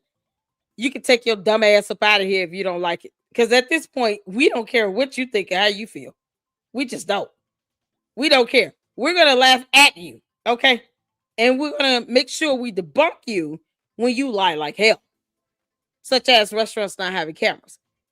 That was easily debunkable. They're easily debunked. Just pull up some photos of a restaurant and show the whole camera. You can't make this up. No. You had this coming, girl. Since I've left that company is normal, not how I left the company, not the glorious town hall, She's slave, so hanging, teach everybody a lesson. Like, it's psycho ex-boyfriend. It's the ex-boyfriend that breaks up with you. Girl, bye, blasts a message to all of your friends. Says, come look, here's why I did it. Here's why I hate her. She's slurring speech. I guess this is over. That's fine. Move on in my life. And then you try to move on in your life. And like he's slurring sliding into the DMs of everybody saying you can't deal with. Don't speak to her. She's terrible. I'm going to smear her. I'm going to tell you what she is. I hate her. We love these episodes. Candace is a demon and she deserves all of this and some. We will not spare you, girl. Nope. Go full max, Ben Shapiro. Go full max. Bring some of us content creators that she can't stand into this. Yeah, Candace, you're bad at this. It's like, okay, fine. That's okay. I'm happy to move on in my life. I'm going to sue you. I get everything. I want to be in the show. The apartment we share, the car you're going to leave, you're going to have nothing. Okay, that's fine. Take it. I'd like to just move on in my life. The Macrons are going to mollywop you. Because I'm upset about something else. Okay, fine. I really just have to move on and close this chapter in my life. They're going to keep making the shows. Then all of a sudden, he's like jumping onto stages. Yeah, giving an trash about me. He sees I moved on. I'm like, okay, I'm just doing my own show here. You don't know, but you know, like, why do you care? Are you good? You're lying on people. Are you good, you dumb demon? You want to sit here and say you didn't see blood and then you see blood on somebody's hands. Are you good? We're going to keep laughing at you. It'll spare us all from having a headache, being mad at you. So we might as well laugh at you, Candace. Trust me, you want us to laugh at you. That's what you want us to do. Good. Can you move on in your you're designing shows after me? This is not normal. This is not how employers are supposed to behave. It's called mocking. I'm being so serious. There's something about it that's like, and parking aside Maddie, she's just the latest pawn, you know. So she doesn't know satire when she sees it. Isn't that what like Mad TV, Saturday Night Live, whether you like these talk show hosts or not, that's the whole point of what they do. Satire. It's comedy. We're here for it. Now they just got to find someone who really desperately wants to be famous, stands on a couch, pay whatever, thinks she's going to be the next it girl. That's fine. There's nothing to do with that. Oh, okay, cool. So she shouldn't care about me being in an episode. I am speaking about an employer that can't move on. This is not, this feels... Nope. He can move on. Ben Shapiro, please email me at ladyluckclubllc@yahoo.com. I would love to be in one of your episodes. That would be absolutely funny as hell. Candace, I'll be another person you hate, mocking the hell out of you. Oh, the satire. It's going to be awesome. Girl, bye, Felicia. Dangerous to me. Like, we're getting to a stage of obsession that is dangerous. You have to go create a show that's interesting and compelling that people want to watch. It's not based off of somebody that you fired because you didn't want them anymore. That doesn't track with the public. I just feel like this is getting very creepy. It's making me uncomfortable. And there should, in fact, be laws to prevent this from happening. There just should be laws that prevent employers from sending interns to stalk you at events, from trying to get you. Stalking laws. It's called anti-stalking laws. You have to prove you're being stalked. It's satire, Candace. It's satire. He's not going to stop anything. We will not allow him to stop a comedy show from being put in place to mock the hell out of you. How about, here's a thought, Candace. Candace, here's a thought. How about you don't watch it? There you go. So if the Daily Wire puts out a show mocking Candace with satire comedy, Candace doesn't have to watch it. She just tortured herself watching that. And for what? Don't watch it. But it doesn't mean it is not going to happen, because the earth does not revolve around you, Candace. You dumb alien. It just doesn't. You're going to have to get over it and kick rocks. Now, he could do that, or he could just sue you for the lies you've told on him. You would rather he do the show. you much rather events for buying your friends. Like, oh, that's the next step of the crazy ex-boyfriend. I'm gonna. What's she big mad? Reach out to everybody you know and offer them money. Mad. Yeah, I'm gonna pretend I was. Charlie. What are you doing? Why? Why are you doing this? Why are you so inside of my life? Please just move on. This is not mentally healthy for you, Ben. I want you to be better. I want you to get better. Seriously, move on in your life. It's okay. Let go of people that disagree with you. It's okay. Also, leave Megyn Kelly alone. I see you're eyeing her too in a weird way. You seem to be gunning for her now. Don't nobody give a damn about Megyn Kelly. She can kick rocks, child. We don't give a damn about her. That wannabe former litigator that won't tell you anything because somehow when it comes to you, she doesn't have a spine. Child, please. People handle her accordingly. This is how you should be handled, Candace. A whole satire comedy. Come on, Ben. Email me. I want to be in a show. Let it go. It's not healthy, and I'm asking you to leave this alone in 2026. No. Go do a show that's based off of that girl's talent and something that's interesting, and don't just use her like a pawn. That's what I. Did you just say 28,026? Be healthy for you, Ben. I want you to be better. I want you to get better. Seriously. Yeah, he's gonna do a show. Move on in your life. It's okay. Let go of people that disagree with you. It's okay. We're gonna have fun. Also, leave Megyn Kelly alone. I see you're eyeing her too in a weird way. You seem to be gunning for her now. Irrelevant. Let it go. It's not healthy, and I'm asking you to leave this alone in 2026. Go do a show. 28,026. She said it. She said 28,026. That's interesting, and don't just use her like a pawn. That's what I would say. Anyways, if you guys want to know, no, head over to Daily Wire, support Maddie. Show's gonna be great. Or you can just watch my show. No, we're gonna watch hers, and we can keep talking about state flags actually, because then I got more interested in more state flags. Never mind, I'm not going to tell you about the Pelicans and Louisiana, but we were looking into that, and it's kind of interesting. No, we're going to watch her show. On the flag of Louisiana. That's what it is. Candace doesn't want competition. Candace, I heard you dropped down. Y'all said she dropped down out of what? From what place? Oh, child. She went from 28 to 57? Candace.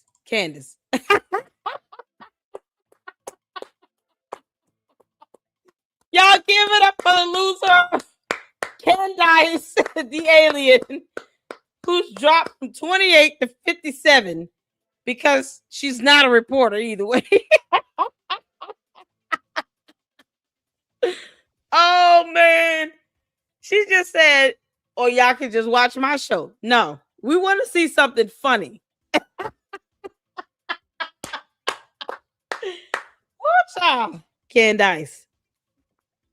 We watch you to debunk you and to laugh at you. What better way to top that off than to have Daily Wire do a show where they mock the hell out of you with satire comedy? We can do both, as a matter of fact. But we'll watch Daily Wire show get higher ratings than yours. Because see, that'll be the true test of whether or not you have an actual platform of 5.78 million people, or if they're mostly bots and sock puppets. Because you have 5.67 million subs on YouTube. That's nowhere near an accurate reflection of the number of people in the United States of America, the majority of which can't stand your guts.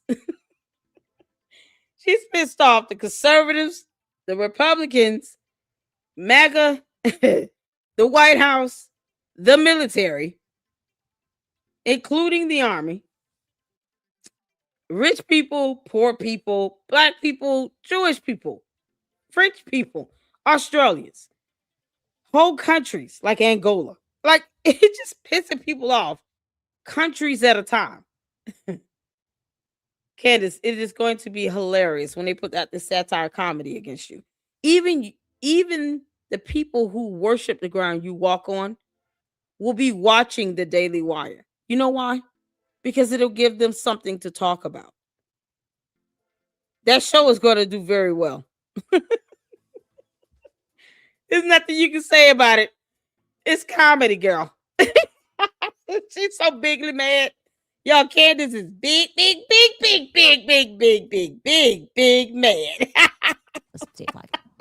Moving on, you guys, to other psychopathic things that are happening. I did not realize that Brigitte Macron is having those people who like retweeted things that she deems to be harassing. Oh my God. The truth, right? Brigitte Macron believes the truth about his gender is a form of harassment. This is very chilling. They are sentencing these people to jail. I did not realize. I thought this was like just the fine. I think I read it too quickly. I thought it said, oh, it's $10,000 fine. No. 8 men and 2 women between the ages of 41 and 65, okay, who she is accusing have, it's harassed me, it's harassed my family. My family's testifying. It doesn't matter whether or not I did these things to Emmanuel when he was 14. It doesn't actually matter. What matters is that you're hurting my feelings, bringing them up. But you can just imagine this argument in court. Like if Jeffrey Dahmer was alive, they and lost. You're like tweeting at Jeffrey Dahmer, and you're, it doesn't like, matter. you're a sick cannibal pedophile. And then he's like, that actually doesn't matter because you hurt my feelings. That's really mean. I don't want you. That's harassment. You can't just call me those things. That's the vibe of what's going on in France right now. It doesn't matter if it's true. It matters if it hurt Brigitte's feelings. And so what has happened here is that they testified that these tweets were malicious. They were degrading. They were, quote, insulting. They were intentionally harmful to Brigitte. She won her case. Of the 10 defendants, 8 were given suspended sentences between 4 to 8 months. And the 9th was sentenced to 6 months in jail because that person just didn't even attend the hearing. That's what's happening around France, okay? 3 of the individuals were described as the instigators, and they were then ordered to have their social media accounts suspended for 6 months. Retweets. She feels harassed by the truth. You can harass people with the truth now. And to be clear, all of them were ordered to attend an online course can't harass anybody regarding hate speech. Hate speech can also be true speech. If they just feel, if they hate it, that's it. And they have to collectively. Candace, that's the issue. It's not true. And it's irrelevant. Even if it is true, it's still bullying and harassment. You don't have the right to intentionally and willfully harass people. And then they provide no evidence on what they're harassing her about. The same with you, Candace. That's why she's going to mollywop you in court. She's bringing scientific evidence. You're screwed. And then you continue to double down on it. Like the idiot that you are. As opposed to probably listening to your 3 attorneys and leaving her alone. I hope they get sanctioned in court. On January 9th, Candace has to turn in her reply to the court regarding the Macron case. That's what she should be focused on. Not sitting here showing us that she's actually scared of litigation. Because she is. She's a coward. Candace is scared of court. She's scared to go to court. Especially if she knows she's going to lose. Of course she is. That's why she's trying to have it dismissed and not actually get to the discovery phase. You know, like she told everybody she wanted to do. And the cult members, they don't care. They didn't even ask her, why did you file the motion to dismiss? Because she's a coward. She wants to say what she wants to say and do what she wants to do with no accountability. Don't think that it's absolutely useless to file a lawsuit against Candace Owens. No, it means something. Regardless of whether the Macrons mollywop her financially and take all her money, it's irrelevant. It's the principle. It's the fact that there are anti-bullying, anti-harassment laws in place, anti-defamation laws in place for a reason. And for whatever evidence they presented, whatever they done, a judge in a court found that these 10 people were liable. Bottom line. And so we have laws here in the U.S. against bullying and harassing people. People should be able to live and exist in peace and not have to worry about a bunch of dumbass bots that don't read and they continue to spell Candace's name wrong, harassing them on social media because you said something they didn't like. But she doesn't want a satire comedy show to kickstart because she wants to say that someone's stalking her. And she would never be able to prove that when her dumb ass can't even look up whether or not a restaurant had a camera. Y'all see where we are with this? That's what makes this so epic. Candace, you're going to lose horrifically in court. And I hope they take every penny you have. And then I hope you get more lawsuits so that you can understand these people are not for play. Perhaps you should start looking at evidence and doing some real research. And since you refuse to do that and you want to lie and bring people into some conspiracy about a criminal matter where someone was murdered, this is what you get. You get sued. And if criminal charges need to be filed from that, so be it. That's it. So be it. This is what we are now. I wish Charlie Kirk would have addressed all of this when he realized that she was out here spreading all this nonsense about Jewish people, about Israel, all these things, because what's happened is this yeast infection has become more infectious. And now it's just like a pus-filled bomb that's exploding slowly. And everyone is being, infected that's standing around it. And it's spreading. And the best way to get a bully to understand not to F with you, drag their ass to court. Put the evidence before the judge, before a jury, so they can understand, here's what you're not going to do with me. You go pull that stunt with somebody else. Go pull that with your mama or your grandpappy. But you're not pulling that with me. No one deserves that. Don't care what you think about Brigitte Macron.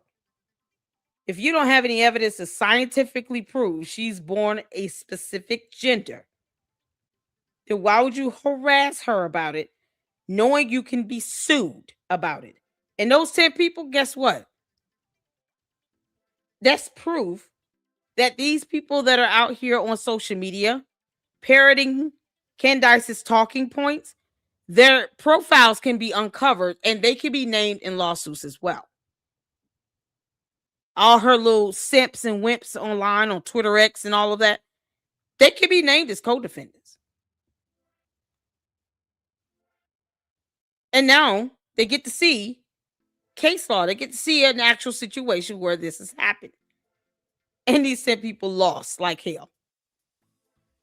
Yep, it can happen here in the United States of America as well. So, sue the crap out of her. Don't be scared of her. We pay Brigitte Macron what's known as moral damages, around $12,000. Moral damages. I am telling you that because you need to fully compute what they want to do here. Okay. That's the purpose of this lawsuit against me. Never foreseen lawsuit against me is that evil people are getting caught doing evil things. And those evil people still have enough power to pass through legislation and to establish new laws to make it so that they never get caught again. Or even when they do get caught, you have to shut up about it. This lawsuit that Brigitte has brought against me matters deeply. I am telling you guys, this lawsuit, everyone should be paying attention to every single filing pertaining to this lawsuit in Delaware, a place where I'm pretty sure France has been running the game since the Revolutionary War, because I believe that the feds are colluding because they want to introduce new speech laws. The feds don't care about you and your baseless accusations of an assassination attempt on your life. You present no evidence for it. Why should they care?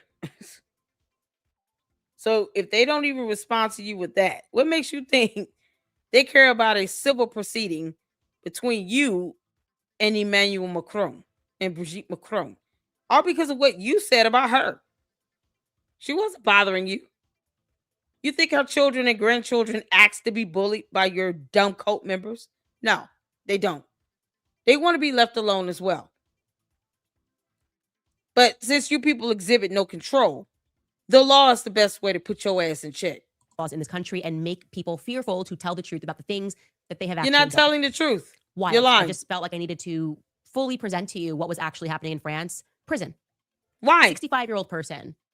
Maybe they just retweeted. Who knows? We have to get into the documentation. But this is not. Yeah, tell your coat, your simps, those wimps and simps in your coat, they could be named as well.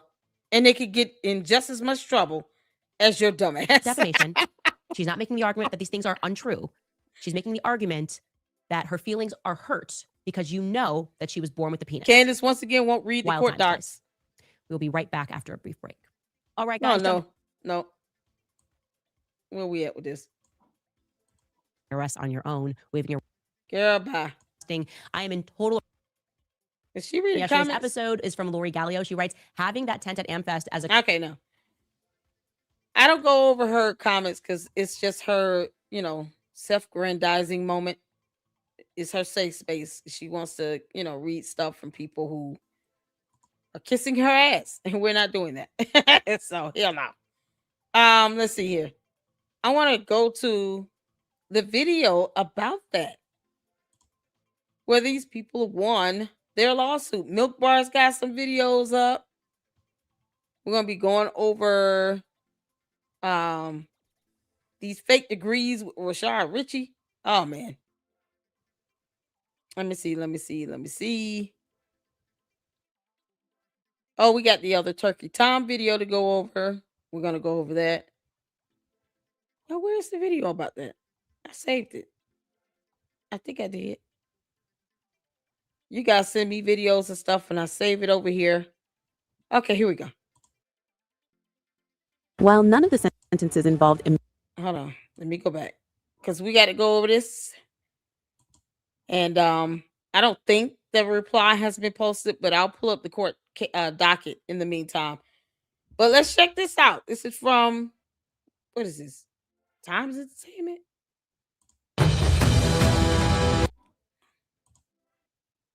This is from E-Times. Okay. And it says, of course, the Macrons win big. Born a man theory collapses. Paris court convicts 10 in Bridget smear case.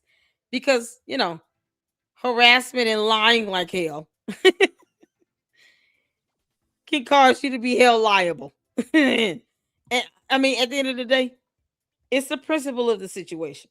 Whether they need the money or not is irrelevant. It's the principle. It's the idea that you're going to sit here and go after somebody's gender that's causing them more damage and more stress. Nope. They're coming for your ass, Candace, and I'm going to be here to report on every second of what happens. Can't make this up. All right, y'all. Let's check this out.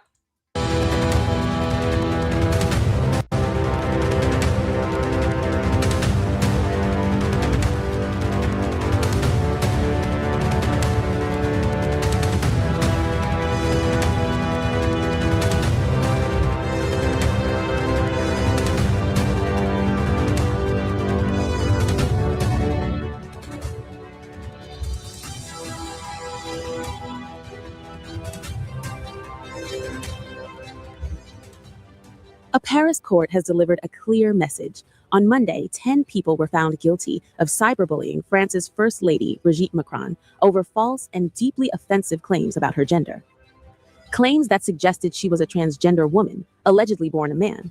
Rumors that the court described as particularly degrading, insulting, and malicious. The group, 8 men and 2 women, aged between 41 and 60, were accused of repeatedly making abusive online comments about Brigitte Macron. Between 41 and 60, they too damn old to be doing this.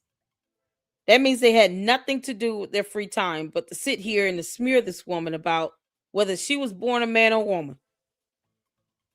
Candace, you don't live in France. Why do you care either way? It's the question. That's the one question she won't answer. Why does she care about what someone was born as in another country? Candace, France is a country, not a continent. So dumbass doesn't know the difference. Macron's gender and sexuality.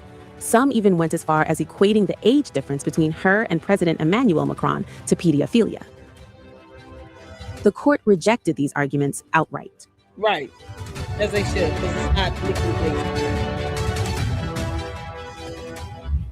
The penalties handed down ranged from mandatory cyberbullying awareness training to 8-month suspended prison sentences. While none of the sentences involved immediate jail time, the ruling itself marks a significant legal win, not just for Brigitte Macron, but for public figures targeted by online harassment. Notably, Brigitte Macron did not attend the 2-day trial, which took place in October. But speaking on TF1 national television on Sunday, she made her position clear. She said she pursued legal action to set an example and to push back against the growing normalization. I love it. What I tell y'all, set an example. It's the principle of the situation, y'all. It's the principality of the situation. Of online harassment. Yeah. Then I have another issue with the 2 women who are playing with my genealogy by pretending that I am a man. There are 2 versions. Either I was born a man or I was born Brigitte, died in 1960, and it was my brother who became a woman.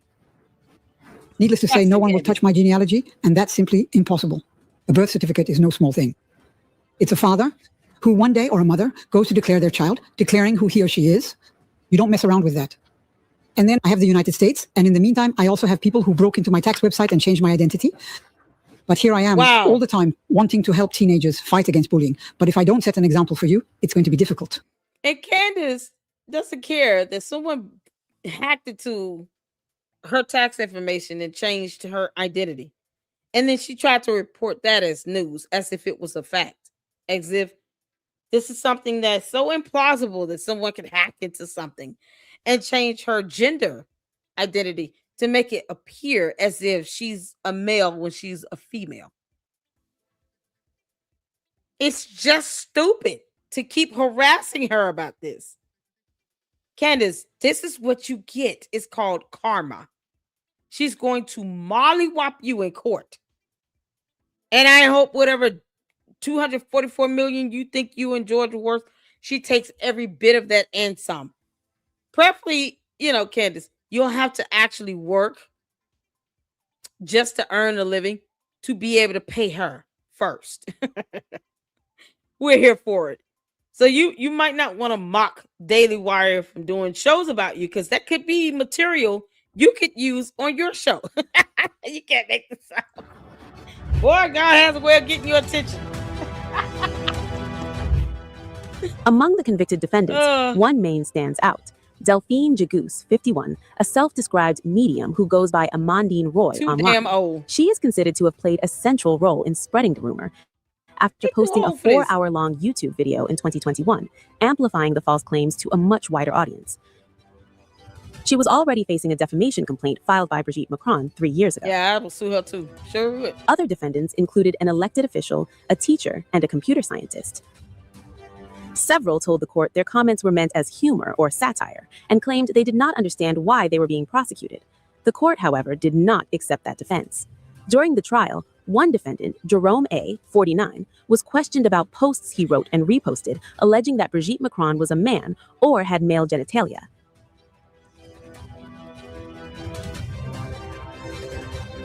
His response? It was just a joke. He described the posts as satirical. The judges were unconvinced. Nope. They were not convinced. Arrests in the case were made in December 2024 and February 2025. All 10 defendants denied wrongdoing. Yet the court concluded that the comments formed part of a coordinated pattern of harassment, not harmless humor. Yep. The case follows years of conspiracy theories, falsely claiming that Brigitte Macron was born under the name Jean-Michel Trangnu, which is in reality the name of her brother. These claims have been repeatedly debunked, yet continue to circulate online. In recent years, the rumor has also gained traction. Yeah, because Candace thinks if I just say it over and over and over, it's going to be true. No. You're still lying. You're just lying like hell over and over and over. You see, Candace, you heard what she said. The judge was not convinced. Because that's what you would have to do in this civil proceeding. Your burden is a preponderance of the evidence. You're not convincing on a show. You get to control and dictate. You're definitely not going to be convincing in a court of law. She's going to mollywop you in court, and she's bringing scientific evidence at that. Candace, you're done. Outside France, particularly in the United States. Far-right podcaster Candace Owens has repeatedly amplified the false claim online, bringing it to an even larger international audience. In response, the Macrons have now filed a defamation lawsuit in the U.S. against Owens. Good. For Brigitte Macron, this ruling marks a major legal victory and a warning that online harassment has real-world consequences. Yes, As the case reverberates beyond France, one question now lingers. Is this just the beginning? And could others be next? I love it.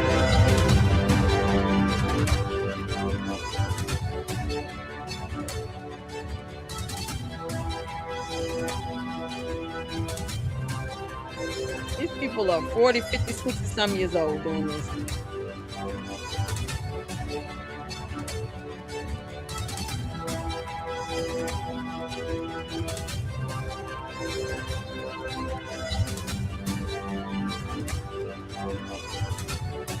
Ooh, I like that coat, girl.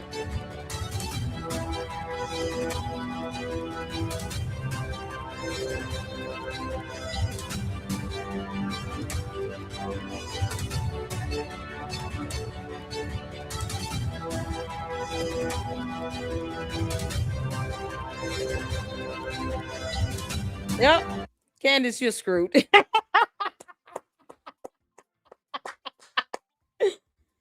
Oh, Candace, you're so screwed, you moron. Oh, man. Girl, you better make sure here's the court docket, you all. Candace, you got to January 9th for you and your 3 attorneys to turn in that reply. Turn that shit on in time. We're tired of you all getting extensions. They needed to add 7,500 words. For what? They had to prolong this out for nothing. They better be lucky that the Macron's attorney agreed to this stipulation because they didn't have to. Candace, the Macron's attorney did not have to agree for your attorneys, your 3 attorneys, to come up with 7,500 words for a reply. Where 3 attorneys should have been able to knock this out within a couple weeks. You're not saying anything any differently than what you've already said in your motion to dismiss. This is what's so crazy. It's like they're incompetent themselves. You can't make this stuff up. 3 attorneys needed additional time to state 7,500 more words. And for what? And the Macron's attorney is being nice about it. They didn't have to stipulate to this. When you see stipulation, that means the parties talked about it and they worked it out without the judge having to have a hearing on the actual request itself, on the motion. So they decided, okay, cool. We'll give you we'll agree for you all to get this additional time. Now, imagine if the Macron's attorney asked for additional time for something. What you all think Candace's attorneys would say? Because I have a feeling they would not reciprocate this. If it were the other way around, her 3 attorneys would not reciprocate, this leniency with giving additional time to the Macron's attorney at all. Nope. It would be completely one-sided. They're wasting time with this. They won't just turn in the responses and replies. It's so crazy, y'all. Thank you all so much for tuning in. Make sure you guys are hitting that like button. There are a few videos I want to get to, but I'm gonna do it separately because there are the videos that were posted up by Nicholas Brooks. As a matter of fact, we're gonna do the 3 Milk Bar has done 3 videos because they're not long, so we'll check those out.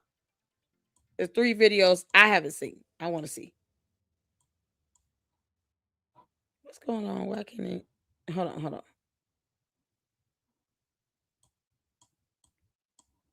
It won't let me move this up. Okay. All right. Hold on. All right. So let me share this tab again. All right, we'll go through the to the 3 Milk Bar videos I haven't seen yet. I don't know about you all, but I want to see them. And they're relatively short. His videos are ideally short, but they're very good and to the point. Oh man, shout out to Milk Bar TV. And big ups to him for winning his case against Andrew Tate filed against him rather. The motion to dismiss was granted. So, that's a huge win. Andrew Tate is just suing everybody and their mama because his feelings are hurt, I guess. I mean, it's just the dumbest things. It's like you're being accused of doing some heinous stuff. You've been charged. So they're criminal charges to go along with this. And then you sue someone because they talked about it. It's the biggest, simplest thing to do. What a simp. So we're going to check this out, y'all. Let's get to it. Something very disturbing is happening in America. I feel like AmFest or what it did for me was it contributed to my realization that the future, the dark future that everyone's always predicting, like the AI future, it's here. We're actually here. I think that we are fighting machines. I think that these people are not humans, that they're sentinels that maybe look like humans. That's how I feel. I feel like it's the single solitary event that contributed to my realization that the future is happening right now. And getting people into AI, I have always sensed this demonic because I'm telling you, I don't even think these people are human. Like I look at Elon Musk and Sam Altman and Peter Thiel, and I'm pretty sure they're hybrid. You know what I mean? Like they just look like an Apple software that I should be able to download at night, like my phone's getting an update or something. It's something in the eyes. Like, I don't know. I'm like, I don't know. I'm human. I don't know if I stabbed you if you bleed, I'm not. Candace, just because you're an alien does not mean that the rest of us here on Earth are. Unless these people came with you from your home planet. You're the one that's the alien here. The stuff that she says is so dumb. Oh my God, and she knows it's stupid. She just gets mad when people call her out on it. She knows that she's saying the dumbest, most ridiculous stuff because it's like, hey, I got to get some attention on me somehow. Intelligence is not doing the trick anymore. So Candace has to come up with the most dumbest conspiracy theory ever. An update or something. It's something in the eyes. Like, I don't know. I'm like, I don't know. I'm human. I don't know if I stabbed you if you bleed, I'm not going to stab them. That's a horrible thing. But I don't know if they bleed all the way. I think a battery would fall out. You know what I mean? The gap that's between us and the rest of them is essentially they don't know how to behave like humans. You know what I mean? Like we're fighting an algorithm, a computer code that is presenting as a human being, but that would be your bots, Candace. Those sock puppets and your bots. That's what is happening here. Your bots are the computer programs, and you've lost control of them. You can't even stop them from harassing and bullying people in your name. You can't make this stuff up. And she doesn't think this stuff will be used against her in the court of law. She's an idiot. Actually, it can't comprehend real human emotion, and the programmers can't quite write the code specifically enough to emulate real human emotion. And so in response, they're just multiplying the sentinels. Like they're sending more of them to say and do things that are obviously abnormal, that are obviously inhumane, and they're hoping that with enough of them pretending like it's fine, they can override our humanity. I don't know if I stabbed you if you bleed, And I am long gone from the alien. Candace. Oh man, when are you gonna go back to your home planet? That's nothing but aliens. Oh God. Anybody speaks Ewok? I need a translator. This earth, the history books are not going to tell the truth about the things that I did. They're not going to tell the truth about my contributions. But I want to be clear that I want to be remembered as the person who was holding the internet back. Last year, I was in earnest holding the internet back. Everyone was coming at Turning Point USA and all these allegations. I was like, no, chill. Just give them some time. You weren't holding shit differently. back. Just give them some time. It's just different. She came out day one demanding stuff. You weren't holding anything back, Candace. You can't even control what the heck comes out of your show. Girl, bye, Felicia. You can't make believe that people within that company betrayed Charlie. Yeah, I'm putting the fire here right at the feet of Turning Point because I am disgusted. I am genuinely disgusted. None of you guys are behaving in the way that you should be behaving. But I'm starting to think that the assassination of Charlie Kirk was something akin to a regicide, right? The assassination of a king to install a new ruler who the king would have never approved of. The way to honor him is to give money. I don't know. There's just something really sick and demonic about the entire thing. We just know. We just know that he was truly betrayed in one of the most egregious ways that I think I've ever seen. It has made me lose faith in politics. It has made me fully lose faith in Trump. And my heart aches for the fact that he gave so much of his life to Trump and to politics. And they just were like, nope, that is it. Anyways, back at headquarters, I am told it's business as usual. And it's kind of giving me like, I don't know, LBJ when it gets sworn in that famous picture. Unfortunately sworn in. Unfortunately, of course, he's sad in this photo. Gosh, he's obviously not wanting to be the president of the United States. JFK was shot and killed. And now LBJ has to step up, unfortunately. But I gotta be honest, I wasn't there. I don't think LBJ was acting. Oh, Lord. Y'all, this girl, this alien started from day one.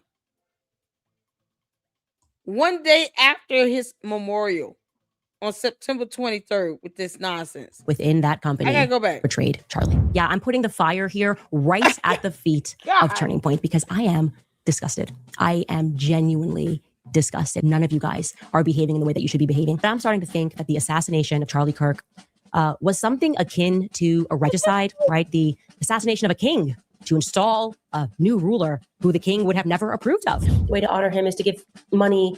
I don't know. There's just something really sick and demonic about the entire thing. We just know. We just know that he was truly betrayed in one of the most egregious ways that I think I've ever seen. It has made me lose faith in politics. It has made me fully lose faith in Trump. And my heart aches for the fact that he gave so much of his life to Trump and to politics. And they just were like, nope, that is it. Anyways, back at headquarters, I am told it's business as usual. And it's kind of giving. She's using the death of Charlie Kirk to say, I'm not supporting Trump anymore. Because what does one have to do with the other? And even if you don't like Trump, just ask out loud. What does Trump have to do with the assassination of Charlie Kirk again? Because it's like she's trying to use that as fuel to say, I'm no longer supporting Donald Trump. Why can't she just say that on her own separately? He has nothing to do with the assassination of Charlie Kirk. And she is literally trying to use that to say, oh, well, Trump betrayed him too. So, reasons, the end, I'm not supporting him. But then still wants to sit here and to say, this is how Republicans feel. People can't even believe that she's a Christian anymore, let alone a Republican or conservative. And you guys remind me of that. I don't need to be political to see what the majority of conservatives and Republicans are actually saying. Most of her bots aren't even real people. So the sock puppets are multiple accounts by the same person. So you might have one person with 20 accounts. Who knows? That doesn't mean that person is conservative either. It's overwhelming that Republicans or conservatives are disowning Candace Owens and saying she's no longer representing the conservative Republican Party. She clearly does not support Trump anymore. So Why not just say that separately? Like, she knows that she doesn't care. It seemed like she ever cared. That's just my 2 cents on this. I don't get the sense Candace ever really cared about being conservative. She used it as a way to catapult her career, because who gets fired? Think about this. From 3 different companies that are conservative based, because you're saying the opposite of what they believe. So being fired from the Daily Wire, TPUSA, and PragerU, and these are primarily conservative based companies. Correct me if I'm wrong here. PragerU is conservative based, correct? Because she's full of crap. Is PragerU conservative based, or it's just what are they? It's just a school. Y'all let me know. Yes, it's conservative based. Okay, cool. So PragerU is conservative based. Daily Wire is conservative based. And TPUSA is conservative based.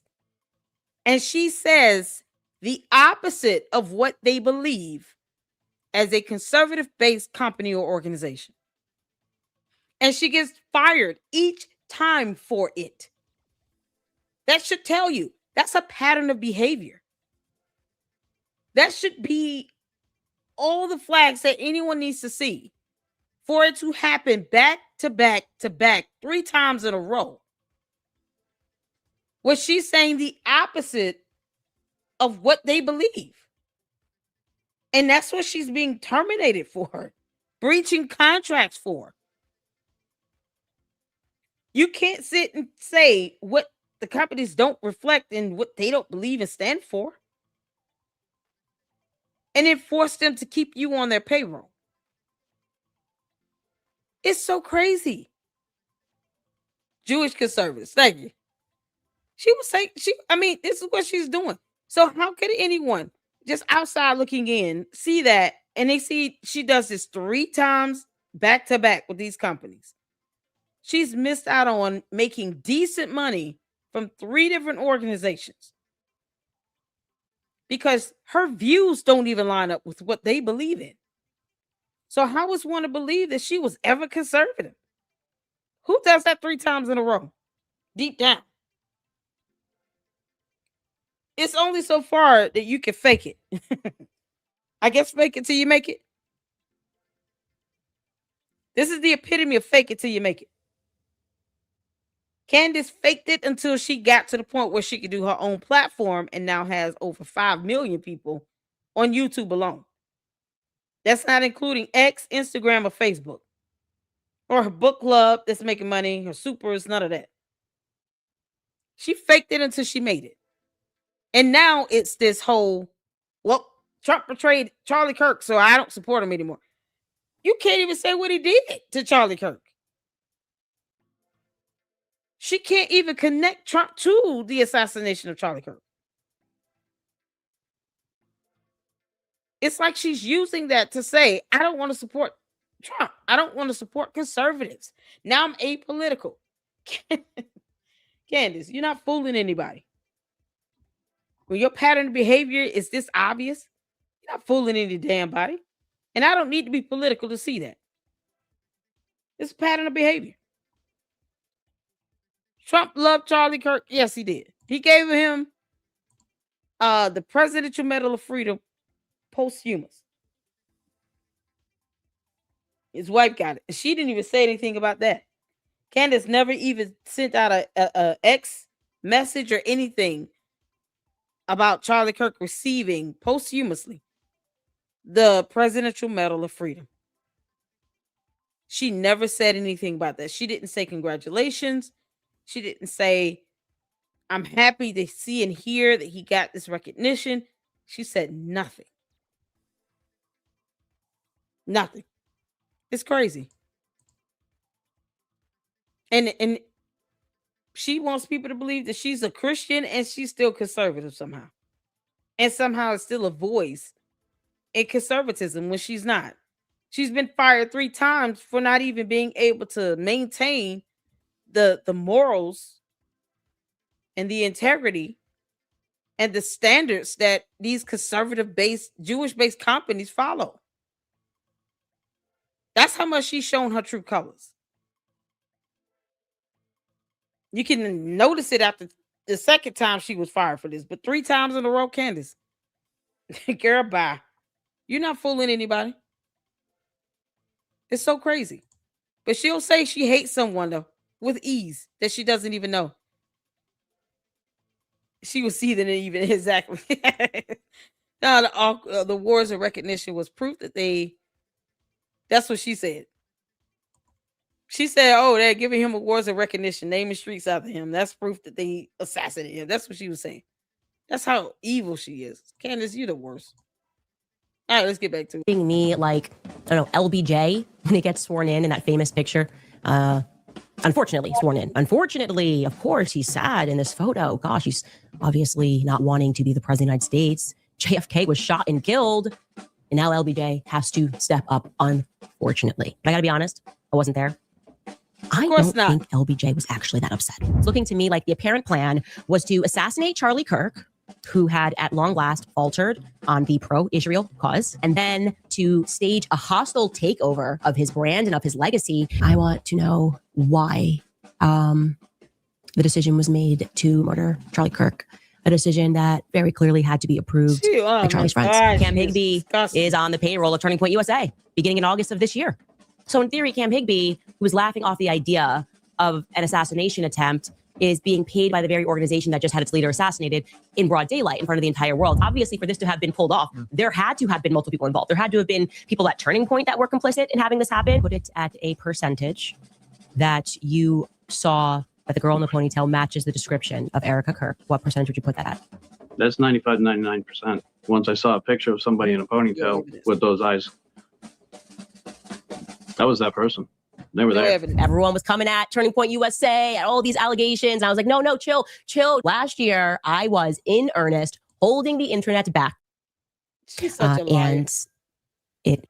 Okay, this is the last one here with her smoking gun witness, who lies like hell himself. I mean, good grief. 2 pathological liars having a squabble. It's legit. This is a legit story that I'm about to share with you. He's being 100% honest, and you're free to look further into this. I am certain he is going to probably be doing a lot of interviews in the near future. I think that this is God operating. I really do. I think, bless this man. She was so wrong. And on that morning, she was loading up the vehicle to go for this meeting.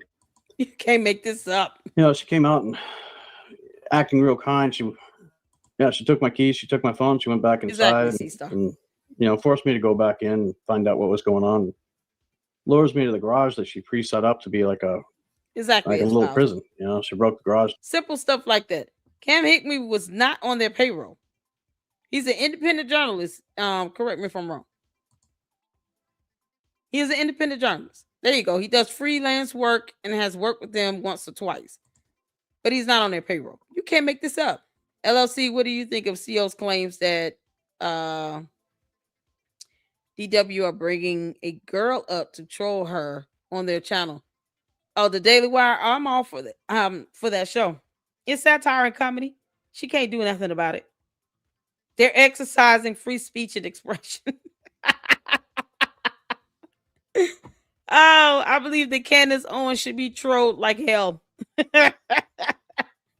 It don't even have to be harassing. It just be like one message to her so-called tip line and a good video that'll send her seething. She already hates the Daily Wire. She hates everybody. So what, people should not tiptoe around her.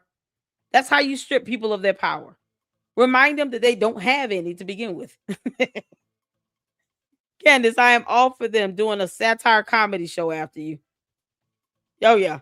So you can see and hear how stupid you really sound.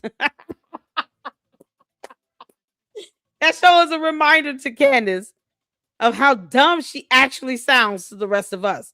So now she's forced to face herself through these satire comedy episodes to see how absolutely ridiculous she sounds when she's doing a show and has no evidence. And they obliterated her ass with it. Oh, I am here for it. As a matter of fact, I would love to be in one of the episodes. I don't even need the audition. Just give me a small role where I'm in the background and I can just laugh and giggle and say, Candace, you're bad at this. I'll be good with that. Oh my God, I'm here for it. She went back inside and forced me to go back in and find out what was going on. Lures me to the garage that she pre-set up to be like a little prison. She broke the garage doors. Hoarded stuff was stacked against the windows and the other doors. And she lured me in there and attacked me. Catch that Mustang. I just cannot see how Not this hit my Mustang. would lead to anything other than a full confession from the government about the military's involvement in his assassination. My keys to anybody. You're the one who asked him to mess with your car. I haven't touched this car in forever. It's been in my way. I'd like it out of the way. I have no idea where the keys are. Would love to know. But that's not what we were doing today. But you have to do this. You have to don't defend ask you a question. I can defend myself all I want because you're being insane. You want to video record shit? You want to threaten to hit my car with a hammer? God damn it! Marriage over, bitch. Goodbye. Don't. Then you stop it. Was he gonna hit her with that Do hammer? all you want. Go ahead. I want to. I want you to fucking. Did y'all notice this? Did you raise that hammer to her? Is that what he did? Because it looked like you put it down, like you raised it up to her. Goodbye. Don't. Then you stop it. You can't make this up. I gotta slow this down. Did it look like he raised that hammer to her? Marriage over, bitch. Goodbye. Oh, he raised it and hit the car again. Look at that.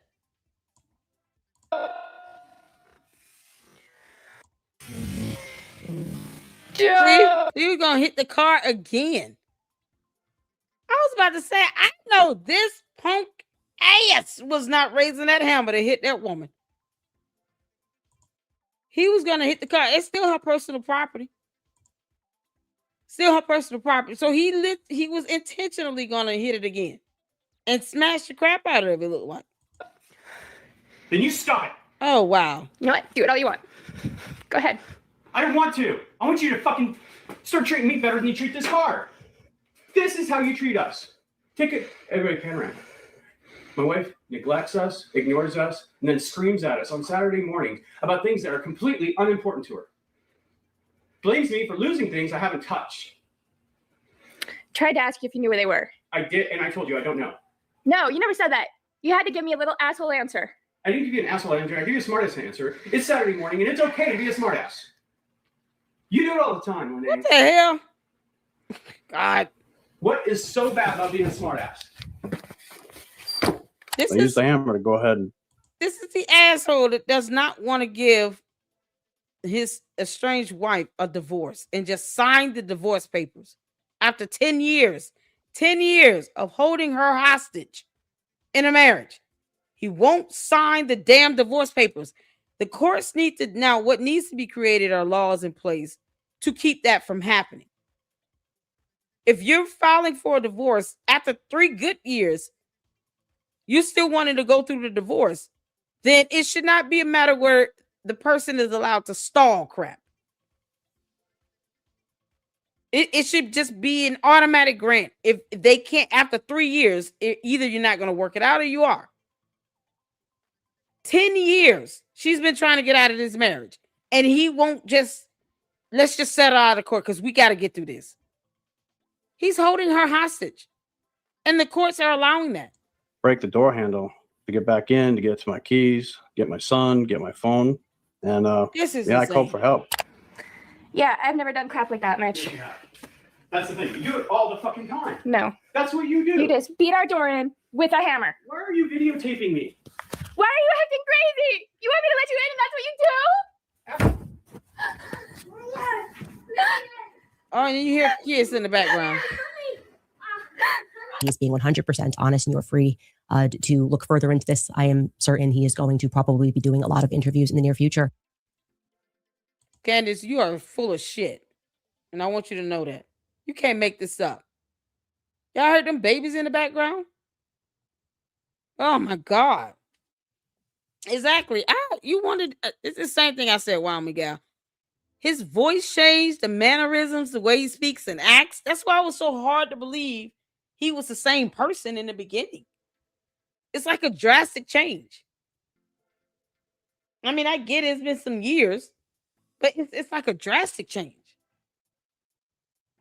Like that, man, good grief. Oh my God. Y'all will hear me be my voice raspy, but my mannerisms, the tone and the vocal patterns, stuff like that shouldn't really change drastically in 10 years. You go to one of my earlier videos and see it's about the same. It should be. This idiot acts like a totally different person. That's so crazy. Let's get in some comments, you all. Yeah, listen. Well, today has been a day. We finally at least caught up because, man, I predict the rest of the shows this week with Candace is just going to be a bunch of crap. As she continues to blame the same old people like the feds for something they're not even doing. They're not doing the investigation. They're not spearheading it. It is the state of Utah's attorney general.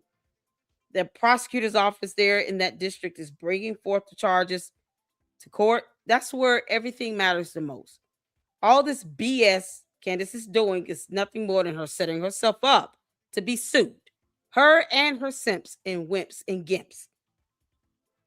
Because they're parroting this nonsense and they're really having a ball over here on Twitter X where they're going after people relentlessly.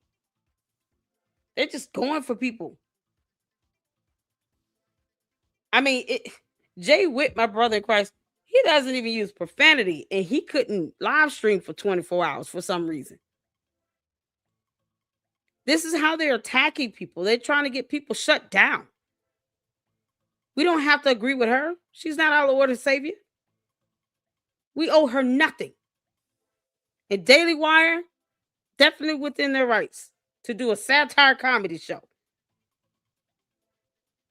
At some point, we got to start laughing at this idiot. At the very least, we can get some enjoyment out of it from another show. Trolling her ass. This isn't stalking. What is stalking is what she's trying to do with Erica Kirk by demanding an alibi. Oh, I've been reaching out to them to try to figure out if they can send me some messages or a screenshot. They don't have to send her anything. They should not have sent anything to her to begin with, and they need to stop. TPUSA, Erica Kirk need to stop. They need to treat this heifer like she does not exist on Earth until they're ready to sue her.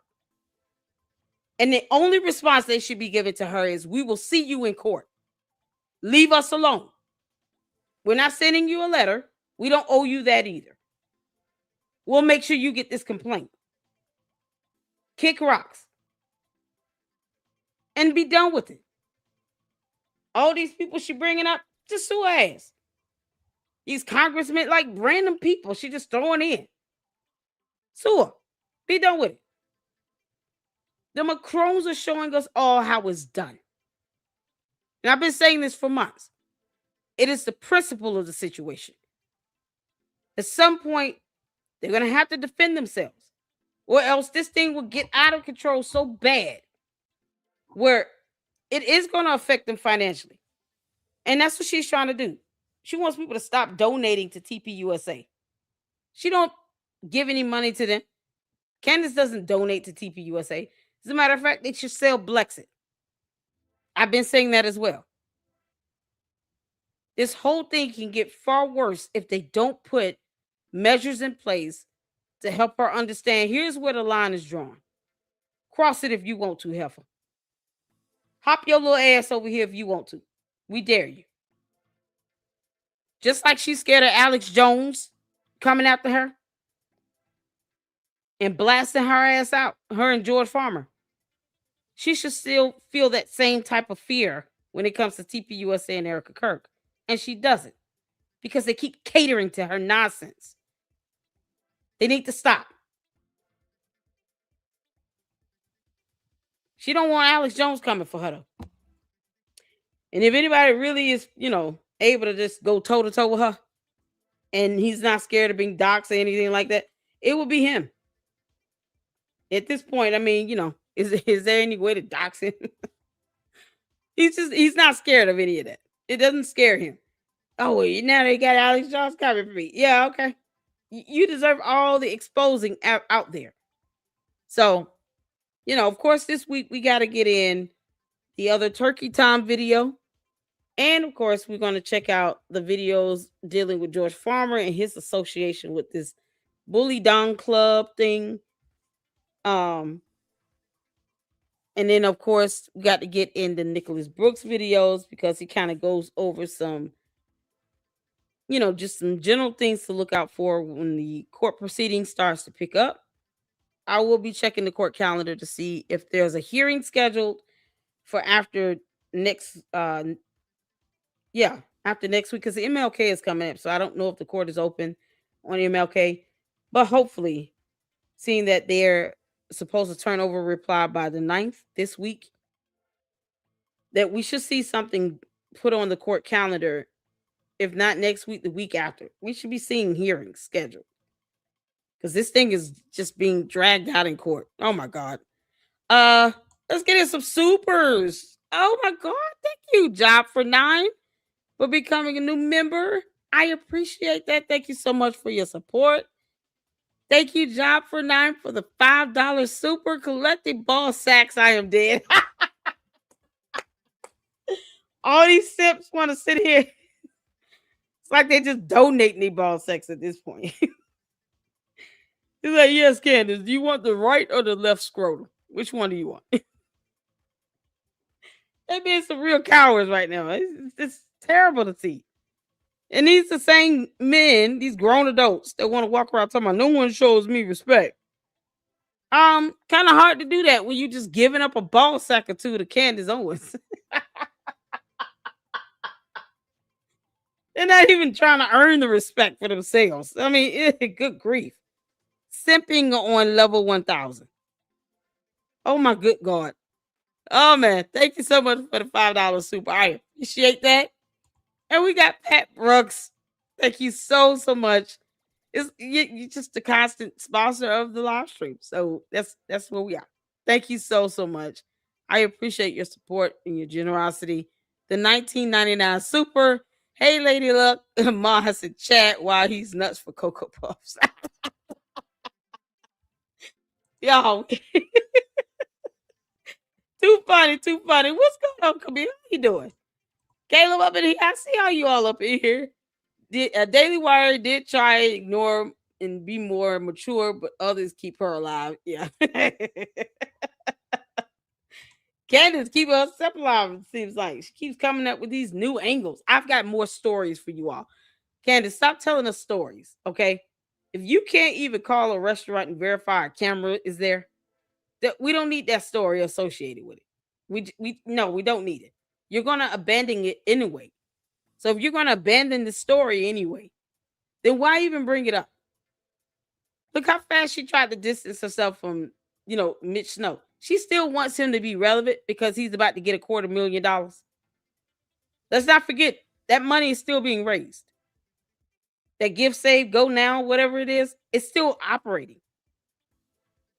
They haven't paused it. It has not been reported or anything. It hasn't been taken down.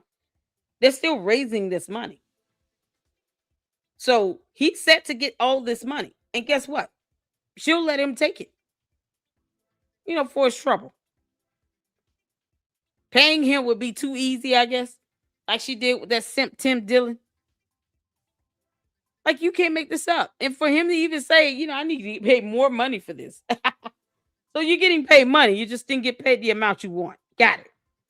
Because who says stuff like that? It's so crazy. Y'all, these simps are getting worse. They're just telling on themselves left and right. Oh, of all the women to simp, they simp for Candace. Exactly. Hit the like button. You guys, make sure you're subscribed to the Lady Luck Club. I appreciate all of you guys and your support. 2026 is going to be fantastic this year for the content we're releasing, yes, we're going to start diving into Scientology. I do want to still go over the Karen Silkwood documentary, one of the more authentic, true, independent journalists that was also like a whistleblower, and started reporting on her company, which so happened to be, aligned with the it was like the Department of Energy, where they started testing with nuclear energy, nuclear power.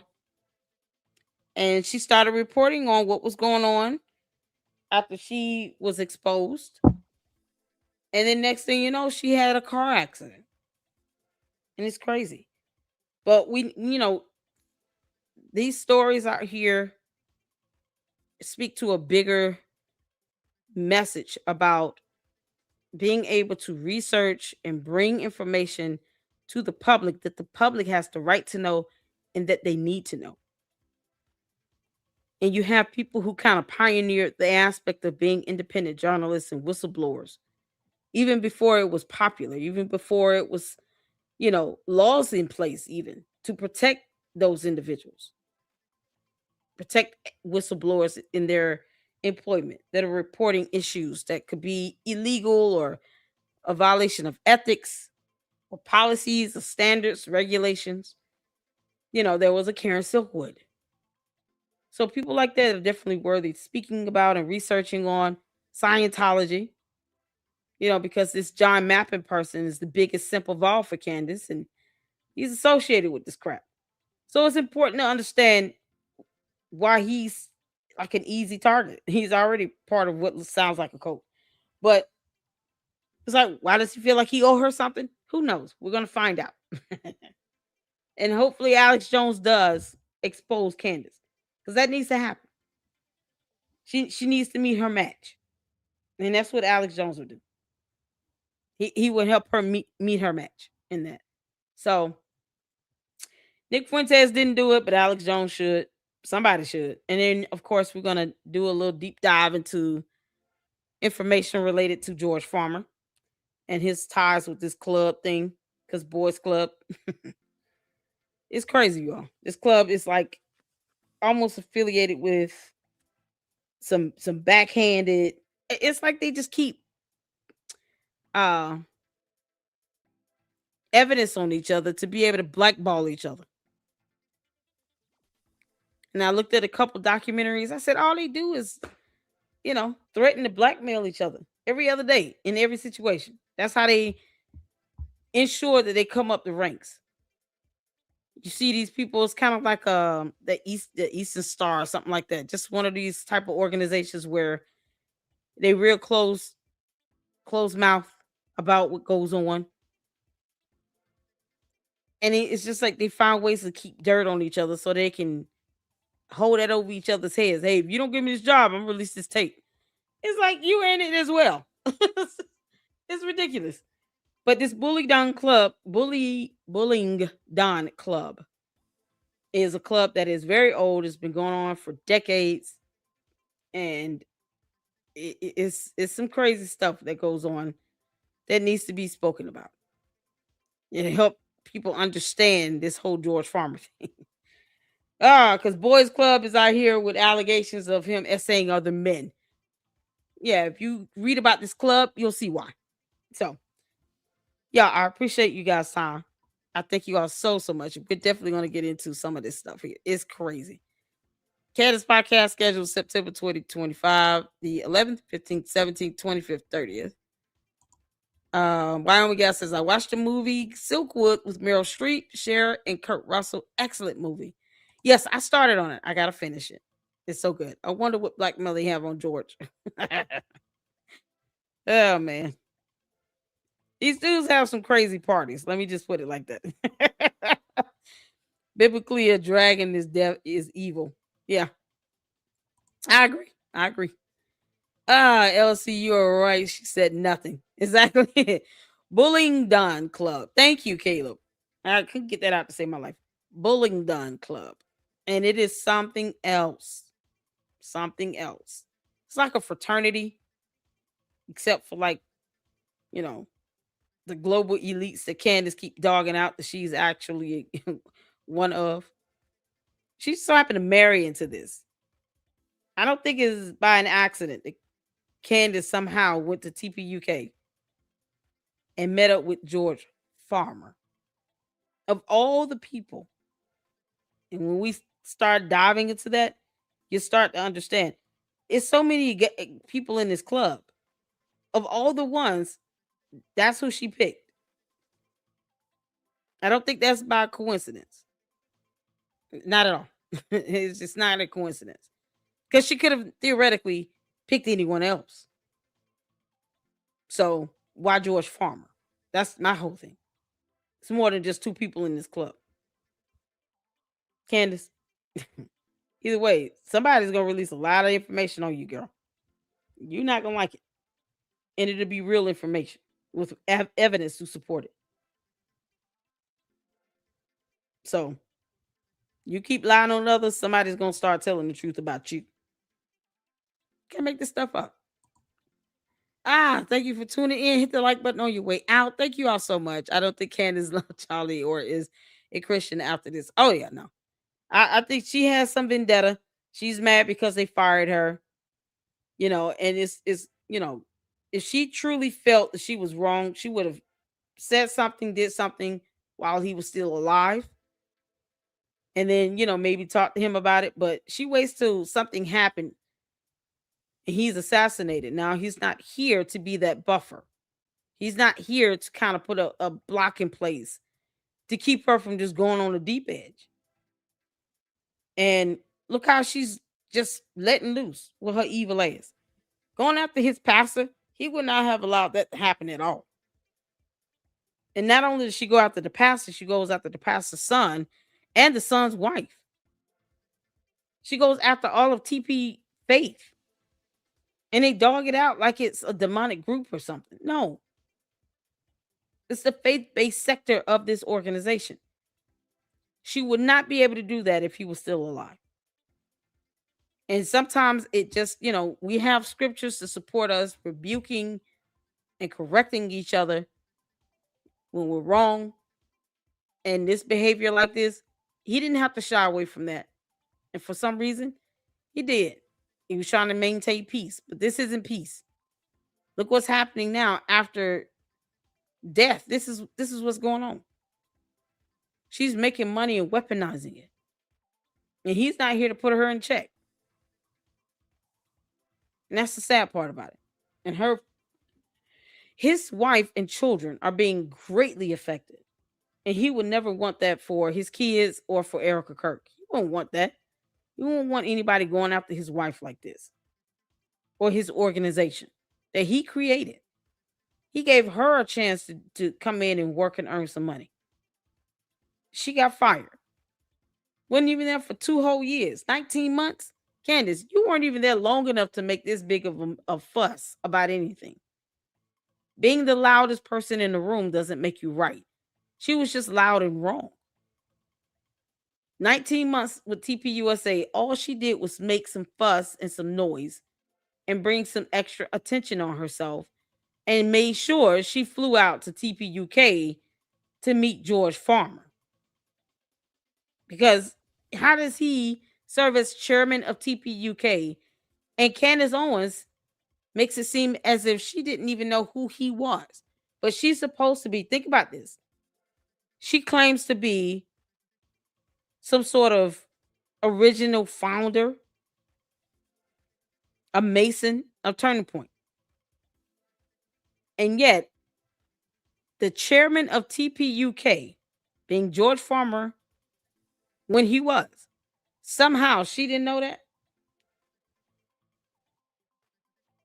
Somehow she didn't know who he was. He was affiliated. He was interested in TPUK. It's crazy. It's so hard to think that I just so happened to fly out and I just met her. You mean you just flew out to the UK and just met him randomly? Of all the people that were there at the event, you somehow just met, you even in being introduced to him. Why him? Why him particularly? In 18 days. Come on, y'all. That don't make no sense. So once we dive into this bully done club, things probably will start making sense. All right. This is how independent journalism goes. Candace, allow me to show you how it's done, you heifer, because you're bad at this. You're bad at this. So we're going to get into that this year. Great things coming from the LLC. So hopefully you guys are able to still support and even just watch and hit the like button. Hype the videos if you can, please. That kind of pushes them up in the algorithm. I appreciate all of you all support. I am going to do a live about Umar shortly, but I appreciate you guys so much for tuning in. Hit the like button on the way out. I still have to check all my emails, so give me some time to catch up, and I will do so. We will go live tomorrow, y'all. We will go live tomorrow. It's going to be something else. All right, so I will see you all tomorrow. And those that can tune in to the Umar live stream, I will see you there in a few minutes. On to the next one. Lady Luck Club out. Deuces.